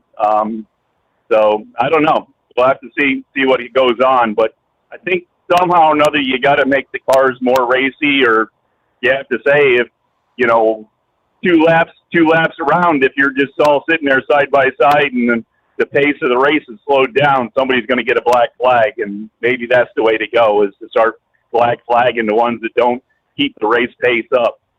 But anyways, that's for NASCAR to decide what they want to do with their thing, and when they make it interesting enough for us to really want to watch it and pay attention, then we will. So you got two things here in Maryland going on with federal money. First thing is the bridge is not being built, and apparently the governor is going around toting it, blowing on his horn, saying how great a job he's doing of rebuilding the bridge. So they still haven't finished tearing down what was left from the old bridge, let alone putting up the new bridge. And I think it's either next month or so, it'll be 3 years since that bridge was knocked down by the dolly. And so we're not getting anywhere fast on that. And then have you heard any more about this sewer line deal here in Maryland that's supposedly, well, I guess it's not supposedly, I guess it is dumping raw sewage into the Potomac River. Is there more information about that? Because my question is I don't know exactly where it is in Maryland. I mean, I know it's got to be down there, Prince George, Montgomery County somewhere, because that's where the Potomac River is. And so anyways, the question is number one, who operates the water treatment plant, and who is responsible for maintaining the lines that go in and out of the sewage plant, and probably originally most all that was built with federal funds, but the question is who's supposed to maintain it. There's a couple plants that are operated by Baltimore City that are actually one's in Anne Arundel County and one's in Baltimore County, but they're not in the city. So, but they're operated and maintained by the city. So the question is this Washington, D.C. sewer plant? Because down in that area, there's a good possibility that sewer plant could be servicing the Washington, D.C. area and would be maintained by Washington, D.C. and not actually maintained either by the county it's in or by the state. So that's kind of the questions I have. Again, as we talk with other things, we got to have the facts and know all the facts before we can start yelling and jumping up and down about who did what or who didn't do what. And so, as I say, if you have more information out there about what's going on, then it'd be interesting to know what you got. All right, I'll see what I can dig up. I hadn't really, aside from the president and his statement, lambasting your governor there in Maryland, I haven't really heard anything new. Except the feds are taking over. FEMA's taking over. 18 past the hour. 844-844-3388. Truck downtime costs you money. One hidden killer on Cummins ISX 15 engines is weak injector cups. When they leak, coolant gets into the cylinders and suddenly you're facing a big repair bill. Industrial Injection has the fix. Our Torque Lock Injector Cup Kit with a threaded Torque Lock design. These cups stay sealed for good. No more coolant leaks. No more surprise downtime. Keep your truck on the road. Ask your shop for Industrial Injection Torque Lock Injector Cups today. It's no secret, today's diesel isn't as good as it should be. Diesel lacks lubricity. That can lead to fuel system failure, costing thousands in repairs. But you can prevent those issues with Hot Shot Secret products. Clean injectors boost cetane, increase fuel economy while adding 4 times more lubricity than the leading competitor. Claims proven by real-world use and confirmed by third-party ASTM testing. Available nationwide at truck stops, farm and automotive stores, and online at hotshotsecret.com. Is letting you down. AirDog heavy-duty diesel fuel systems don't just filter your fuel. The AirDog fully optimizes your truck's fuel system for peak efficiency. The factory-provided filter simply removes particulates and water from fuel. The AirDog system removes all contaminants, including entrained air, water, and particulates, and feeds the engine pump with optimal pressure. Check out airdogdiesel.com to learn how you can capture every bit of performance and efficiency from your fuel system. Did you miss an episode of the Steve Summers Overnight Drive? Or just want to relive a little bit of the magic? Don't worry, you can download the Steve Summers Overnight Drive wherever you get your podcasts. Don't miss a single second of the show that was recently named one of the best late night shows in America. Make sure you like and subscribe to the Steve Summers Overnight Drive so you don't miss a single episode. The Steve Summers Overnight Drive, available wherever you get your podcasts or online at overnightdriveradio.com.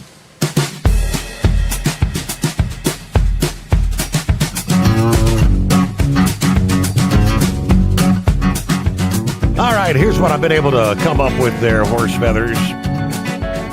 As we know, the president on Monday saying obviously that Maryland's not doing their job. I'm directing federal authorities to immediately provide all necessary management, direction, coordination to protect the Potomac, the water supply in the capital region. Then this past day, via Truth Social, said that Maryland, Virginia, and D.C. must immediately get to work to address this. If they can't do the job, that they have to call me and ask politely to get it fixed.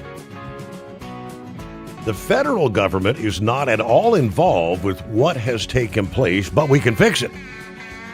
But remember, even in that case, with the Democrats shut down, we'll have to bring in true patriots to do the work because many are not working right now. The two governors and the mayor of D.C. must act immediately, he said. This is a radical left-caused environmental hazard. With all their talk about carbon footprint and everything else, and they're allowing hundreds of tons of sewage to pour into the mighty Potomac, making it a whole lot less mighty. So this has been ongoing, since January 19? The sewer line, an overflow of more than 200 million gallons of wastewater. Apparently, the University of Maryland has called it one of the largest sewage spills in U.S. history. And its researchers have detected high levels of fecal-related bacteria and disease-causing pathogens in the river, raising urgent public health concerns, underscoring the risk posed by the aging sewer infrastructure. Of course, President Trump accusing local officials mismanaging their waste management systems, criticizing the governor, stating that FEMA, a Department of Homeland Security component that's been in significant staff cuts since he took office, is going to be coordinating a response. So they're just kind of sparring back and forth. It's 844-844-3388. See what Pappy has happening here this hump day. Morning, Pappy. What up, Steve? Man, I wish I would have thought of this. It was Tyrus on Gunfeld came up with this line. I'm going to share it with you. He was talking about this mess in the Potomac, right? Mm-hmm. So they should gather up all the wokeness in D.C. there and have them go baptize themselves down in the Potomac. Let's get them all baptized, man. Let's dump them in the Potomac, man. Did you hear the the mayor of New York just put in for the biggest tax increase in history in New York? I saw that. Didn't take long, did it? Because he's got a big budget deficit. Didn't take long. They ain't got no deficit. They just want to steal your money. That's all it is. They want to steal your money, man. Steve, we gotta talk about this transgender issue here, man. We talked about things in the past, but what's the big picture here? What's really going on, man? It's got my mind going how it does. I posted something on Facebook earlier today. It was about a defense thing. I always say watch your six, right? Mm-hmm. Well, this guy wasn't even watching his one, man. So the video starts to a convenience store, and this transgender obviously comes in, dressed as a woman, carrying an axe. Not like a hatchet, Steve. They like 4-foot long axe, like you would cut down a big tree with, right? Okay. Hack away. And he walks in, and there's somebody at the counter just oblivious to what's going on. The guy walks in, and he walks around. There's another guy in the store that sees him, right? Sees him with the axe. And he just stands there. And finally, this guy comes with the axe, comes walking back around towards the register. And this dude says to him, "Hey, is that an axe?" Right? And just kind of ignores the guy, and this dude takes that axe and whacks this dude right in the head with it, man. Wow. And then the person that was at the counter doesn't even realize any of this is going on. As they're walking out, as soon as they get out the door, he took an axe at that person too. One whack, kept on walking. Why the violence? What's going on with the violence? And why are the whacked out Dems pushing this? Do they want more violence in the street? Are they trying to turn our kids into little Frankenstein violent kids? I saw an interesting short video. A guy was addressing this. He was talking about when they talk about this transgender affirming care and whatnot, the medications that they insert, right? They take away all the testosterone and add, daggone, I'm having a brain fart. Probably estrogen, female, right? Estrogen. Yeah. That's it, estrogen. And the effect, along with some other things that they add, but the effect that this has on a man's body, right? Not just physical effects, but mental effects. Right. Well, pause with that thought, the mental effects. And yeah, there's big time mental issues. First, a news break brought to you by Industrial Injection. Heavy-duty diesel parts and solutions from injectors and pumps to turbochargers and engines built for the trucks that cannot afford downtime. Learn more at industrialinjection.com.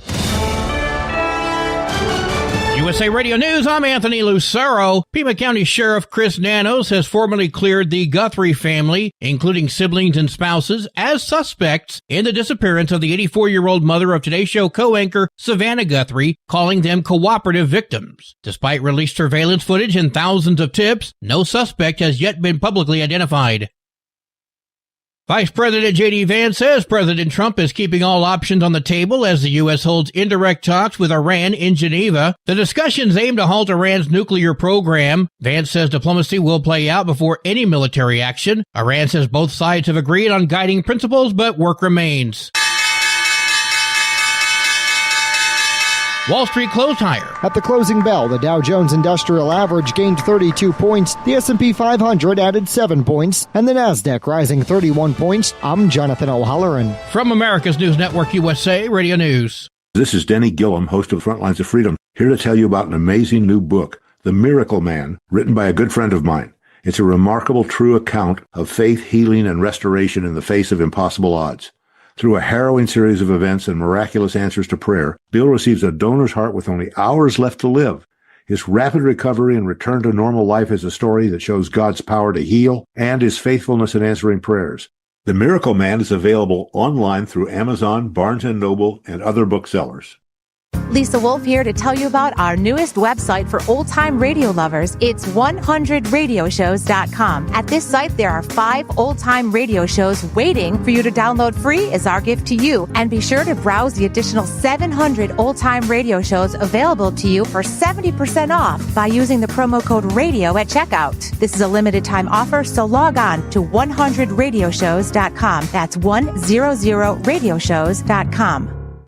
Truck downtime costs you money. One hidden killer on Cummins ISX 15 engines is weak injector cups. When they leak, coolant gets into the cylinders and suddenly you're facing a big repair bill. Industrial Injection has the fix. Our Torque Lock Injector Cup Kit with a threaded Torque Lock design. These cups stay sealed for good. No more coolant leaks. No more surprise downtime. Keep your truck on the road. Ask your shop for Industrial Injection Torque Lock Injector Cups today. At TEL, we know what it takes to succeed as an owner-operator because we were founded by one. The big secret? Affordable new trucks. New equipment keeps you moving, improves cash flow, and delivers reliability. For over 20 years, we've helped drivers take the next step in their careers. Call TEL at 866-404-6289 and use promo code OVERNIGHT100. We look forward to meeting you. Your factory fuel filter is letting you down. AirDog heavy-duty diesel fuel systems don't just filter your fuel. The AirDog fully optimizes your truck's fuel system for peak efficiency. The factory-provided filter simply removes particulates and water from fuel. The AirDog system removes all contaminants, including entrained air, water, and particulates, and feeds the engine pump with optimal pressure. Check out airdogdiesel.com to learn how you can capture every bit of performance and efficiency from your fuel system. Like the men and women who power America, the people at Hot Shot Secret work hard and play harder. We're the fastest growing diesel and oil additive brand in the country. We solve problems. We protect engines. We save you money. And more importantly, time. Hot Shot Secret. Powered by science. Truckers, meet the SpeedMax Pro Max, the tire built for serious hauls and serious peace of mind. With rugged construction and performance you can count on, Pro Max is made for the long road ahead. And here's the best part. It comes with an 8-year warranty. That's right, 8 years of confidence, mile after mile. Ask SpeedMax. Drive far. Drive strong. For more info, call 860-436-4100 or buy online at digitire.com. Did you miss an episode of the Steve Summers Overnight Drive? Or just want to relive a little bit of the magic? Don't worry. You can download the Steve Summers Overnight Drive wherever you get your podcasts. Don't miss a single second of the show that was recently named one of the best late night shows in America. Make sure you like and subscribe to the Steve Summers Overnight Drive so you don't miss a single episode. The Steve Summers Overnight Drive. Available wherever you get your podcasts or online at overnightdriveradio.com. Because Channel 19's a little congested. Call Steve now at 844-844-3388. The Overnight Drive.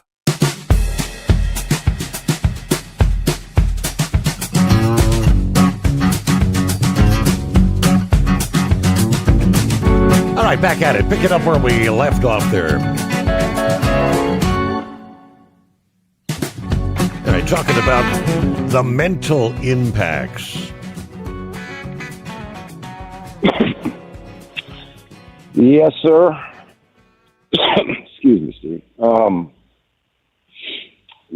these, I guess we want to call them medications, these chemicals that they are changing the body's chemistries with, are having severe issues on people. And it's with the females too. When you take away their biological chemical balance and you change it, Steve, you're seeing it in the females also. Right. Remember when steroid use first started becoming popular? You heard the phrase roid rage. It's a roid rage. Yep. And all the children now I wonder, you line up 100 kids, how many are on some sort of medication? Yeah. Right? Hyperactive, ADHD, whatever, Steve. They just, that first thing is, here, pop these pills, man. Let's give these chemicals to these children to calm them down or to get them to act right or whatever. And is this all by design? I mean, and what doctor, Steve, is going to literally perform surgery on like a 12-year-old boy or girl? Yeah. Right? What doctor is going to do this? Who's teaching which professors are teaching these doctors?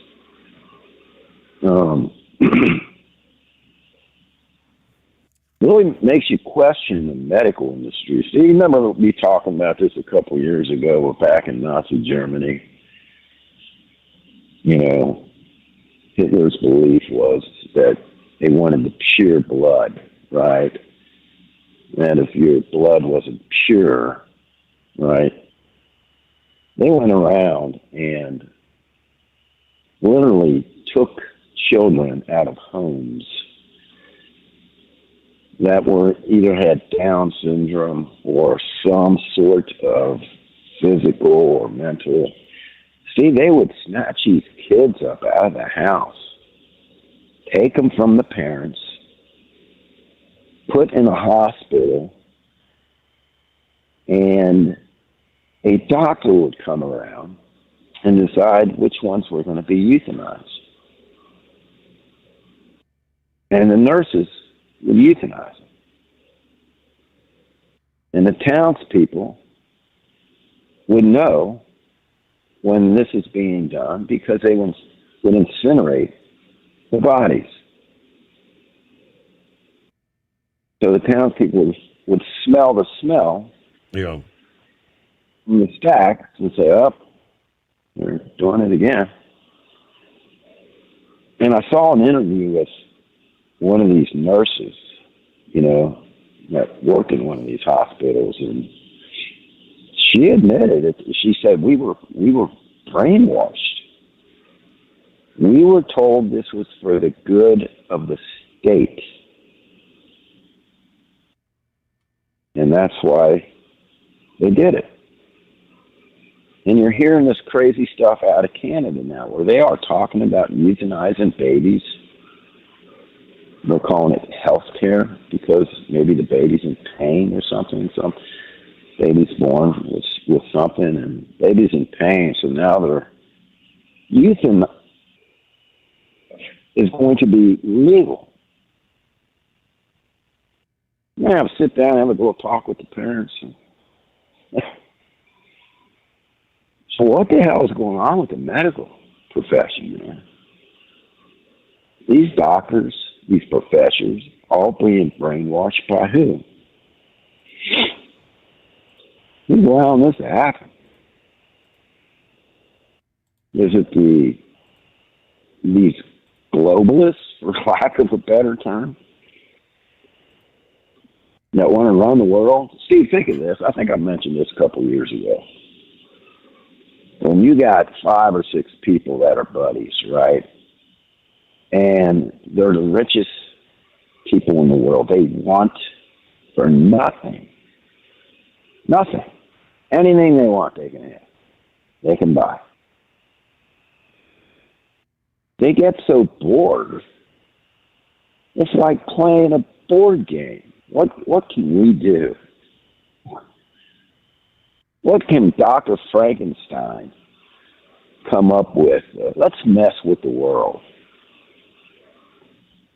It's like they all just sit, like, Steve, these movies, these old 007 movies, right? Austin Power movies, Dr. Evil, all these evil people. They exist, dude. This ain't a damn movie, man. These type of people exist. To think that they could take a 12-year-old boy or girl, put them under, and either cut off their breast or cut off the genitals on a 12-year-old. And Steve, you know what? What is even crazier? That this is done in California. Mm-hmm. If the kid comes home and talks to the parents about this, right, and the schools aren't required to tell the parents, if the parents are like, hey, no, you're not doing this to my kid, Job and Family Services will come and take that child out of the home, just like the Nazis did in World War II. That's a fact. What the hell is this world coming to now? I don't know if there's any proposals in Congress at all to try to outlaw any surgery done on any juvenile. Actually, we should probably say the age of 21 and under. Right. So one video, I was saying, every time they get something done legislatively, one of those federal judges intervenes and says, you can't do that. And he's part of the group, right? Yep.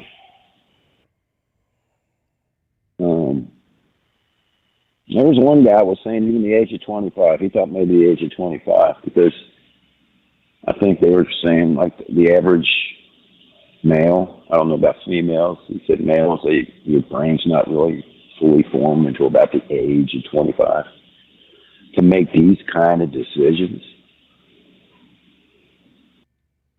And the effects it had. Listen, man, if a grown man wants to, I don't care. Grown man, you want to go do this?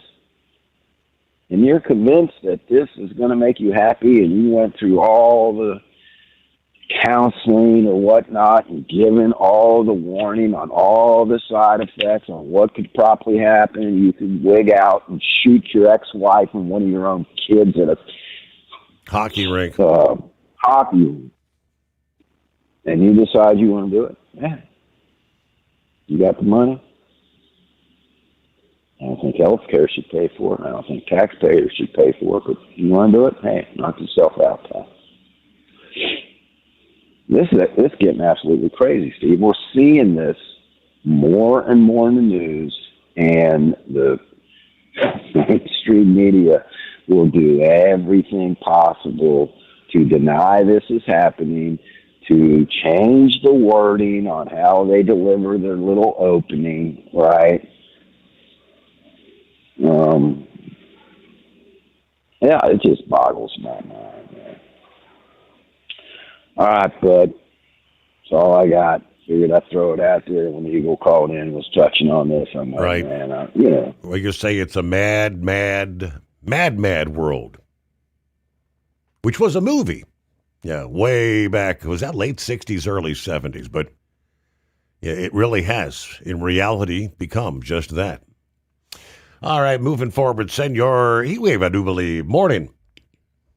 Good morning, Senor. Well, anybody going up and down Cabbage, well, you're going to be fine. It's just when you're over there at LaGrange to Baker City, Oregon, that's where they got some nasty road conditions.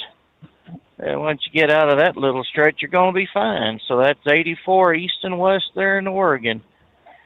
I've never seen so many Rajis and Hajis out there going, can you help me put my chains on my truck? I don't know how. Neither does my partner.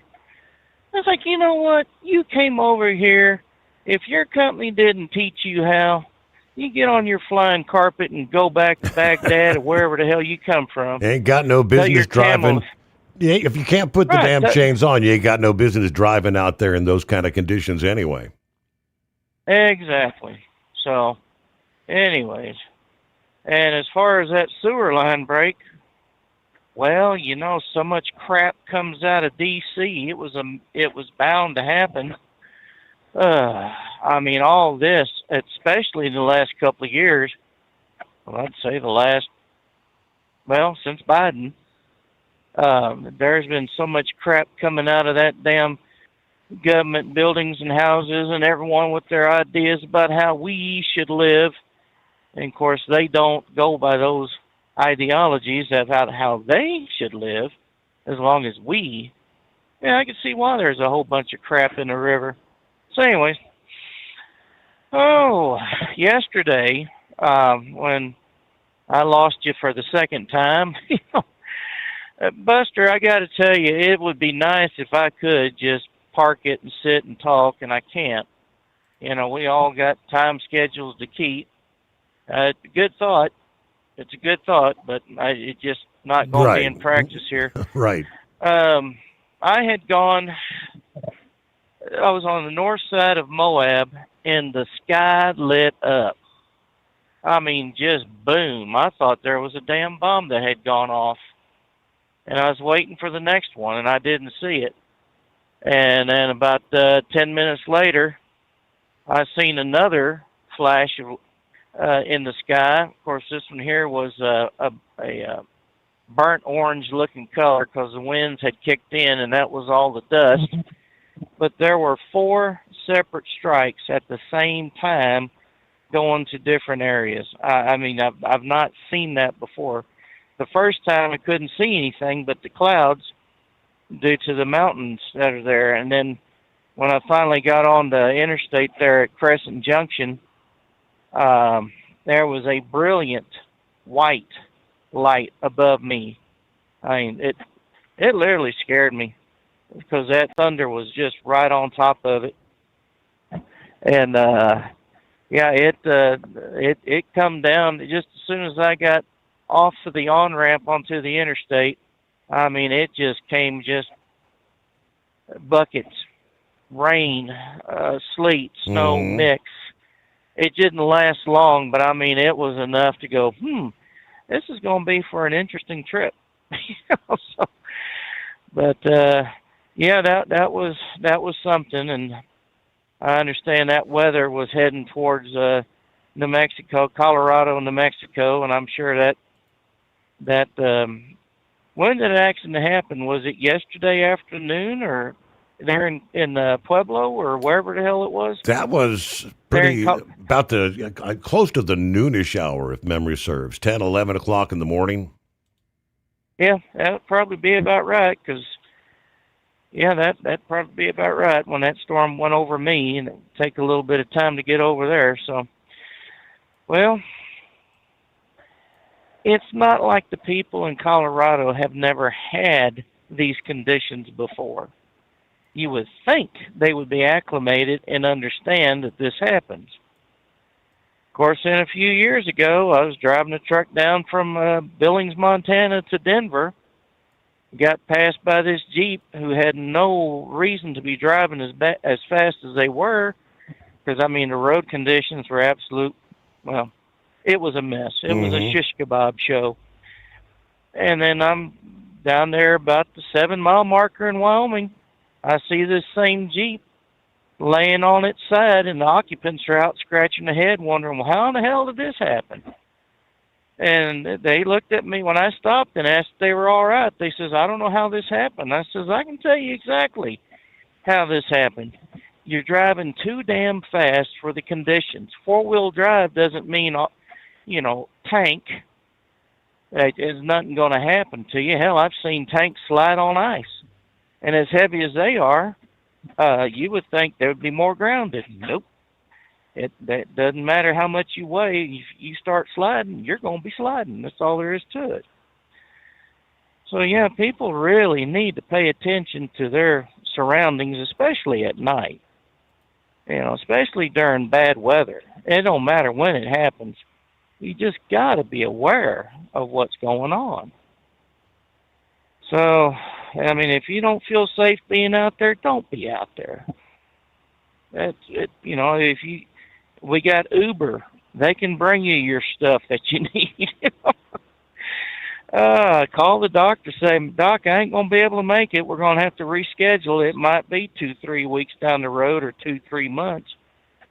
But I think I would go in for a later appointment visit than be dead on arrival in someone's ambulance because you just had to go.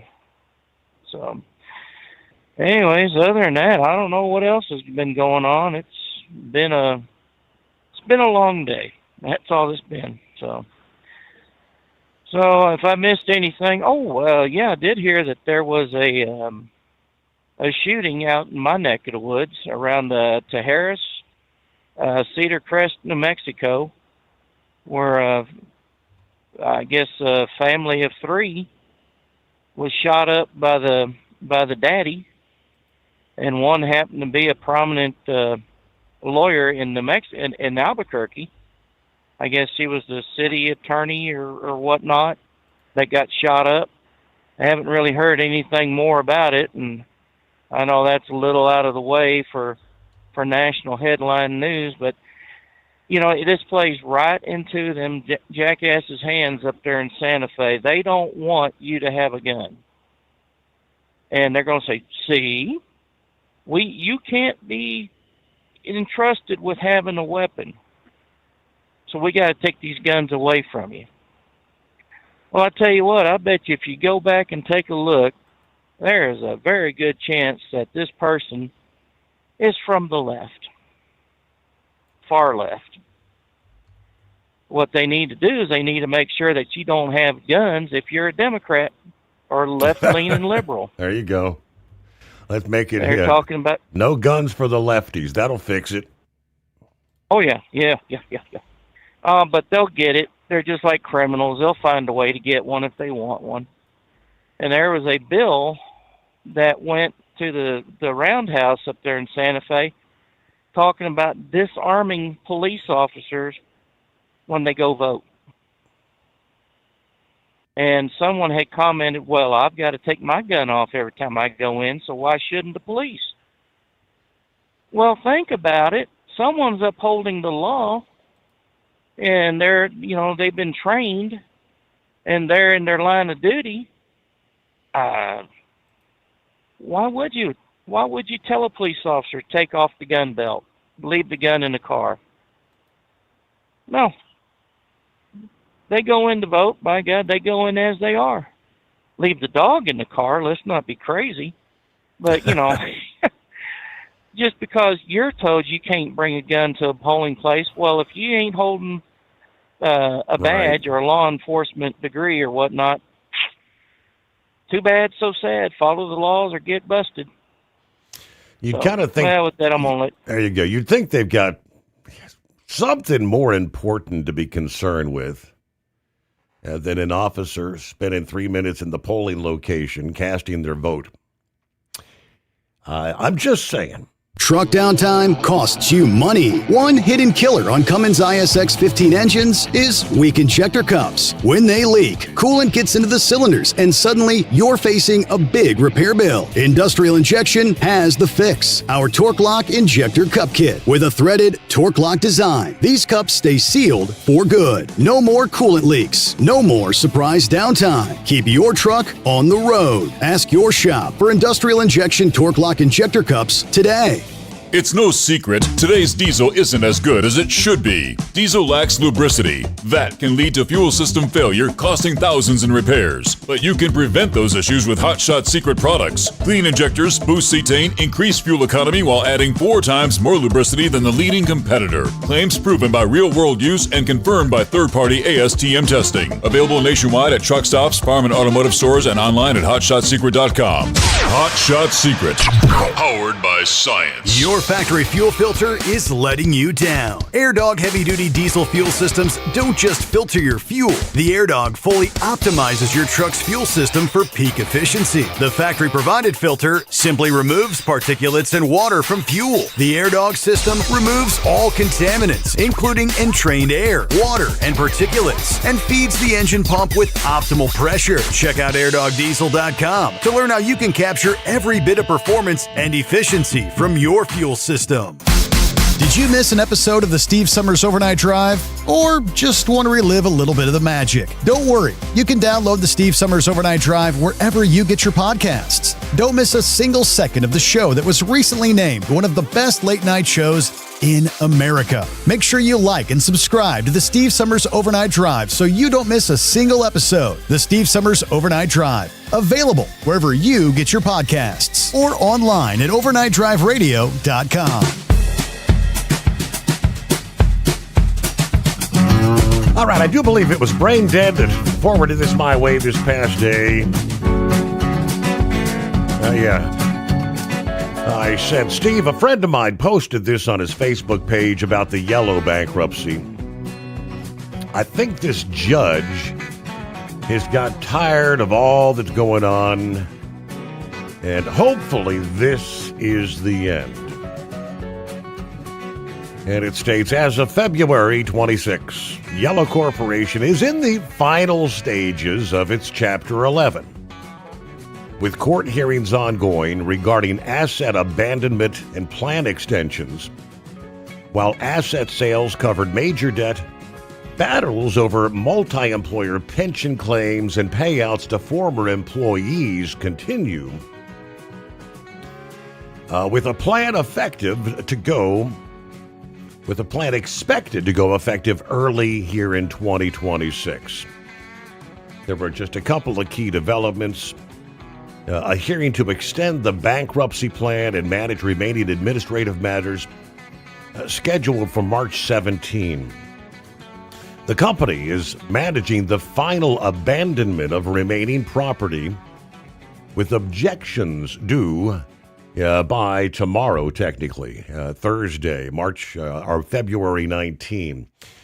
In late last year, Yellow did reach settlements with 14 multi-employer pension plans regarding claims, although those were delayed by shareholder challenges due to legal delays caused by major shareholder MFN partners. Payouts to former employees for contract-based claims were delayed beyond 2025.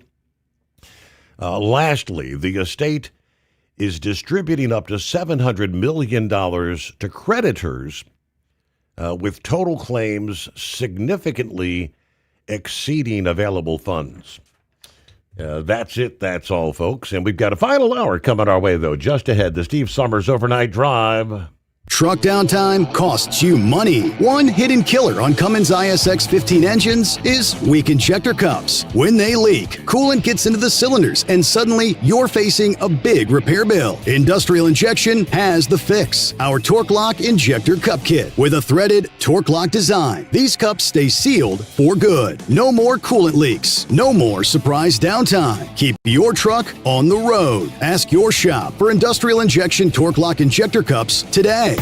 Have you been searching far and wide, looking to advertise your business on a brand that will help you reach the very clients you want to walk through your front door? Well, you know they've done studies that 100% of the time, it works every time. We're talking about the Steve Summers Overnight Drive. Let us go to work for your business. The Steve Summers Overnight Drive currently broadcasts in radio markets all over the United States and was recently named one of the top 50 best late night shows and podcasts in America. Advertising on the Steve Summers Overnight Drive will maximize your ability to reach clients both on the air and through podcasting. Consider it the best of both worlds. Don't miss this chance to put your business on the Steve Summers Overnight Drive and expand your reach immediately. Before we go, I've got one question to ask you.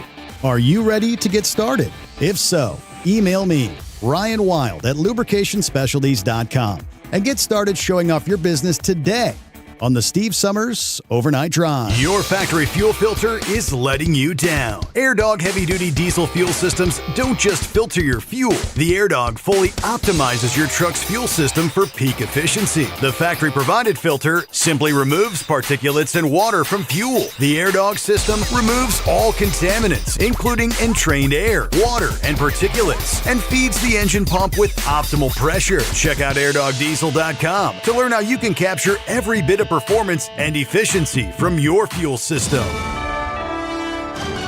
USA Radio News, I'm Anthony Lucero. Authorities say DNA recovered in the search for Nancy Guthrie does not match any records in the FBI's database. Pima County Sheriff Chris Nano says samples from a glove found a couple of miles from her Tucson area home and from inside the residence produced 0 hits. The 84-year-old has been missing since February 1st. Her family has been cleared as suspects. The partial government shutdown is a real burden for thousands of workers in the Department of Homeland Security. The shutdown primarily affects the TSA, FEMA, the Cybersecurity and Infrastructure Agency, the Secret Service, and the Coast Guard. About 90% of the employees in those departments are considered essential and are required to continue working without pay. Congressional Democrats are holding up a DHS budget until new controls are put in place on ICE agents in the field. Unpaid workers will get retroactive pay once the shutdown ends. I'm Rory O'Neill. A federal judge is ordering the Trump administration to return a slavery exhibit it removed from a popular historical museum in Philadelphia. Last month, work crews took down large display panels at Independence National Historical Park's President's House site, where Presidents George Washington and John Adams once lived. The judge cited the dystopian world of George Orwell's novel 1984 in her ruling to grant the city's request to restore the exhibit while litigation over their removal continues. The judge said the government can convey a different message without restraint elsewhere if it so pleases, but it cannot do so to the president's house until it follows the law and consults with the city. I'm Michael Kastner. U.S. Capitol Police arrested a man carrying a loaded shotgun after he ran towards the Capitol Tuesday. Chief Michael Sullivan says the suspect was wearing a tactical vest and gloves. Both chambers of Congress are out of session this week. Wall Street closed higher. At the closing bell, the Dow Jones Industrial Average gained 32 points, the S&P 500 added 7 points, and the Nasdaq rising 31 points. I'm Jonathan O'Halloran. From America's News Network, USA Radio News. Commerce moves fast. Your business should too. If you're not on the first page of search results, you're losing customers. Out of sight, out of mind is true. Don't let that be you. iLocal.net has helped local businesses dominate search results since 2009. For a limited time, iLocal.net is offering a free website analysis to improve the online presence of your business. Local business owners across the U.S. turn to iLocal.net to improve their search engine rankings. Search engines are constantly changing their algorithms. You need the professionals who know how to use those changes to benefit your business. Don't hope for new customers. Get found and be chosen. Call 888-699-2407 for your free website analysis. Don't wait. Call 888-699-2407. That's 888-699-2407. For your free website analysis, call 888-699-2407.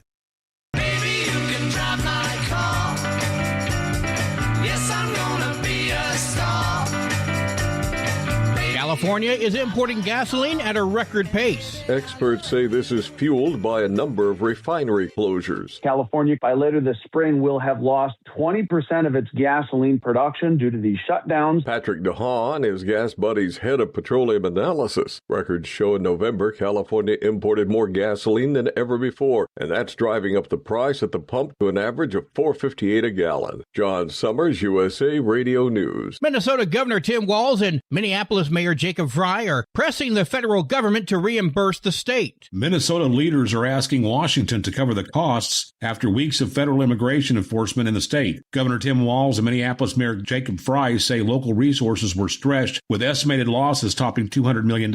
Walz told reporters the federal government needs to pay for what they broke. Critics question whether Minnesota's own oversight could have prevented fraud that reportedly cost taxpayers billions. Lawmakers now face pressure to balance accountability and reimbursement. For USA Radio News, I'm Ron Warner. Air Force One is getting a new paint job, changing from the traditional blue and white scheme used since Kennedy to red, white, dark blue, and gold. Reports say these colors are preferred by President Trump. He previously attempted to repaint the jets during his first term, but the plan was paused under the Biden administration. For USA Radio News, I'm Anthony Lucero. What if the music stopped? If the familiar voices were silenced? If there were no breaking news updates? What if your companion and connection to your community came with a monthly fee? Don't worry, we're free local radio with you wherever you go, celebrating 100 years and looking forward to the next 100. We are broadcasters. Text radio to 52886 and let Congress know you depend on your local radio stations. By the National Association of Broadcasters. Truck downtime costs you money. One hidden killer on Cummins ISX 15 engines is weak injector cups. When they leak, coolant gets into the cylinders and suddenly you're facing a big repair bill. Industrial Injection has the fix. Our Torque Lock Injector Cup Kit with a threaded Torque Lock design. These cups stay sealed for good. No more coolant leaks. No more surprise downtime. Keep your truck on the road. Ask your shop for Industrial Injection Torque Lock Injector Cups today. Like the men and women who power America, the people at Hot Shot Secret work hard and play harder. We're the fastest growing diesel and oil additive brand in the country. We solve problems. We protect engines. We save you money.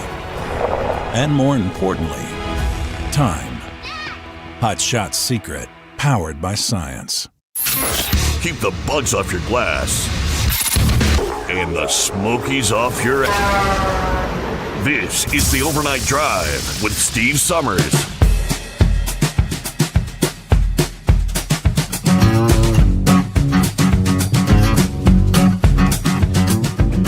Alrighty, here we go. Final hour, hump day, midweek. Trust your week's going well. Now, let me see. Are we rolling into New York City, or where are we, Buckwheat? Yep, you got that right, Steve. We're rolling into New York City. But, yeah, like Horse Feather said, it's a little foggy around here. Actually, right where I'm at now, it's pretty clear. But anyhow, it's, yeah, yesterday was what our local area calls False Stock Day. Do you have something like that in your area, or like for Fat Tuesday or whatever? If we do, I'm not aware. Okay, yeah. These false stocks are like donuts that are made sort of based out of potato flour and stuff like that. And, yeah, they're quite tasty. So we went out to the store and got some, and that sort of leads, we're talking about these driving and people driving dumb and stuff. I think one of the things that people, they don't look far enough ahead.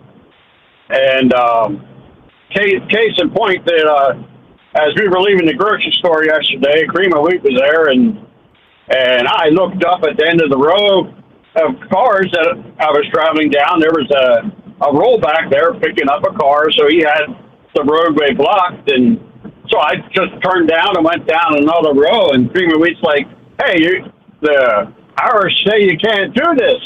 And I said, well, did you see what's up ahead? She was like confused, and I was like, well, you can see in the rollback there, he has everything blocked off, so you can't go through. Oh, no, she didn't see that, but I think there's way too many people that don't look ahead, and what Horse Feathers was saying there about cars being built so good and the safety things that are on here and on our vehicles nowadays, I mean, it makes people a false sense of security that they don't realize how fast they're going.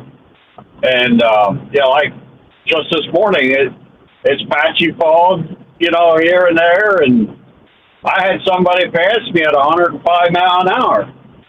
And it's like people just are oblivious to what's around them, and and I guess we can't fault them too bad because isn't it one of the physics laws of physics, an object in motion will stay in motion until it's stopped. Yeah, and so people just don't realize that these. You can't stop things on a dime. Yeah, you may have four-wheel drive, what Heatwave was talking about, but yeah, it don't mean you can stop, any quicker. But anyhow, that's one of the things.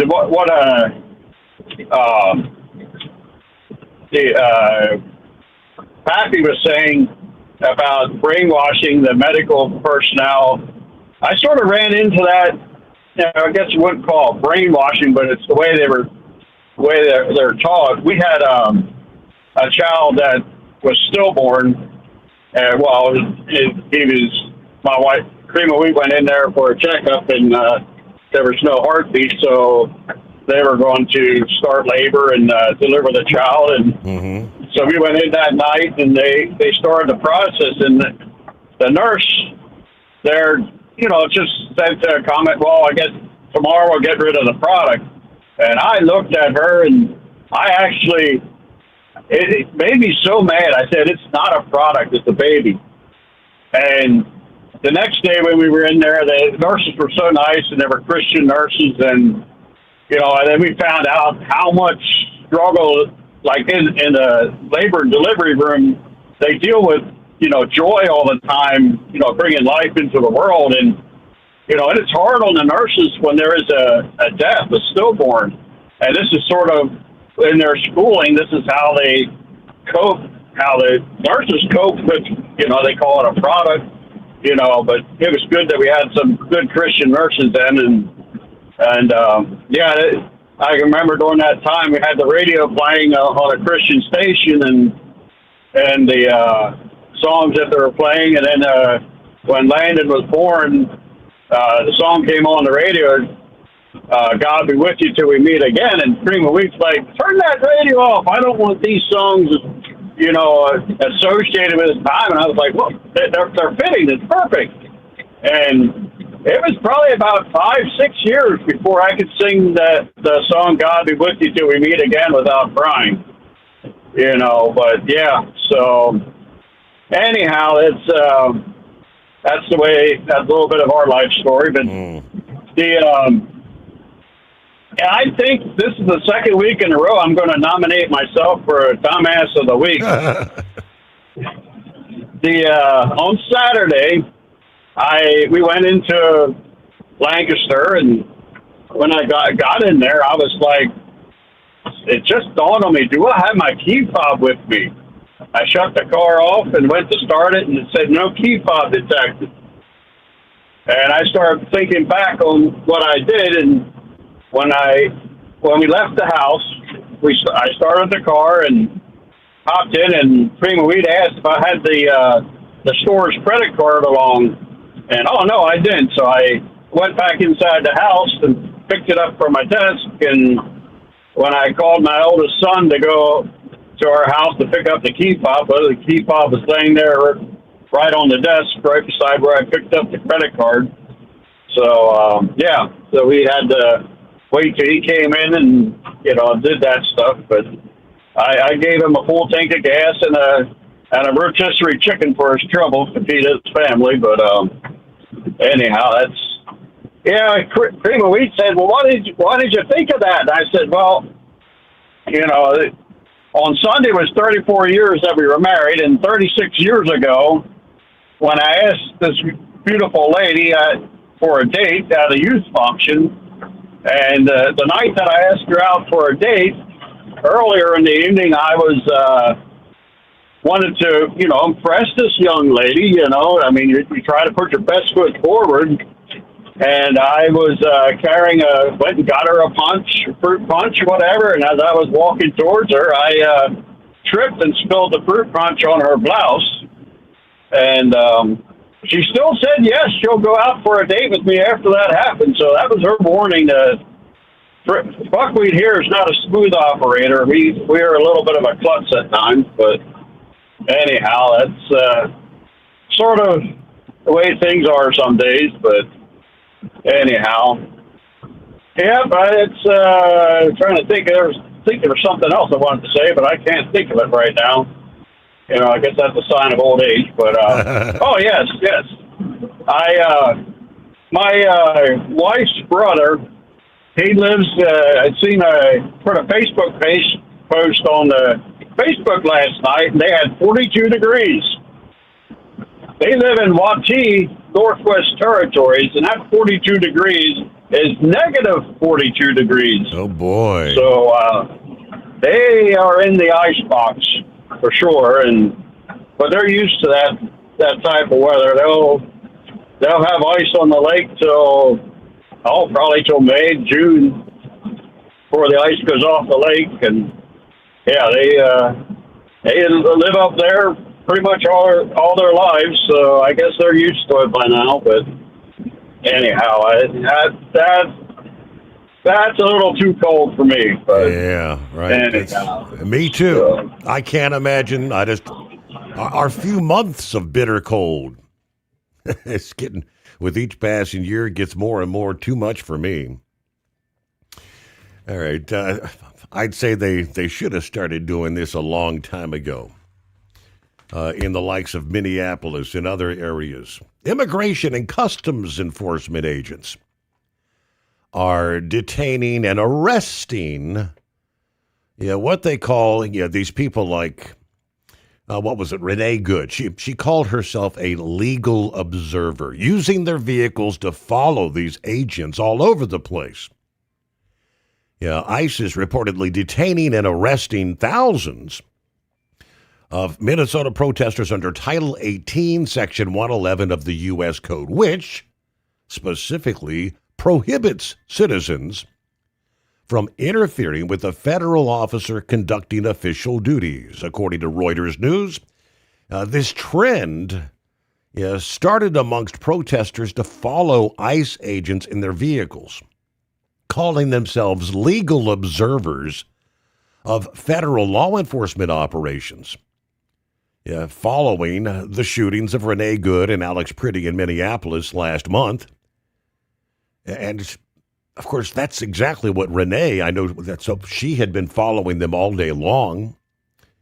Pretty had been following them because it was on video, several different scenarios where he was involved with trying to impede their activities. According to the Department of Homeland Security spokesperson, when agitators willingly involve themselves and inject themselves in law enforcement operations, they're risking arrest as well as jeopardizing the security of themselves and those around them. Thus far, the administration has charged at least 655 people using Title 18, doubled in comparison to the same period observed time between 2024 and 2025. This statute punishes those who forcibly assault, resists, opposes, impedes, intimidates, or interferes with federal officials engaged in the performance of official duties. Offenders face either an 8-year sentence for violating the statute or a 20-year maximum sentence in federal prison if they assault an officer using a deadly weapon or inflict bodily injury. It's not a slap on the wrist, in and out. Now, U.S. District Judge Kate Menendez of Minnesota issued an injunction back in January preventing federal agents from stopping vehicles following them as long as the vehicle maintained a safe and appropriate distance. The Department of Homeland Security appealed Menendez's ruling, and the 8th U.S. Circuit Court of Appeals blocked the injunction 10 days after it was issued. The appellate court will decide whether to issue a long-term stay or restore the original ruling. Menendez's original injunction didn't specify what an appropriate, safe distance for following federal agents would be. Of course, so many of them cite their First Amendment rights to justify their activities as, quote, legal observers. But legal experts state that legal observers have no special protections when interacting with law enforcement. While citizens have a legal right to observe and record law enforcement conduct in public, legal experts state this right does not extend to citizens purposely obstructing law enforcement from performing their legal duties. Again, should have been done a long time ago, but what do we got here? We'll get to Scrapyard coming up in 2.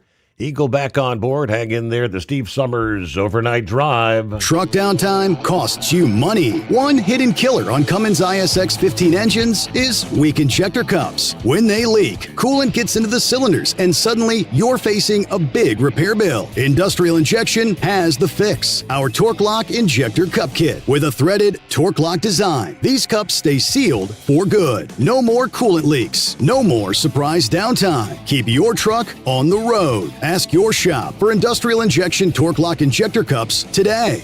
At TEL, we know what it takes to succeed as an owner-operator because we were founded by one. The big secret?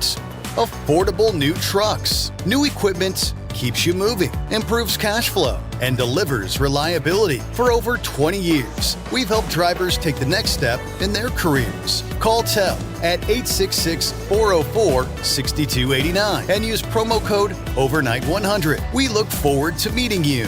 Winter is here. When the temperature drops, so does your truck's performance. Avoid fuel gelling by using Hot Shot Secret's EDT Plus Winter Defense, a 7-in-1 fuel booster and anti-gel that improves cold weather performance. The 7-point cetane boost decreases DPF regens and increases fuel economy. Be confident that your engine is running smoothly and trouble-free, even in the coldest temperatures. Hot Shot Secret EDT Plus Winter Defense, available at Pilot Flying J, Amazon, O'Reilly Auto Parts, and HotShotSecret.com. Hot Shot Secret, powered by science. Your factory fuel filter is letting you down. AirDog heavy-duty diesel fuel systems don't just filter your fuel. The AirDog fully optimizes your truck's fuel system for peak efficiency. The factory-provided filter simply removes particulates and water from fuel. The AirDog system removes all contaminants, including entrained air, water, and particulates, and feeds the engine pump with optimal pressure. Check out airdogdiesel.com to learn how you can capture every bit of performance and efficiency from your fuel system.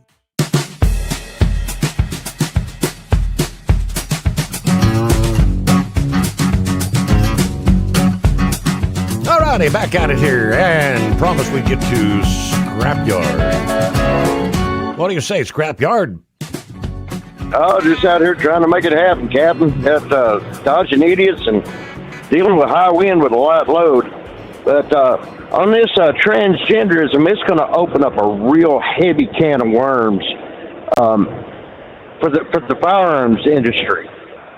When you really think about it, and because on that white form, it clearly states on that white form questions about, or the yellow form, excuse me, about mental illness. Yes. And gender dysphoria was reclassified last year, falling under schizophrenia. So any of these dealerships, from a pawn shop all the way to a gun store to a sporting goods store, that has somebody right there in front of them clearly exhibiting these signs and all of gender dysphoria, they violated the law by selling them a weapon automatically. And if that weapon is ever used in a violent crime by said person, they're automatically liable. And it's we really need to rework the gun laws on what prohibit anybody of that ilk from ever purchasing a firearm. Because they're definitely not in their right mind, and it's going to open up a can of worms about lawsuits and just about anything that you can think of, judicial wise, in further effort to strip us of our rights. I mean, but the one thing we are seeing is it's got to be called a trend of these sort of violent incidents transpiring with the trans community, because that was 2 such incidents in 1 week. The other was there in Canada, and then, of course, now Rhode Island this week. Because within the past 3 years, pretty much every mass shooting was a transgender person. And like I said, the American Medical Association last year reclassified gender dysphoria as a form of schizophrenia. And it clearly states under somebody who's suffering with schizophrenia cannot be sold a firearm. They cannot have one in their possession. So these people that are selling them to them, if they're purchasing like a newer used one, say from a pawn shop, all the way up to a major gun store and sporting goods store, those people that did the selling are in violation of the law, and Happy can confirm that. And something has to be done. Now, like they had an incident over in a Waffle House over here in Arkansas 2 weeks ago, where someone came in there and got called the wrong gender and just decided to start attacking people inside the store. And one of these days, America, it's going to take really something really hard and harsh happen to us where we get back to common sense, and it's going to be a hard road to hoe to get back to common sense. But on that, and it's like all these drivers, all the distractions that are in modern vehicles, all these systems. I mean, you go buy a brand new car, truck, or van, SUV, whatever, and it's got this giant TV screen right in the center console that people can hack it quite easily. There's things on YouTube where they can play TV shows and stuff going down the road on the center console, and Trump doing the EPA deregulations, on the emissions. Well, maybe needs to force automakers to start making simpler vehicles with less of these distractions on board, and it's causing everybody's insurance rates to go up. I mean, I just got an increase of $84 a month for full coverage on my little car. Wow! And knock on wood, I haven't had a ticket since 2001. Get my insurance went up, and I firmly believe, I've said it for years, that anybody who wants to get a Class D driver's license should have to go through the same level of training that those of us trying to get a Class A or Class B, they should have to go through the full level of training that we do. Make trying to get a driver's license on an even par, and just be glad we don't live in Germany, because it can take you 10 years or more to get a driver's license. In Germany, it's like last I checked, it was close to $100,000. All the schooling and schooling you got to go through, the insurance requirements.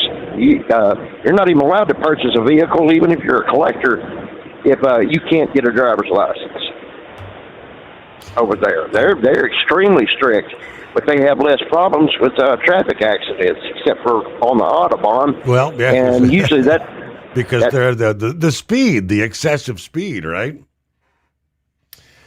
All right, rolling toward news break here. At this point, it's only, I guess, 16 days left. Yeah, Artemis 2, all right, the countdown. The Artemis 2 mission, the first crewed flight around the moon in over 50 years. This past day, they did start the clock. Restart the clock for a final, what they call wet dress rehearsal. That last rehearsal, they had leaks with the fueling system. Right now, the countdown clock is ticking. The fueling operation won't take place until Thursday. But 4 astronauts will be flying further than any human has gone since Apollo, testing Orion and the SLS, while paving the way for future moon landings. Countdown clock ticking. News on the Steve Summers Overnight Drive, sponsored by Industrial Injection, serving Cat, Cummins, Detroit, and more with fuel injection, turbochargers, and complete engine solutions. The knowledge you trust, quality you depend on, industrialinjection.com. USA Radio News, I'm Anthony Lucero. Authorities say DNA recovered in the search for Nancy Guthrie does not match any records in the FBI's database. Pima County Sheriff Chris Nano says samples from a glove found a couple of miles from her Tucson area home and from inside the residence produced 0 hits. The 84-year-old has been missing since February 1st. Her family has been cleared as suspects. The partial government shutdown is a real burden for thousands of workers in the Department of Homeland Security. The shutdown primarily affects the TSA, FEMA, the Cybersecurity and Infrastructure Agency, the Secret Service, and the Coast Guard. About 90% of the employees in those departments are considered essential and are required to continue working without pay. Congressional Democrats are holding up a DHS budget until new controls are put in place on ICE agents in the field. Unpaid workers will get retroactive pay once the shutdown ends. I'm Rory O'Neill. A federal judge is ordering the Trump administration to return a slavery exhibit it removed from a popular historical museum in Philadelphia. Last month, work crews took down large display panels at Independence National Historical Park's President's House site, where Presidents George Washington and John Adams once lived. The judge cited the dystopian world of George Orwell's novel 1984 in her ruling to grant the city's request to restore the exhibit while litigation over their removal continues. The judge said the government can convey a different message without restraint elsewhere if it so pleases, but it cannot do so to the president's house until it follows the law and consults with the city. I'm Michael Kastner. U.S. Capitol Police arrested a man carrying a loaded shotgun after he ran towards the Capitol Tuesday. Chief Michael Sullivan says the suspect was wearing a tactical vest and gloves. Both chambers of Congress are out of session this week. Wall Street closed higher. At the closing bell, the Dow Jones Industrial Average gained 32 points, the S&P 500 added 7 points, and the Nasdaq rising 31 points. I'm Jonathan O'Halloran. From America's News Network, USA Radio News. Commerce moves fast. Your business should too. If you're not on the first page of search results, you're losing customers. Out of sight, out of mind is true. Don't let that be you. iLocal.net has helped local businesses dominate search results since 2009. For a limited time, iLocal.net is offering a free website analysis to improve the online presence of your business. Local business owners across the U.S. turn to iLocal.net to improve their search engine rankings. Search engines are constantly changing their algorithms. You need the professionals who know how to use those changes to benefit your business. Don't hope for new customers. Get found and be chosen. Call 888-699-2407 for your free website analysis. Don't wait. Call 888-699-2407. That's 888-699-2407. For your free website analysis, call 888-699-2407.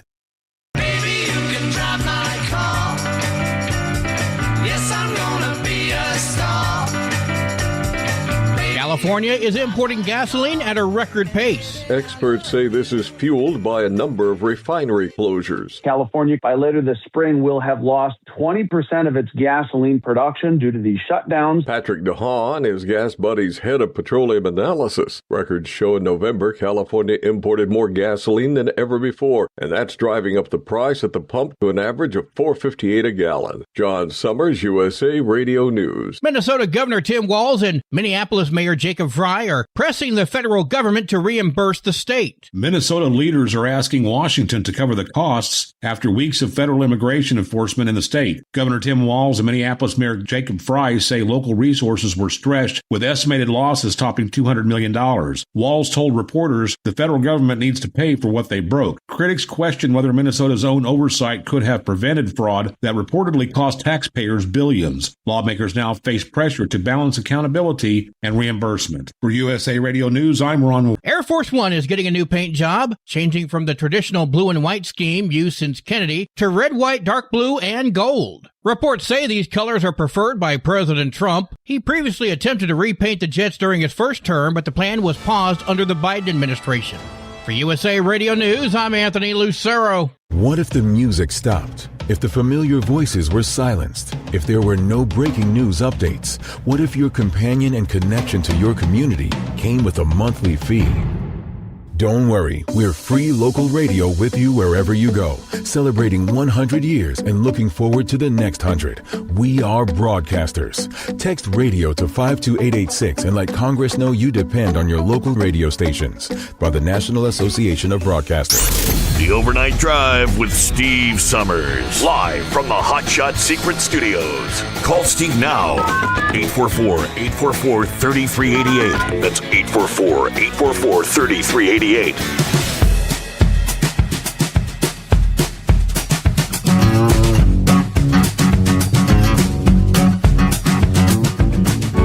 All righty, gotta give a shout out to the firstborn grandson, a.k.a. Rowan, who today will be celebrating 14 years. 14 already. Making Papa feel old. But happy birthday, Roro. All right, promise we get to Eagle back on board here this early Wednesday. What's going on, Eagle? Yeah, I got two things I wanted to talk about. Right? Yeah, you still there? Yeah, we got you. Go ahead, Eagle. Oh, okay, I thought I lost signal. Okay, yeah, I got two things I wanted to talk about. First of all, I want to talk about this incident that took place. You got a caller that calls in. That's from the Maryland area. The Chesapeake Bay Bridge. That bridge there. Truck driver lost his life on Sunday. I didn't get a chance to talk to you about that yesterday. Guy drove off the bridge. Black truck driver for Purdue Trucking Lines drove off the bridge and lost his life. I've been on that bridge one time before, and I made myself proud. I'll never go that way again. If I'm ever in the Washington D.C. area, I'll drive all the way around. I'll go all the way up to New Jersey, and then cut across over to Delaware and go back down that way before I go. You're driving a lot of extra miles, but I'll never go over across that bridge again. I was gripped the steering wheel, real. This has been 8 or 9, 10 years ago, so I imagine traffic's even worse now than it was when I went. But it's not a good ride, especially if it's windy outside. And you got an empty trailer. You don't want to go across that bridge with an empty trailer because that's like putting a sail on your truck.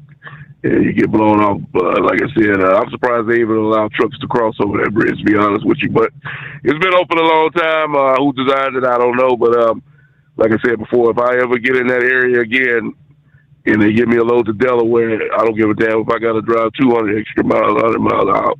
I won't cross that load with my truck again. That's how bad it is. Now, I want to talk about this situation, Steve, one more time about the situation with this missing woman in Arizona.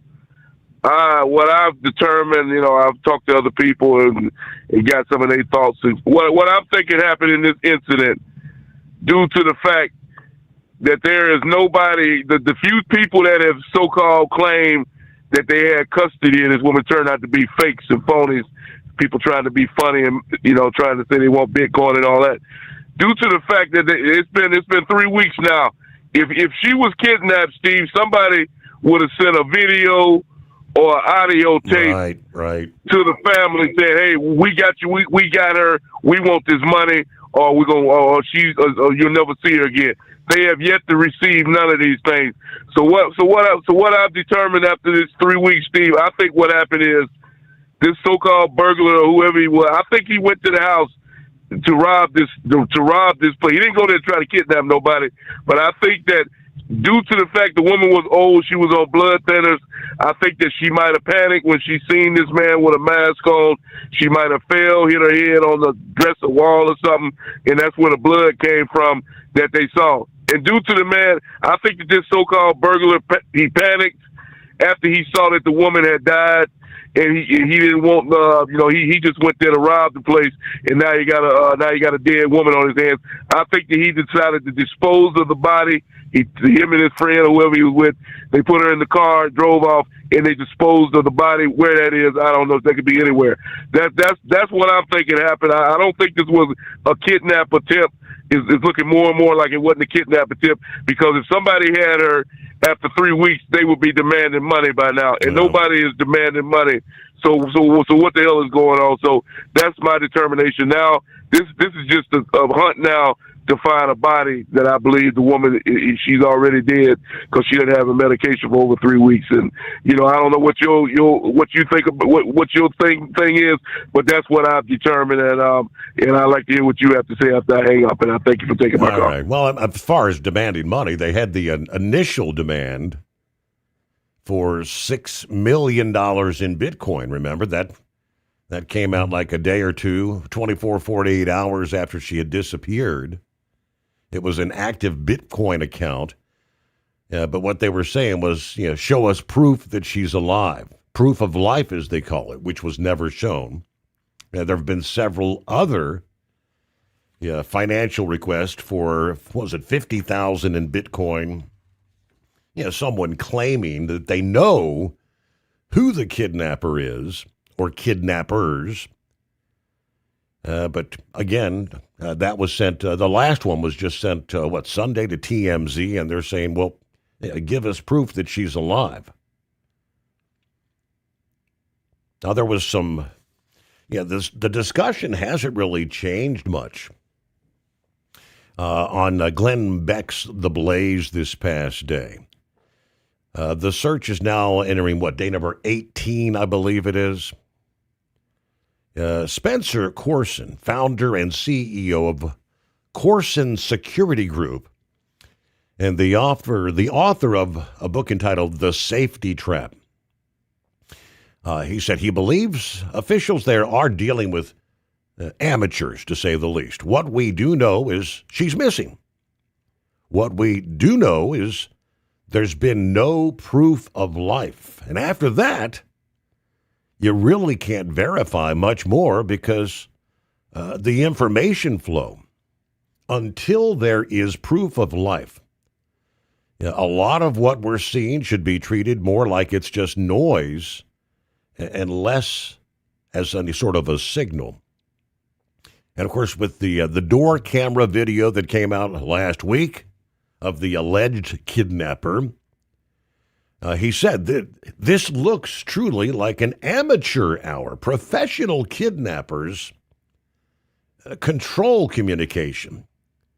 They control their environment. Amateurs, well, they engage in chaos. And what I'm seeing looks more and more like a chaos than any sort of control. Now, he points out that at one point in that recently released footage, the kidnappers trying to block the Ring camera with plants, right? Exactly. If you're a professional, you've done research and planning up until that point. Then you either know there's a Ring camera or a Nest camera or a Google camera or some kind of a security deterrent, and you either go to the back door where there isn't one, or you walk up with a spray can. What you do not do is walk up and go, camera. Oh, no, what do I do? Lastly, he said, professionals conduct an orchestra. Amateurs, well, they just bang drums. But really nothing more. I meant to ask Pappy about that glove that was found some nearly 2 miles away. So they've run that DNA through the national criminal database. There was questions about why Pima County sent the DNA to a laboratory in Florida. Assumption is that's who they always deal with. Why didn't they give it directly to the FBI to send to Quantico? Because it did take extra time to get the DNA back from the glove in Florida and then handing it over so the FBI could run it through their national database. So apparently the DNA does not match anyone that's had a previous arrest of any sort that would find them in the federal DNA database. I think Pappy kind of alluded to that. If this individual has no criminal history, nothing on the record books as far as any DNA, where do you go from here? And that's kind of where it is right now.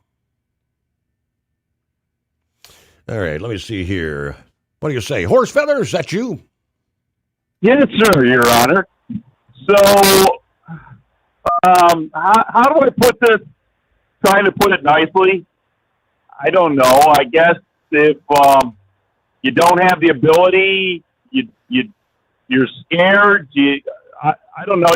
You can't handle driving on bridges and things like that.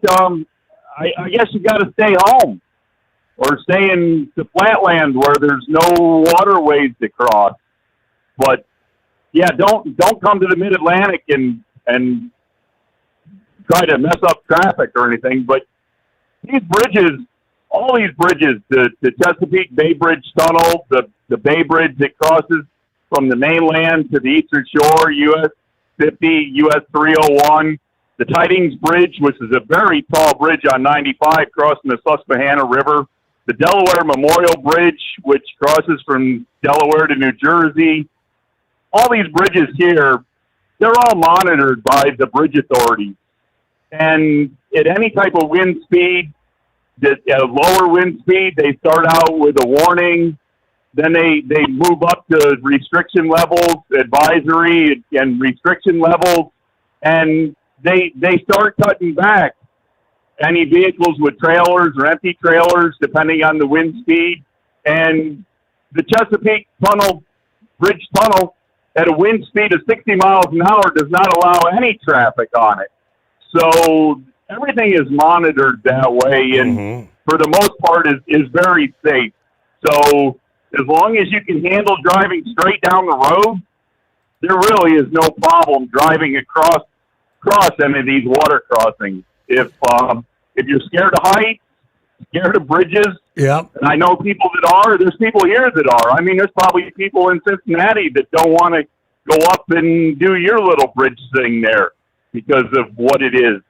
But yeah, please, if you know you can't handle it, stay away. That bridge that is what? Is it 8 miles that you're on the damn bridge? 17 miles. 17 miles of water crossing to get across the bridge tunnel deal. And there's two islands, and then you have a mile that's underwater. But it's a multi-lane highway. It's straight, and that's where I'm on the side that it was a medical issue that caused this to happen, or a fatigue issue, or it could have been mechanical. As I say, we can't start making assumptions about what happened until we get the results from the authorities to tell us that, we saw the video and this is what we saw in the cab of the driver. This is the vehicle. This is, what we found for a possible mechanical problem with the vehicle. We all don't know. And I thought Eagle was he possibly in Daytona for the race, or was he in Nancy Guthrie's house collecting evidence? Because he made a pretty good assumption out there, like he'd been there to see all the evidence, telling us, that how this had to been the kidnapping or, a bad robbery. And I don't know. My only thing is if a crook was going to go somewhere and rob something, wouldn't he have carried like an umbrella with him to shield himself from the camera, so he could have taken like a piece of duct tape and put the duct tape over the camera? I don't know. Just asking, Your Honor. But all right, I probably twisted everybody up enough here, so I probably better go. Kind of like what I was just saying, where they were talking about it's amateur hour. Yeah, any professional knows what to carry to block cameras. I mean, these bank heist deals. Yeah, they go in with their mask on. They immediately, they get the can of spray paint, cover up the cameras. We don't want any witnesses, right? 844-844-3388. Finally, truck and tractor pulling is back. This is the NTPA Overnight Report from the NTPA headquarters in Marion, Ohio. I'm Greg Hunter. The 2026 polling season is officially here. Some regulars on the NTPA schedule made the trip to the National Farm Machinery Show in Louisville. The custom-built track with a mixture of different clay was full of action from Wednesday through Saturday last week. The track was short, but the horsepower was big. The win in Superstock tractors went to the 2025 Grand National champ Terry Blackburn, winning both the prelim and the finals. In limited pro stocks, Adrian Cox went just over 234 feet for the win in his Hickory hooker. High maintenance piloted by Josh Miley took the win in Super Farms with a hook of just over 231 feet. In two-wheel drive trucks, the distance of 226 was enough for Matt Seitz and his Buckeye Hooker 2 to lock up the win on Saturday. And rounding out the classes in Louisville were the modified four-wheel drive trucks. With a hook of 236, Larry Peterson aboard Profab Geared Up took the win. Up next on the NTPA schedule comes in 3 weeks, the Yoder Popcorn Invitational in Fort Wayne, Indiana. We've talked about this weekend before, as it's a weekend of pulling and monster trucks. Now we know the classes of pullers that are making their way to the Hoosier State. Pro Stock tractors, two-wheel drive trucks, mini modified, light Pro Stock, hot farm, and Pro Stock diesel 4x4 trucks all take to the indoor track at the Allen County Memorial Coliseum. If you want to catch all 4 shows, it's Pulling Friday at 7, Saturday at 1 it's Monster Trucks, Pulling again Saturday at 7, and Monster Trucks Sunday at 2. Both nights of Pulling will also be live on Full Pull Live. Following the Yoder Popcorn Invitational, it's the Southern Swing on the calendar, and it'll be big. Friday the 13th, Zellwood, Florida will be hearing the roar of NTPA Pulling. The first hook is at 6:30 with Pro Stock 4.1 tractors, Super Stock diesel trucks, mini modified and light modifieds all taken to the track, with the same classes the following night at the same time. And then the following week, the pullers move to Satsuma with the same classes both Friday and Saturday. Some names committed to making the trip to Zellwood and Satsuma. For Super Stock diesels, it's Craig Dickey, 4.1 limited Pro Stock pullers Steve Bausma, Nick Galetz, and Stephen Long. Mini modified pullers Jeff Hurt, Cody Edwards, Troy Arnett, and Chase Richardson. Light modified includes Terry Feiss, Johnny Payne, and Les Corporal. Superstock diesel trucks will have Marshall DeBrew and Jeremy Yoder. And the best part of these hooks? Back-to-back weekends, and if you can't make it to Florida to see them in person, you can see them live on Full Pull Live. We've waited long enough, and now Pulling is back. Unfortunately, after the Southern Swing, Pulling takes a break as farmers head back to the fields, so make sure you catch the action either in person or on Full Pull Live. This week on NTPA Championship Pulling, you can relive the 2025 Enderley Pull-Off. The biggest horsepower and the best drivers hit the track for the 2025 titles. Don't miss NTPA Championship Pulling every Wednesday at 8 on RFD TV. If you don't have RFD TV, you can download the app and watch Pulling from the palm of your hand. This has been the NTPA Overnight Report. I'm Greg Hunter. Remember, pull hard. Truck downtime costs you money. One hidden killer on Cummins ISX 15 engines is weak injector cups. When they leak, coolant gets into the cylinders and suddenly you're facing a big repair bill. Industrial Injection has the fix. Our Torque Lock Injector Cup Kit with a threaded Torque Lock design. These cups stay sealed for good. No more coolant leaks. No more surprise downtime. Keep your truck on the road. Ask your shop for Industrial Injection Torque Lock Injector Cups today. Winter is here. When the temperature drops, so does your truck's performance. Avoid fuel gelling by using Hot Shot Secret's EDT Plus Winter Defense, a 7-in-1 fuel booster and anti-gel that improves cold weather performance. The 7-point cetane boost decreases DPF regens and increases fuel economy. Be confident that your engine is running smoothly and trouble-free, even in the coldest temperatures. Hot Shot Secret EDT Plus Winter Defense, available at Pilot Flying J, Amazon, O'Reilly Auto Parts, and HotShotSecret.com. Hot Shot Secret, powered by science. At TEL, we know what it takes to succeed as an owner-operator because we were founded by one. The big secret? Affordable new trucks. New equipment keeps you moving, improves cash flow, and delivers reliability. For over 20 years, we've helped drivers take the next step in their careers. Call TEL at 866-404-6289 and use promo code OVERNIGHT100. We look forward to meeting you. Your factory fuel filter is letting you down. AirDog heavy-duty diesel fuel systems don't just filter your fuel. The AirDog fully optimizes your truck's fuel system for peak efficiency. The factory-provided filter simply removes particulates and water from fuel. The AirDog system removes all contaminants, including entrained air, water, and particulates, and feeds the engine pump with optimal pressure. Check out airdogdiesel.com to learn how you can capture every bit of performance and efficiency from your fuel system. Truckers, meet the SpeedMax Pro Max, the tire built for serious hauls and serious peace of mind. With rugged construction and performance you can count on, Pro Max is made for the long road ahead. And here's the best part. It comes with an 8-year warranty. That's right, 8 years of confidence, mile after mile. Ask SpeedMax. Drive far. Drive strong. For more info, call 860-436-4100 or buy online at digitire.com. Did you miss an episode of the Steve Summers Overnight Drive? Or just want to relive a little bit of the magic? Don't worry. You can download the Steve Summers Overnight Drive wherever you get your podcasts. Don't miss a single second of the show that was recently named one of the best late-night shows in America. Make sure you like and subscribe to the Steve Summers Overnight Drive so you don't miss a single episode. The Steve Summers Overnight Drive, available wherever you get your podcasts or online at overnightdriveradio.com.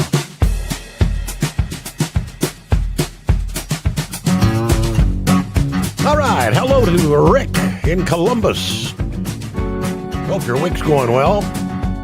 Hello to Truck and Phil, Semper Fi. Happy Hump Day. Coffee up. Good morning, Mr. Steve and the Hot Shot Secret Nation and the great product of Staybill. And a big shout out to the Knuckle Buster. All the veterans out there, get her done. We're starting at 48 this morning. 64 for a high. A good chance of rain today there in Fort Wayne. 38 rainy this morning. Turn into a sunny day. 54 the high in Newaygo, Michigan. Let's get her started. Fort Wayne to Newaygo and back once again. As always, Semper Fi from Truck and Phil. Of course, the passing this past day of the Reverend Jesse Jackson. The president responding as the news broke via Truth Social. Remembering the civil rights leader as a, quote, good man with street smarts. The Reverend Jesse Jackson is dead at 84. I knew him well long before becoming president. He was a good man, lots of personality, grit, and street smarts. He was very gregarious, someone who truly loved people. Now, despite the fact that I am falsely and consistently called a racist by the scoundrels and lunatics on the radical left, Democrats, all of them, it was always my pleasure to help Jesse along the way.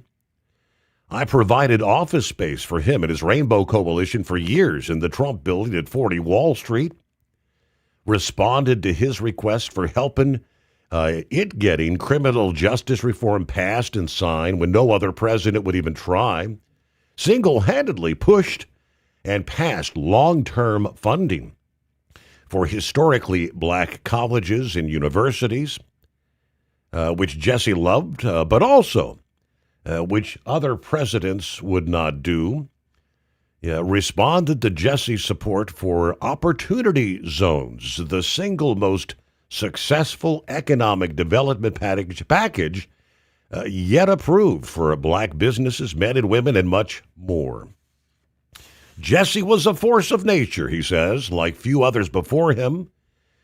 He had much to do with the election, without acknowledgement or credit of Barack Hussein Obama, a man who Jesse couldn't stand. He loved his family greatly. To them, I send my deepest sympathies and condolences. Of course, Jackson, widely regarded as Martin Luther King Jr.'s successor in the civil rights movement. And yes, he was a presidential candidate, both 1984 and 1988, never garnered the Democrat nomination for president, though. With that, we close things out here on a Wednesday, a.k.a. Hump Day.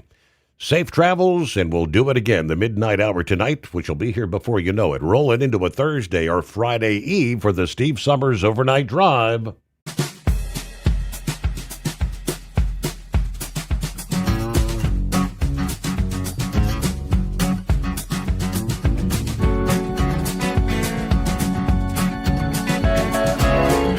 Guess the places that I've been.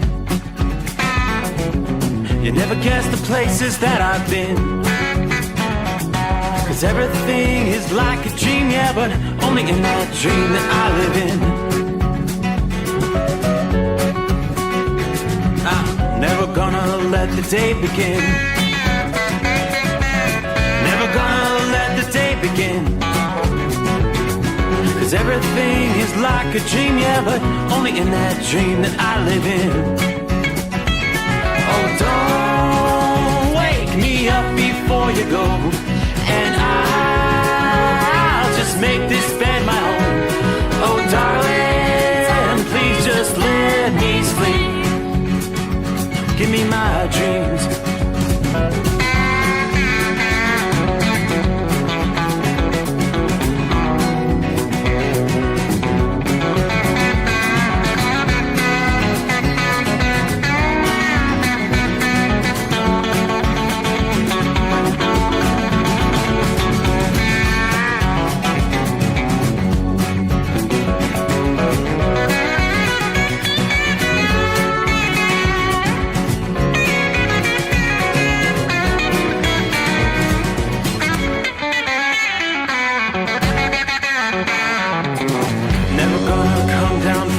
love. 'Cause everything looks better from above. And nothing's ever as it seems, yeah, except in that world that I dream of. Never gonna lose the ones I love. Never gonna lose the ones I love. 'Cause everything is like a dream, yeah, but only in that world that I dream of.